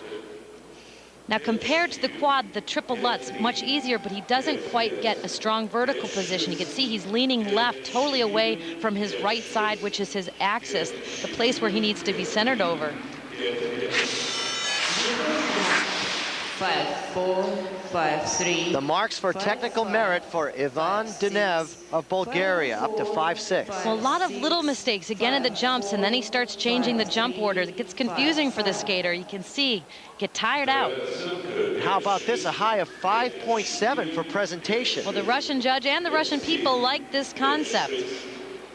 And those scores good enough to take the lead over Matt Savoie of the United States. And still to skate, the reigning world champion from Russia, Evgeny Plushenko, looking for an incredible 10th straight victory on the Grand Prix. And later, 3-time world silver medalist Irina Slutskaya of Russia is looking for her first gold medal on the Grand Prix. She'll be challenged by American Angela Nikodinov, who must medal today in order to qualify for the Grand Prix final in December. Cup of Russia continues after this message and a word from our ABC stations. Figure skating takes center stage next weekend on ABC. Saturday, Dorothy Hamill, Nancy Kerrigan, and Michelle Kwan compete at Hershey's Kisses Figure Skating Challenge. Sunday, it's the last chance for skating's elite to qualify for the ISU Grand Prix Final NHK Trophy. It's all next weekend on ABC. This Wide World of Sports update brought to you by Speed Pass at Exxon and Mobil. Our mobile update takes us back to the ladies' short program held yesterday here in Russia. All eyes were on one of the favorites for Olympic gold, Russia's Irina Slutskaya. The #1 ranked woman in the world got off to a shaky start when she had a hard fall on her triple flip in the short program. Slutskaya has yet to win in the Grand Prix Series. Although the judges placed Slutskaya in first, she must be feeling the pressure to prove herself in this crucial Olympic season.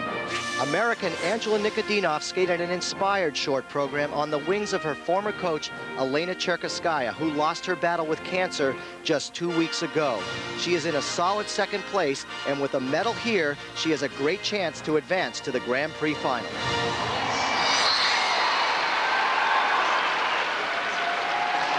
Here is Roman Surov of Russia in 5th place after the short program.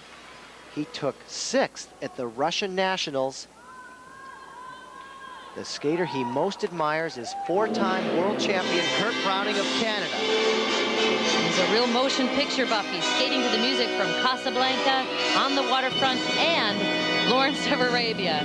He's got them all covered.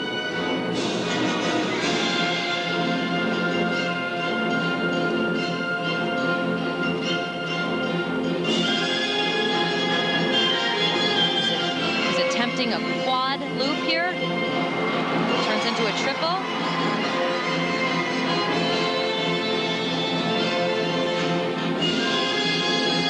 Oh, wow, that's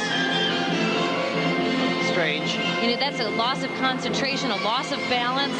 When your body's getting too far ahead of itself, thinking of the next element. Good recovery, though. Triple axel, triple toe loop.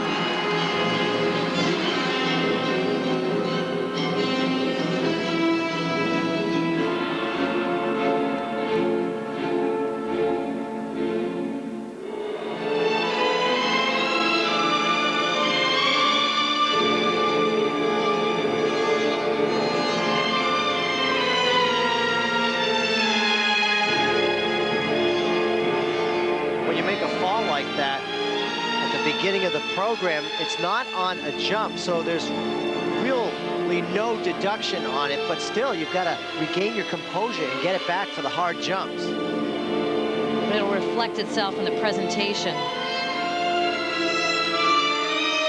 Very easy jumper. It's a triple Lutz.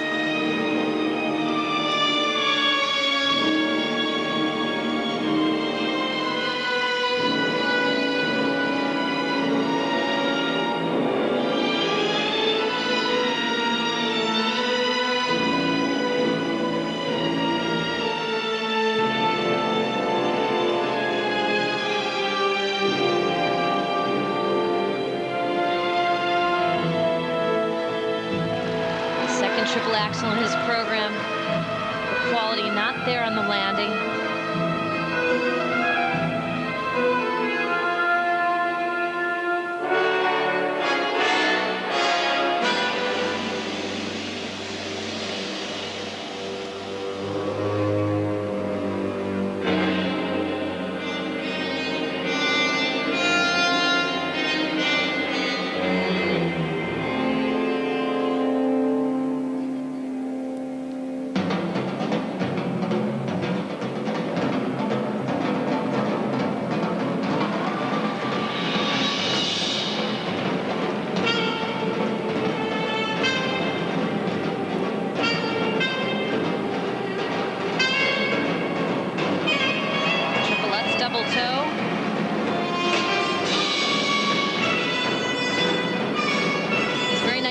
Line here in his back camel.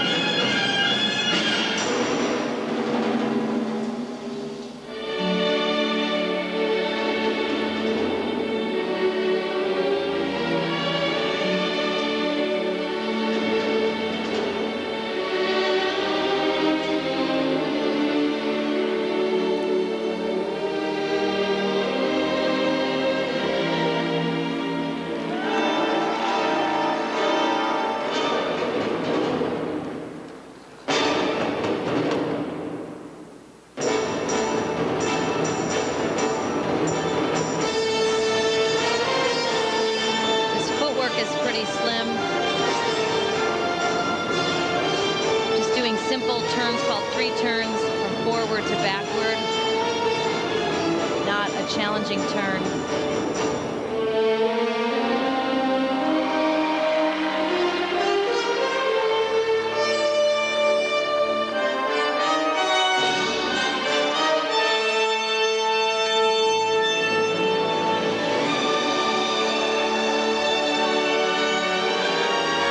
Beautiful transition from outside spread eagle to inside spread eagle.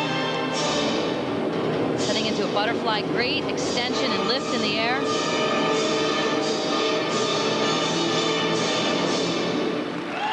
Well, again, some nice moments, very slim on the footwork, which are two requirements in the free skate, and some mistakes made on the jumps, but he seems relieved. Roman Zarov, 24 years old, from Moscow, Russia. 8 triples in this program. But the problems really took place here on back crossovers. He slipped, either clipped his blade, but recovered quite well. One of the harder combinations, the triple axel, triple toe loop. Gets great lift, great vault into the air. Steps right back, left foot vaults him into the triple toe loop. That was solid.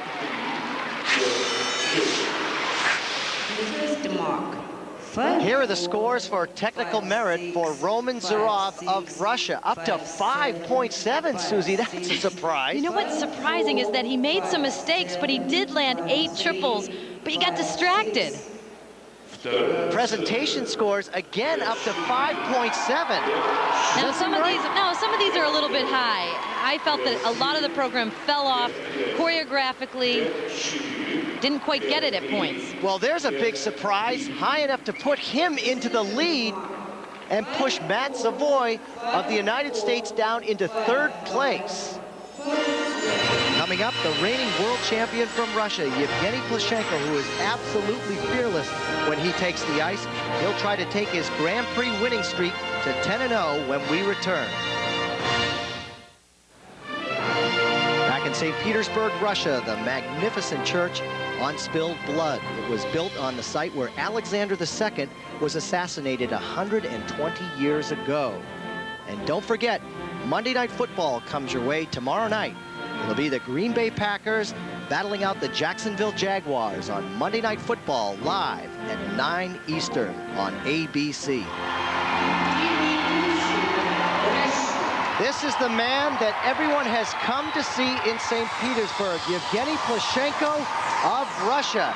In first after the short program, three-time Russian champion, the defending world champion.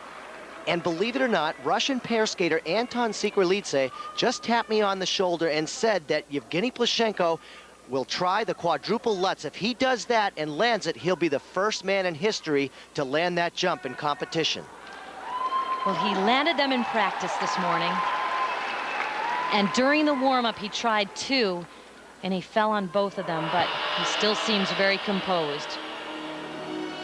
This is last year's free program, Once Upon a Time in America.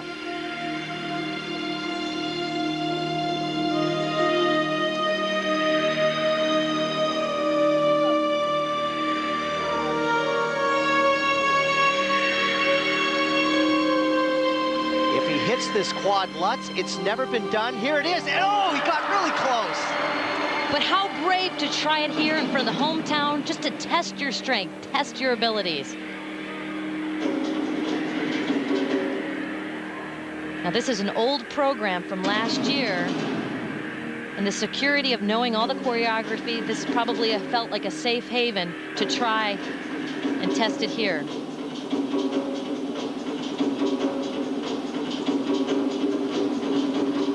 Quad toe loop. Now, see, that quad toe, he has owned it for a couple of years now. Trying to be a hero on the quad Lutz, and look what happened. See? But I think he's experimenting here. Yeah, absolutely, and you have to experiment in front of a crowd. It feels totally different when you're at home in the quietness of a rink, of your practice rink.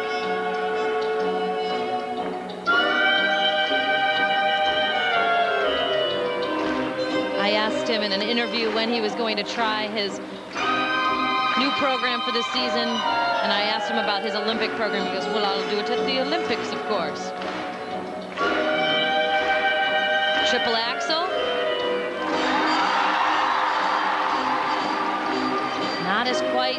Not quite the security that we're used to seeing him have.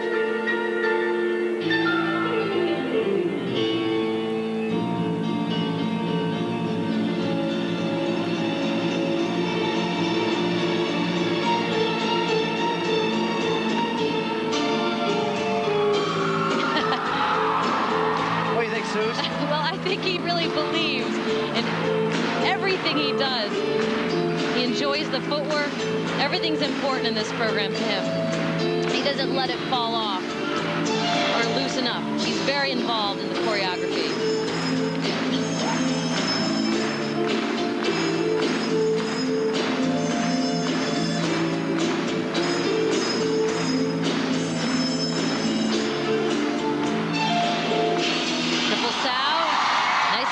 Excellent air position.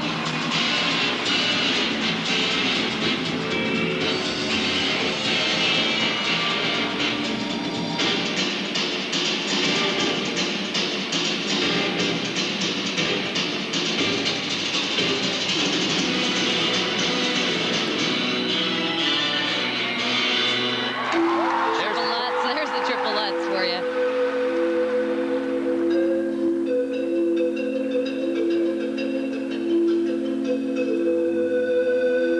As a skater and performer, you have to pull out of your comfort zone to see what you're made of, what you're capable of. And he has so much confidence. He's probably trying to test it. Very flexible. But this isn't the program we're going to see at the Olympic Games. No, it's not. Keeping that under locks.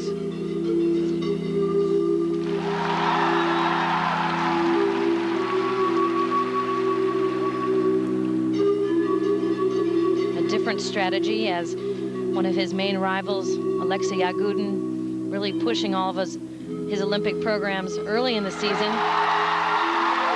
Wonderful triple flip, triple toe loop.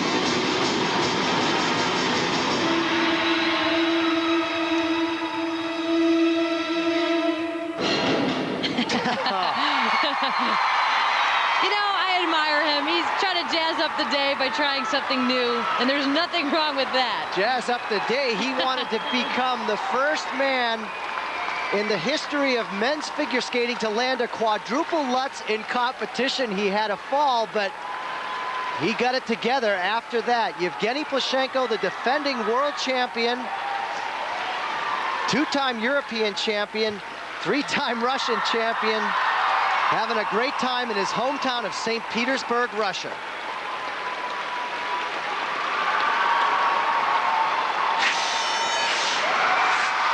He was trying to own history right here as he steps back into this quad Lutz all the way around, two-foots it, but really not just an attempt. That was the real deal. A closer look at the quad Lutz attempt, but this was a very real attempt. It takes off on a left back outside edge, a very secure edge, very real. 2 foots here. He doesn't even want to touch his hand down. He's going for it. He just started doing this 3 days ago.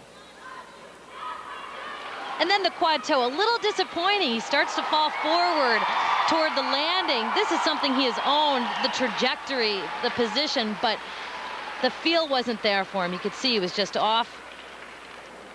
But well into the program, 4 minutes into the program, this wonderful combination, triple flip, triple toe loop. So hard to pull that off. The stamina's there. He's an excellent athlete, very well trained.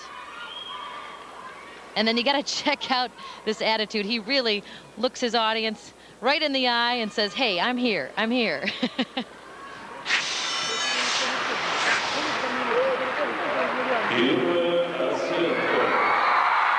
Here are the technical merit scores from 5.6 up to 5.8. Well, I think the 5.6 a little low considering that gutsy quad Lutz attempt. It was a real attempt, and the quad toe loop, high marks for terrific technical merit. Well, these presentation scores high also, 5.6 up to a high of 5.9. Well, 5.9s, he's used to those, but his attitude is 6.0. Now remember, Matt Savoie is on the bubble here. If he does not medal, he has no chance of going to the Grand Prix finals. And no, Evgeny Plushenko is the champion of Cup of Russia. Matt Savoie of the United States moves down to 4th place with Roman Sarov of Russia in 2nd and Ivan Dinev of Bulgaria in 3rd. Our Smart One Smart Move replay of the day belongs to this man, Evgeny Plushenko, the defending world champion. 4 minutes into the program, true athleticism with this triple flip, triple toe loop. Right now, Susie's with the champion. Thank you, Peter. Congratulations, Evgeny. Now, 10 consecutive wins in the Grand Prix Series, and you decide to try the quadruple Lutz. When did you decide this? 3 days ago, I did first time quad Lutz, and asked my coach, maybe I do it here, because I think it's better if I can try it here. So we tried, and almost I did. You told me you want to wait to do your Olympic program for the first time at the Olympics. Why?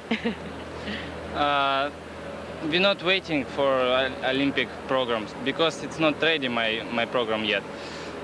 So after this competition, we start to do it, new program and new costumes, so everything new. We'll look forward to seeing that, and congratulations again. Thank you very Get much. some rest. Peter? Thanks, Susie. So here are the Grand Prix point standings after 5 events. Evgeny Plushenko has locked up a spot at the Grand Prix final, as has his fellow countrymen Alexei Yagudin, Timothy Gable, and Todd Eldridge from the United States. They will also be going. This is shaping up to be a great Grand Prix final.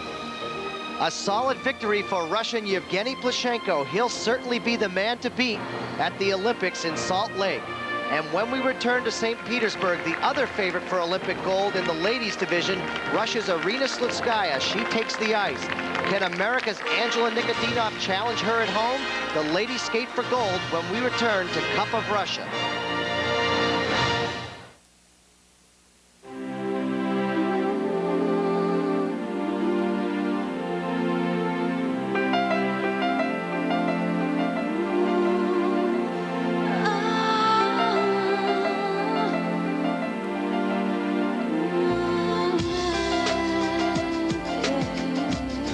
State Farm is a proud sponsor of U.S. figure skating. Because little girls have big dreams, too. The International Skating Union, the sports federation that governs figure and speed skating worldwide. With a membership of more than 50 countries, the ISU is responsible for the technical control and the direction of the world's most important skating events. The International Skating Union, bringing you grace, power, speed, and champions since 1892.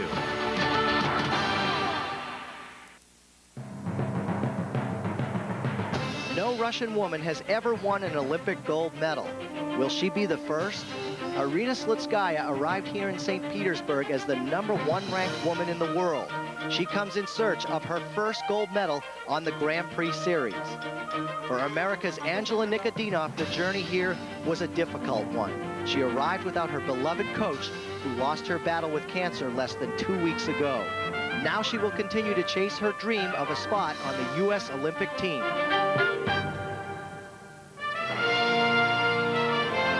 Welcome back to St. Petersburg, Russia, created by Peter the Great as his window to the West. It was built in 1703 by European architects, and it still remains one of Europe's most beautiful cities. Our coverage of Cup of Russia continues from the Ice Palace. This is a new arena here, built for the 2000 World Ice Hockey Championships. This is its inaugural event for figure skating. The Ladies' Championship is about to be decided. Here are the Grand Prix standings after 4 events for the ladies.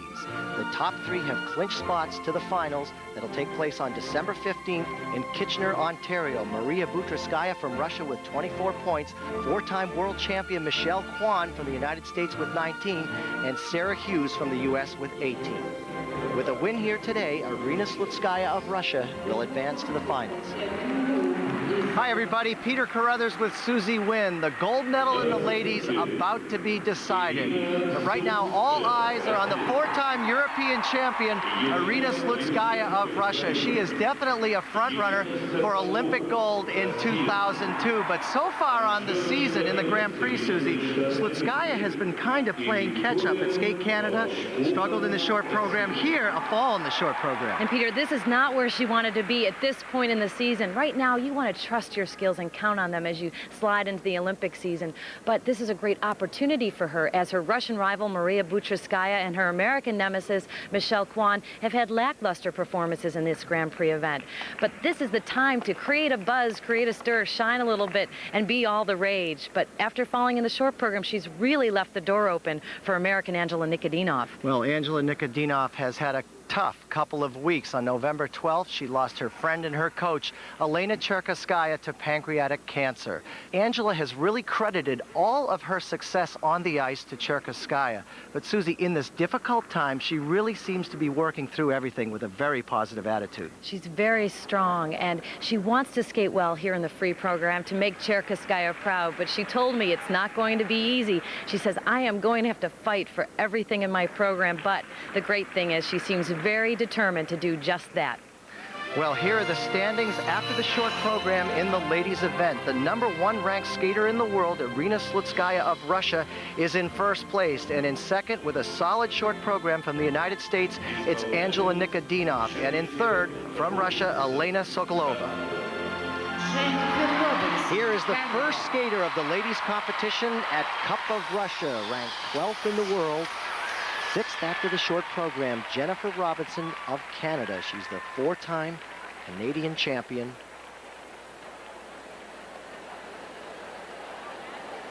Her music is Lieberstrom by Franz Liszt.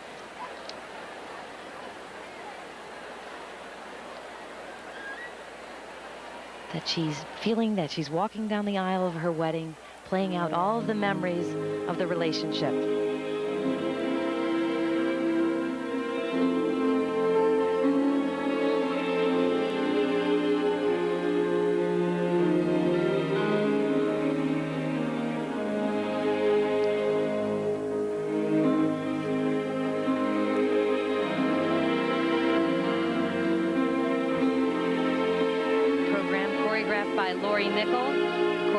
For Timothy Gable and Saleh and Peltier as well.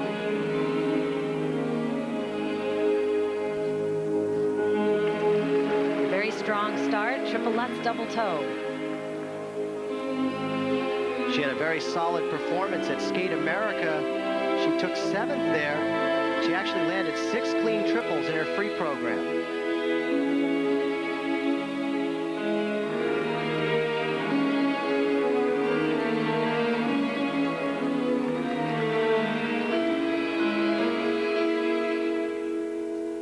She told me that if she could skate like she did at Skate America with just a little more oomph, that would be very pleasing.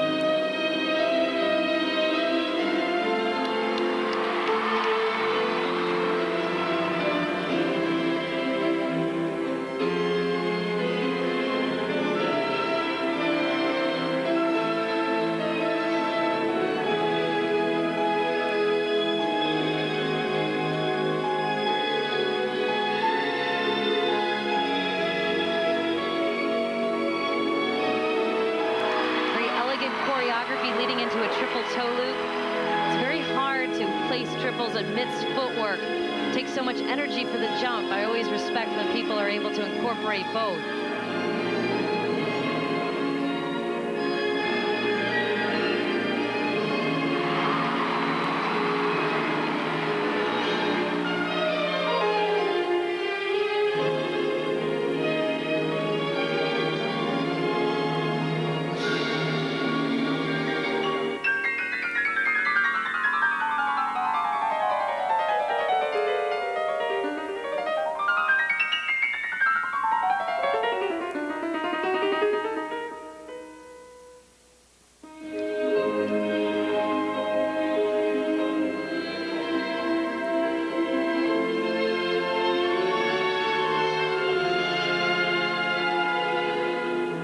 Into her program, she has a second triple Lutz plan.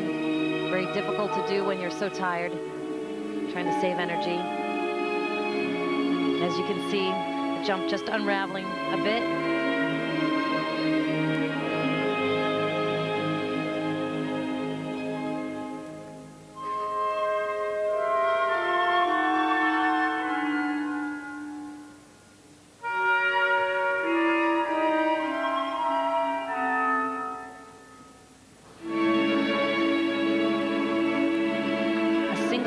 She had planned a double. You can see she's letting the program, letting up a little bit.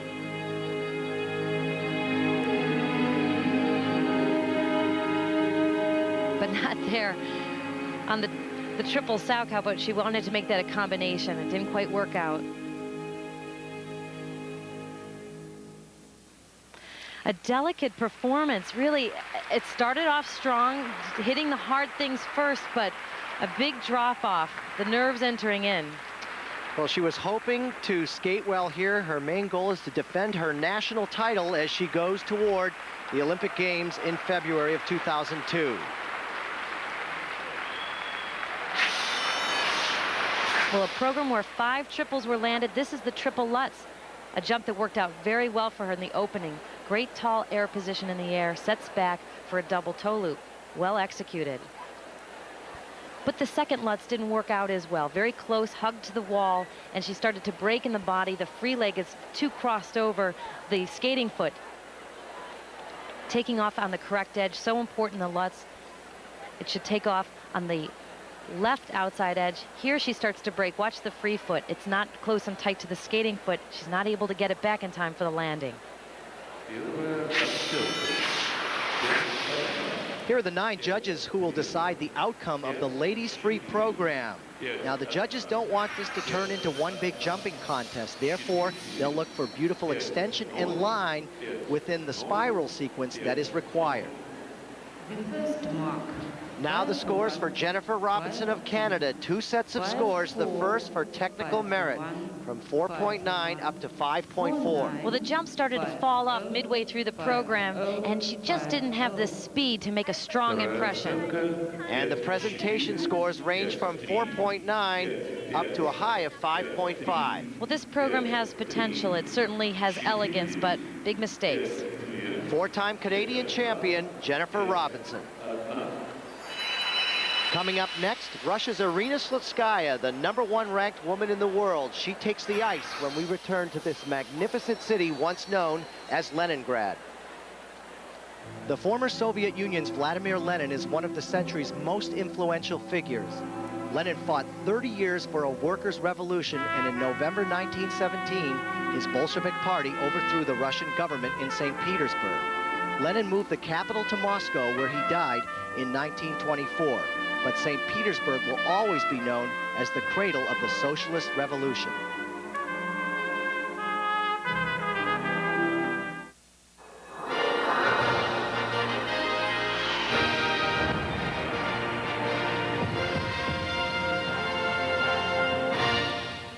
The ladies free skate continues at Cup of Russia, and on the ice, it's Russia's Irina Slutskaya. She's next to skate, one of the favorites for Olympic gold. She's certainly feeling the pressure now as she looks for her first win on the Grand Prix Series. You know, for me, it's most important to concentrate in my skating.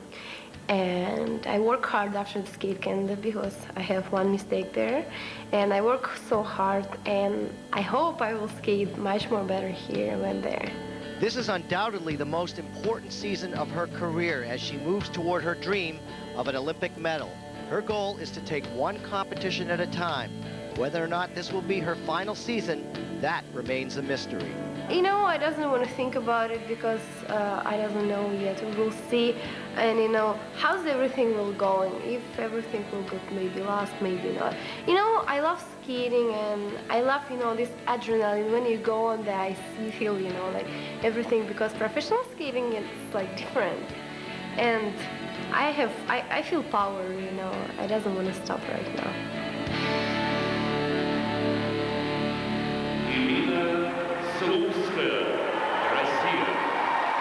So competition is in her blood.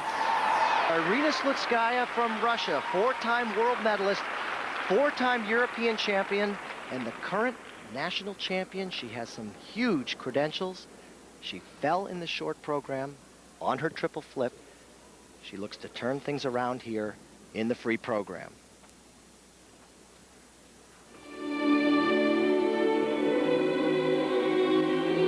From the opera Tosca, composer Puccini.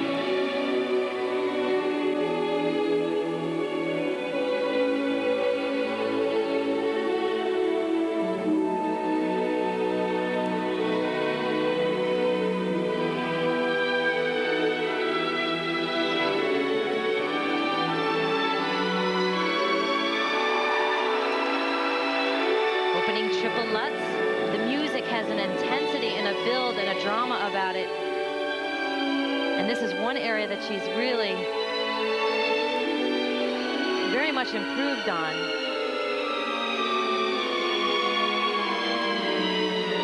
Triple Salchow, double loop.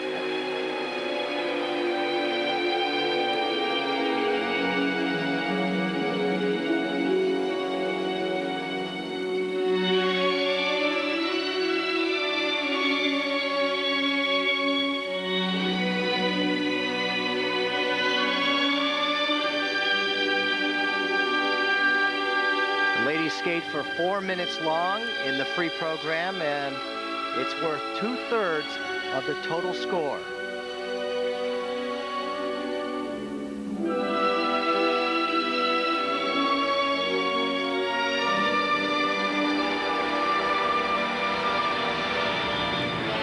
Gotta say, she's very determined. She certainly is.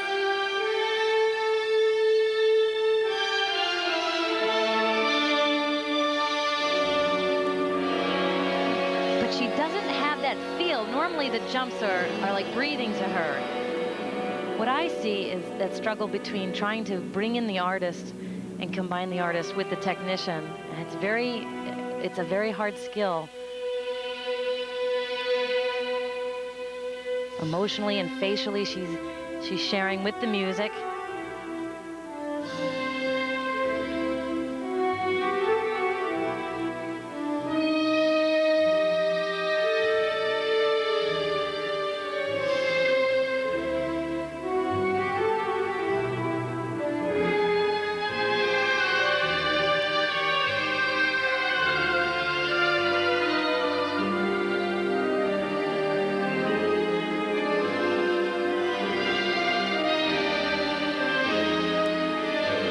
That she struggled in and fell on in the short program. Oh boy. Turns into a double flip instead of a triple.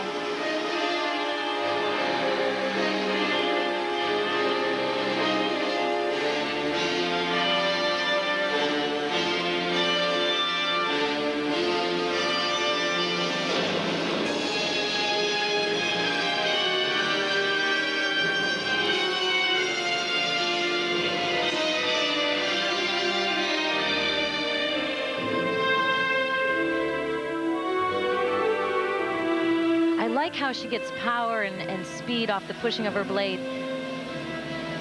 but she never quite takes the time to finish her positions. Everything gets cut short. Your mind never has time to sort of absorb the picture.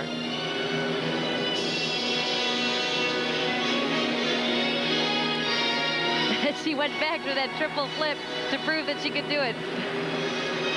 Now she's placing triple toe loop, changing the program just a bit to prove to herself, saying, hey, I could do these jumps. Very dramatic combination spin, back camel into a reverse Buellman. Most skaters have a favored side, but she's very balanced.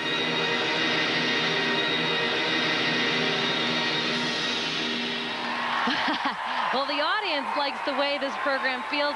Some technical mistakes, but I like how she kept up the intensity. 6 landed triples, 4 were clean. And she certainly finished strong. Susie, with the Olympics just a couple of months away, how do you rate her performance? Well, I love to see the artist emerging, but if she can get that consistency back up to where it used to be, finish off these movements, this is an Olympic winning program. So the 4-time European champion Irina Slutskaya in her free program here at Cup of Russia. Problems with the combination here. This is a triple Lutz, but on the landing, not secure. She pulls out to the left here, stepping out, adding turns in between, not making this a true combination. Now an impressive entrance to this triple loop, a series of 3 turns extending in. That takes a lot of strength. She pushes up off of the right outside edge, but again, the same mistake, dropping out to the left, not keeping her weight secured over the blade. The first mark. Now the marks for technical merit, they range from 5.5 up to 5.7. Well, we're used to seeing much higher marks, 5.8s, 5.9s for her technical merit, so I'm sure she's a little disappointed. And now for presentation, 5.7, and there's a high one up to 5.9. Well, this is an area that she's worked so hard on, and it's evident and reflected in the marks. That's great. Well, she had some problems out there, but those scores are good enough to put her in the lead. Coming up, it's Elena Sokolova of Russia. She had a great short program, and she is in 3rd place. She'll skate when we return. But first, one of the more beautiful spins in skating. For more on that, let's join Peggy Fleming.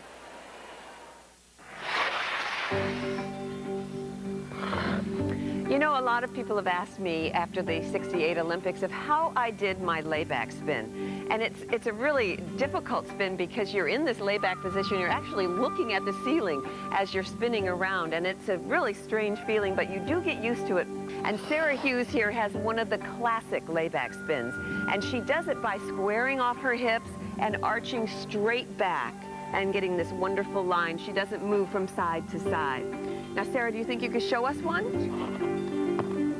It's easy enough to do a layback with your free leg down low, as Sarah's demonstrating. But watch Sarah as she has a beautiful turned out position. And turned out means that the free leg and foot must be as flat and parallel to the ice as possible. Sarah, that was absolutely beautiful. You know, it takes years and years of practice to perfect a spin like this. And I think you've got it. This Wide World of Sports update brought to you by Speed Pass at Exxon and Mobil.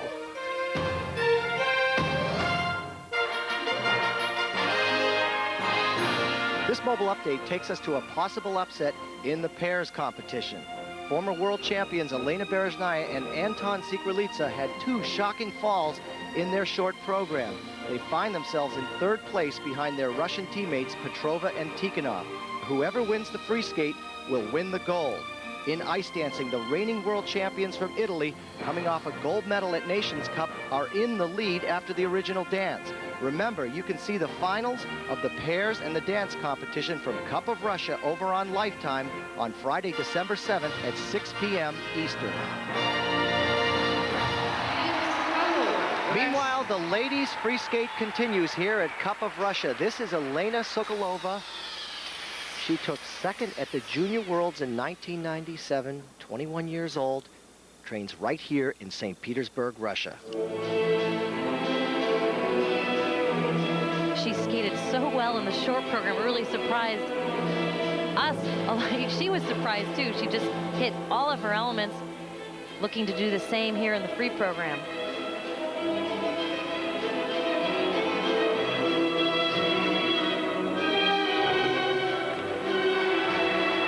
But not a strong start. That was a double Lutz instead of a triple. The quality in her stroking, you can see as she does these crossovers, it's a little laborious, not getting full strength out of the crossovers. But a very secure triple flip. That's what's surprising. The hard stuff, she does very well. It's the simple stuff, the quality of the skating that really falls off.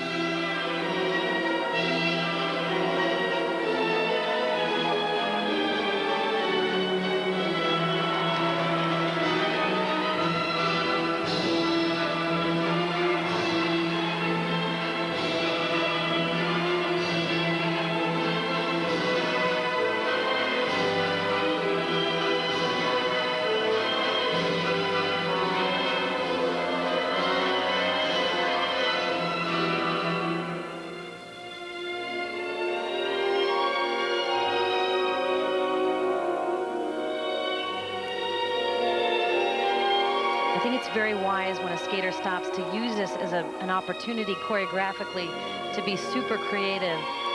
And oftentimes it's used as such a rest spot that nothing's happening.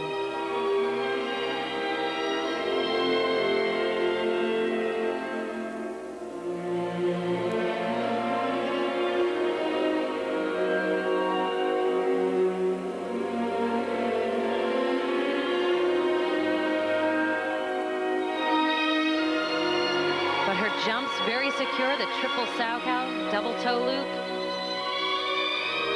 She's got her jumping legs on.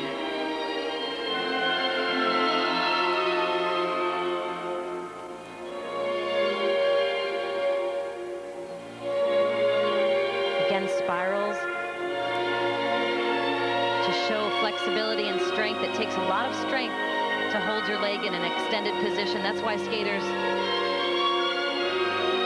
tend to look slow and not hold it because they're not as strong in that way. Opening up the triple loop.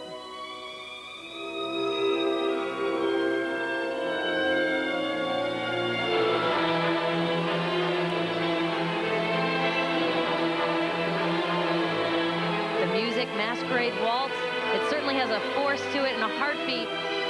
You have to maintain the intensity of the waltz.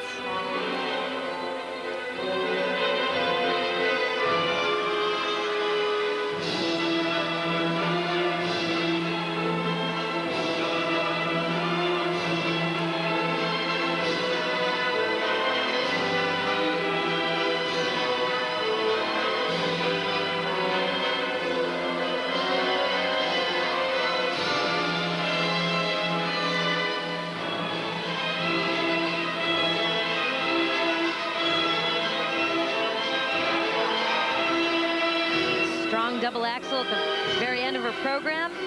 Now this combination spin, a great opportunity to move it faster, keep it centered, but the energy is taken out of it.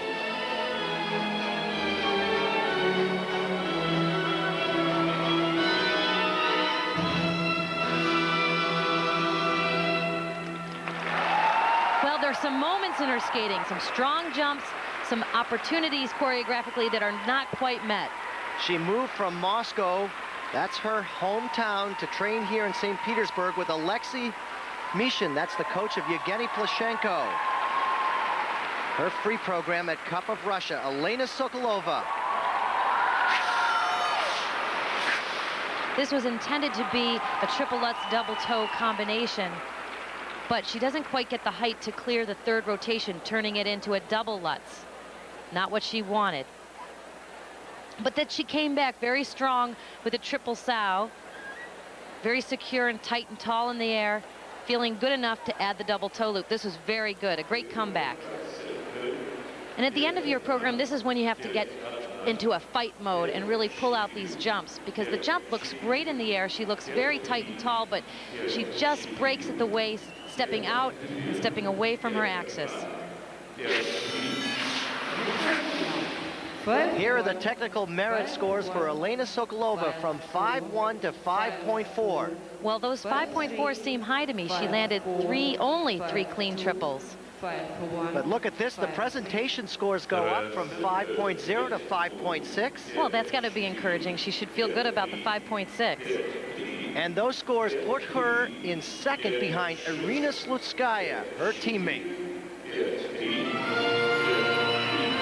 When we return to St. Petersburg, Russia, can America's Angela Nikodinov meet her challenge? She needs to medal here if she hopes to have a chance to go to the Grand Prix final. And here is Angela Nikodinov of the United States. It's been an emotional time for her here in Russia. Less than 2 weeks ago, she lost her friend and coach Elena Cherkasskaya to pancreatic cancer. Now being coached by the 10-time world champion Irina Rodnina, a must-medal day for Angela Nikodinov. 1 month ago, Angela entered her first Grand Prix event of the season in an unexpected struggle. In September, her coach and confidant, Elena Cherkasskaya, had become gravely ill and had returned home to Moscow for treatment. She had withheld the seriousness of her illness so as not to upset her in this Olympic season. Angela went on to win the silver at Nations Cup, but the next day received the devastating news from her father. I didn't think, the worst right away, and he told me, and I had no reaction. I couldn't cry, I couldn't scream, I didn't know what to do. And it was, I just sat there and I cried for... Angela had lost not only her coach, but also a best friend and a second mother. Yelena, a dancer for the Bolshoi Ballet for 22 years, was the one person who had transformed and led Angela to her finest season. She's taught me so much that, I'm definitely not going to forget anything she's ever told me. She, found the love that I was missing for the sport. I lost the joy of figure skating, of going to competitions, and she just turned everything around and made me believe in myself. This unique relationship transcended the ice. You know, we didn't have to say one word, and we knew what each other were thinking, so it was just a very special bond that we had together that I don't think, you know, that I could be able to replace that. But she'll always be in my heart, and I keep her spirit in my mind. And with this competition, I know it's going to be very difficult, but I just have to remember what she always told me, and to just be strong and fight through it, and just make her proud.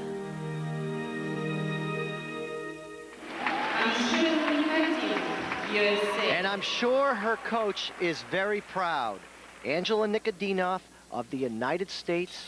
So far the standings, Arina Slutskaya of Russia in first. Teammate Elena Sokolova in second.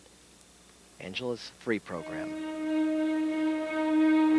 She's skating to the music from the ballet, Giselle.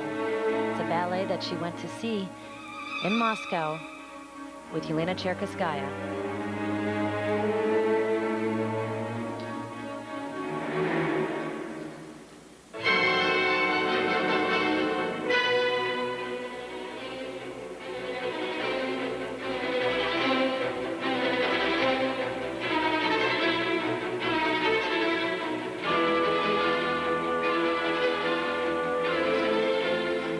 Moment, landing and hitting the first combination, the triple Lutz double toe. A great start.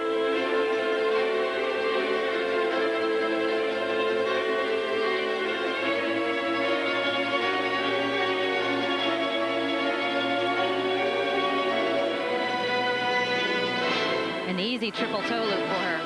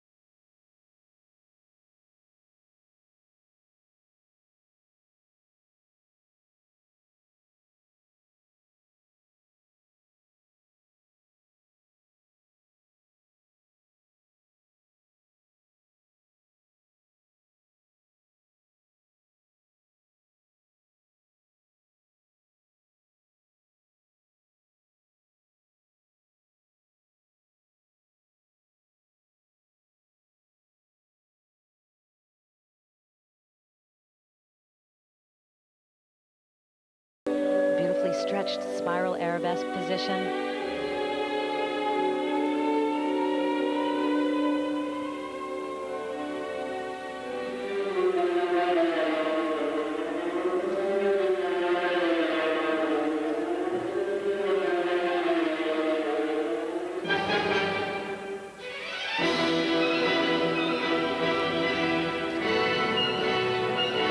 Single Lutz, little let up here.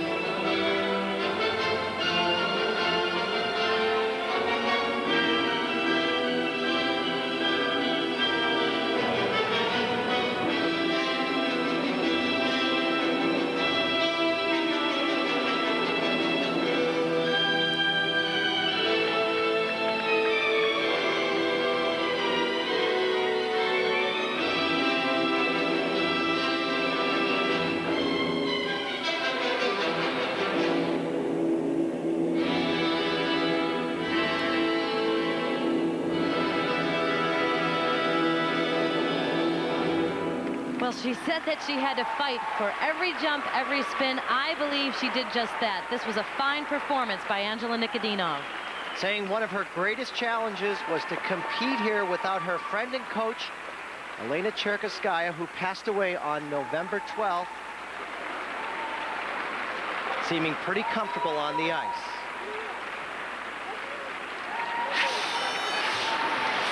From the very top, concern about how she's going to fight out this program with the jumps, the triple lutz, beautiful into the double toe loop, so secure, no problems whatsoever in the beginning of the program. The choreography elegant, but the jumps just so smooth. Her technique is wonderful, beautiful air position, back so straight on the landing. Where the concentration pulled out of the program here on the second lutz. The timing off, just rushing the arms around ahead of the hips, making that into a single. There's her coach, Irina Rodnina, 10-time world champion. Actually, Rodnina was very responsible for bringing Cherkasskaya to the United States originally. Here are the scores for technical merit for Angela, 5-3 to 5-6. Well, I think the 5-3s are a little low. The quality in her skating and in her jumping is there. And presentation, 5-4 to 5-8. Well, that 5-8's got to feel good. Skating under this type of pressure and this type of sadness. And those scores good enough to put her right behind Irina Slutskaya, who is in first. Angela Nikodinov is in second. Coming up, Victoria Volchkova from Russia. She's in fourth place after the short program. She's a huge jumper, and when she's on, she's one of the best jumpers in ladies figure skating. She'll take the ice when we return after these messages and a word from our ABC stations. ABC Sports coverage of the ISU Grand Prix of Figure Skating Cup of Russia continues. The Bronze Horseman statue here in St. Petersburg was erected as a memorial from Catherine the Great to her predecessor, Peter the Great. Tonight, Hall of Fame running back Gale Sayers is one of football's true legends, as was his relationship with teammate Brian Piccolo. Brian's song tonight at 7 Eastern, 6 Central on ABC. Here is the final skater of the ladies' competition, Victoria Volchkova of Russia. She's in fourth place after the short program. The standings so far: Irina Slutskaya of Russia in first, Angela Nikodinov of the United States in second.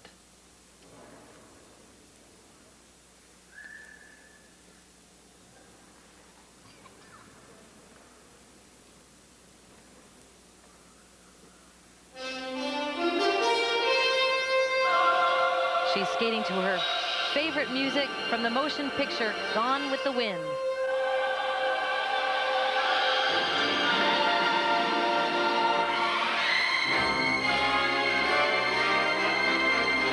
Susie, she certainly is known for her jumping. Well, she has wonderful spring. She really gets underneath the jump to get the spring. Wow.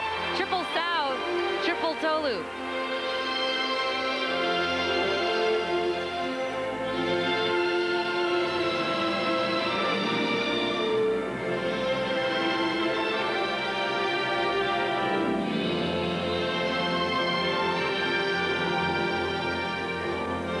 Long line on the ice at 5'5", but this her favorite jump, the triple lutz.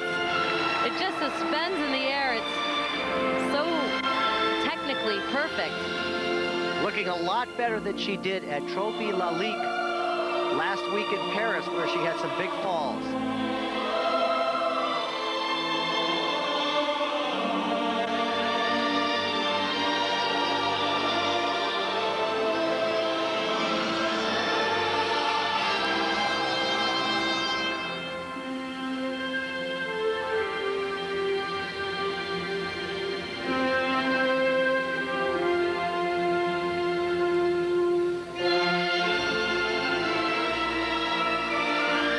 Flip.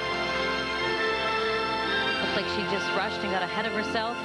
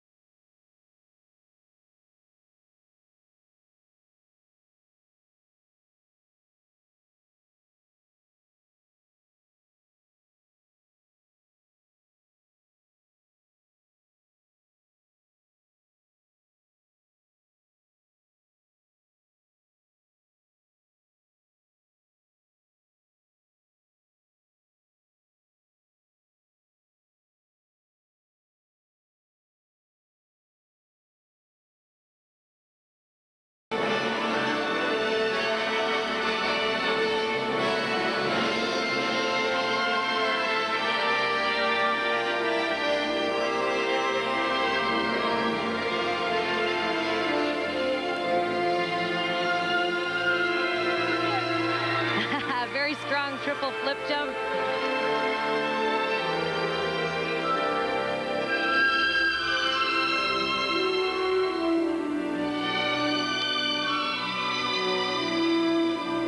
Double toe loop.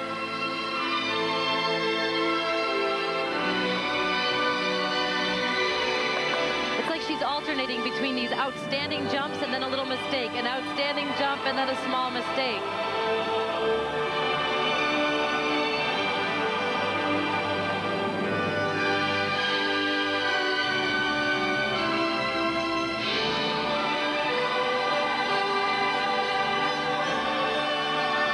Final combination spin, layback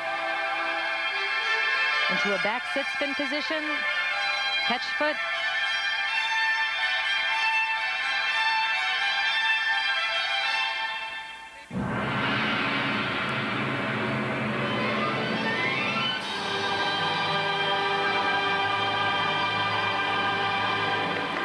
Well, a big step up from Lalique. You can see that she feels very good about this. The support of the audience certainly helping, and some outstanding jumps and movement in this program. Victoria Volchkova, the three-time European bronze medalist, with sort of a hot and cold performance here in the ladies free program. We will be back with her scores after these messages. This is St. Isaac's, the world's third largest dome cathedral. Don't forget, coming up next weekend, ABC Sports has two terrific figure skating competitions. On Saturday at 2 Eastern, Dorothy Hamill, Nancy Kerrigan, and Michelle Kwan compete in the Hershey's Kisses Figure Skating Challenge. Then on Sunday at 1:30 Eastern, our coverage of the Grand Prix of Figure Skating continues from Japan with the NHK Trophy. It's the last event before the Grand Prix final. Don't miss it next weekend on ABC. Back in St. Petersburg, Russia, as Victoria Volchkova awaits her scores for the free program. Opening with a very difficult combination, the triple Salchow, so clean, so secure, great trajectory on this jump into a triple toe loop. Now she puts the toe down, two-footing the landing, but to go for the triple combination, that's courageous. But the jump that she likes the best, the triple Lutz, the spring that she gets off of this left knee, how she collects her arms, the timing is so perfect, the landing so stretched out. Excellent. Here are the scores for Victoria Volchkova. For technical merit, they range from 5.4 up to 5.7. Well, that 5.7's got to feel good. 5 triples landed, some beautiful jumps. And the scores for presentation, again, similar, from 5.3 up to 5.7. Well, this was a very pleasant performance for Victoria. And those scores are good enough to put her into second place over Angela Nikodinov. So here are the final results of the ladies' competition here at Cup of Russia. Arina Slutskaya takes the gold, Victoria Volchkova of Russia the silver, and Angela Nikodinov wins the bronze medal. Right now, let's go down to Susie Wynn, who is with the champion, Arina Slutskaya. Thank you, Peter. Congratulations, Irina. Your first win in the Grand Prix here in Russia. How do you feel? I feel good, thanks. Your artistry improved so much this year. How hard have you been working? Oh, well, I work long time and so hard on my artistic marks. Now, going into the Olympics, will you do anything differently? Oh, well, I will work harder. Well, good luck to you. Thank Continued you. success. Thanks. Peter? Thank you, Susie. Well, Angela Nikodinov worked through some tough times, but she came through with a bronze medal. Right now, Susie Wynn is with Angela. Thank you, Peter. You told us that you really had to fight in this free program. How did the fight go? Well, I thought it went pretty well. It was a big step from Germany, and this competition was very hard emotionally for me to keep it together, and I kept it through the short, and I just went out and did what I told myself that I had to do, is just go out and fight for each jump, and I just think that with every competition it'll get better and better. Now, what's next for you? What's next on the schedule? This next week I go to NHK in Japan and just hopefully improve with that competition. We'll be keeping our eyes on you. Good luck to you. Thank you. Peter? Okay, thanks, Susie. Well, here are the Grand Prix standings after 5 events. The top 4 ladies in the world are all going to the Grand Prix finals. Maria Butrskaya, Arina Slutskaya, Michelle Kwan, and Sarah Hughes. They are locked in. And Angela Nikodinov of the United States in 5th. She has a very good chance to qualify. And remember, next Sunday at 1:30 Eastern, our coverage of the Grand Prix of Figure Skating continues from Kumamoto, Japan, with our final event, the NHK Trophy. And in 2 weeks, the top 6 skaters in the series go on to the Grand Prix final in Kitchener, Ontario. Our coverage begins on ABC on December 15th. Remember, you can see complete coverage of the NHK Trophy short programs over on ESPN Monday night at 9 o'clock. For our producer, Kathy Cook, and our director, Dick Buffington, this is Peter Carruthers, along with Susie Wynn. ABC Sports is online at ESPN.com, keyword ABC Sports.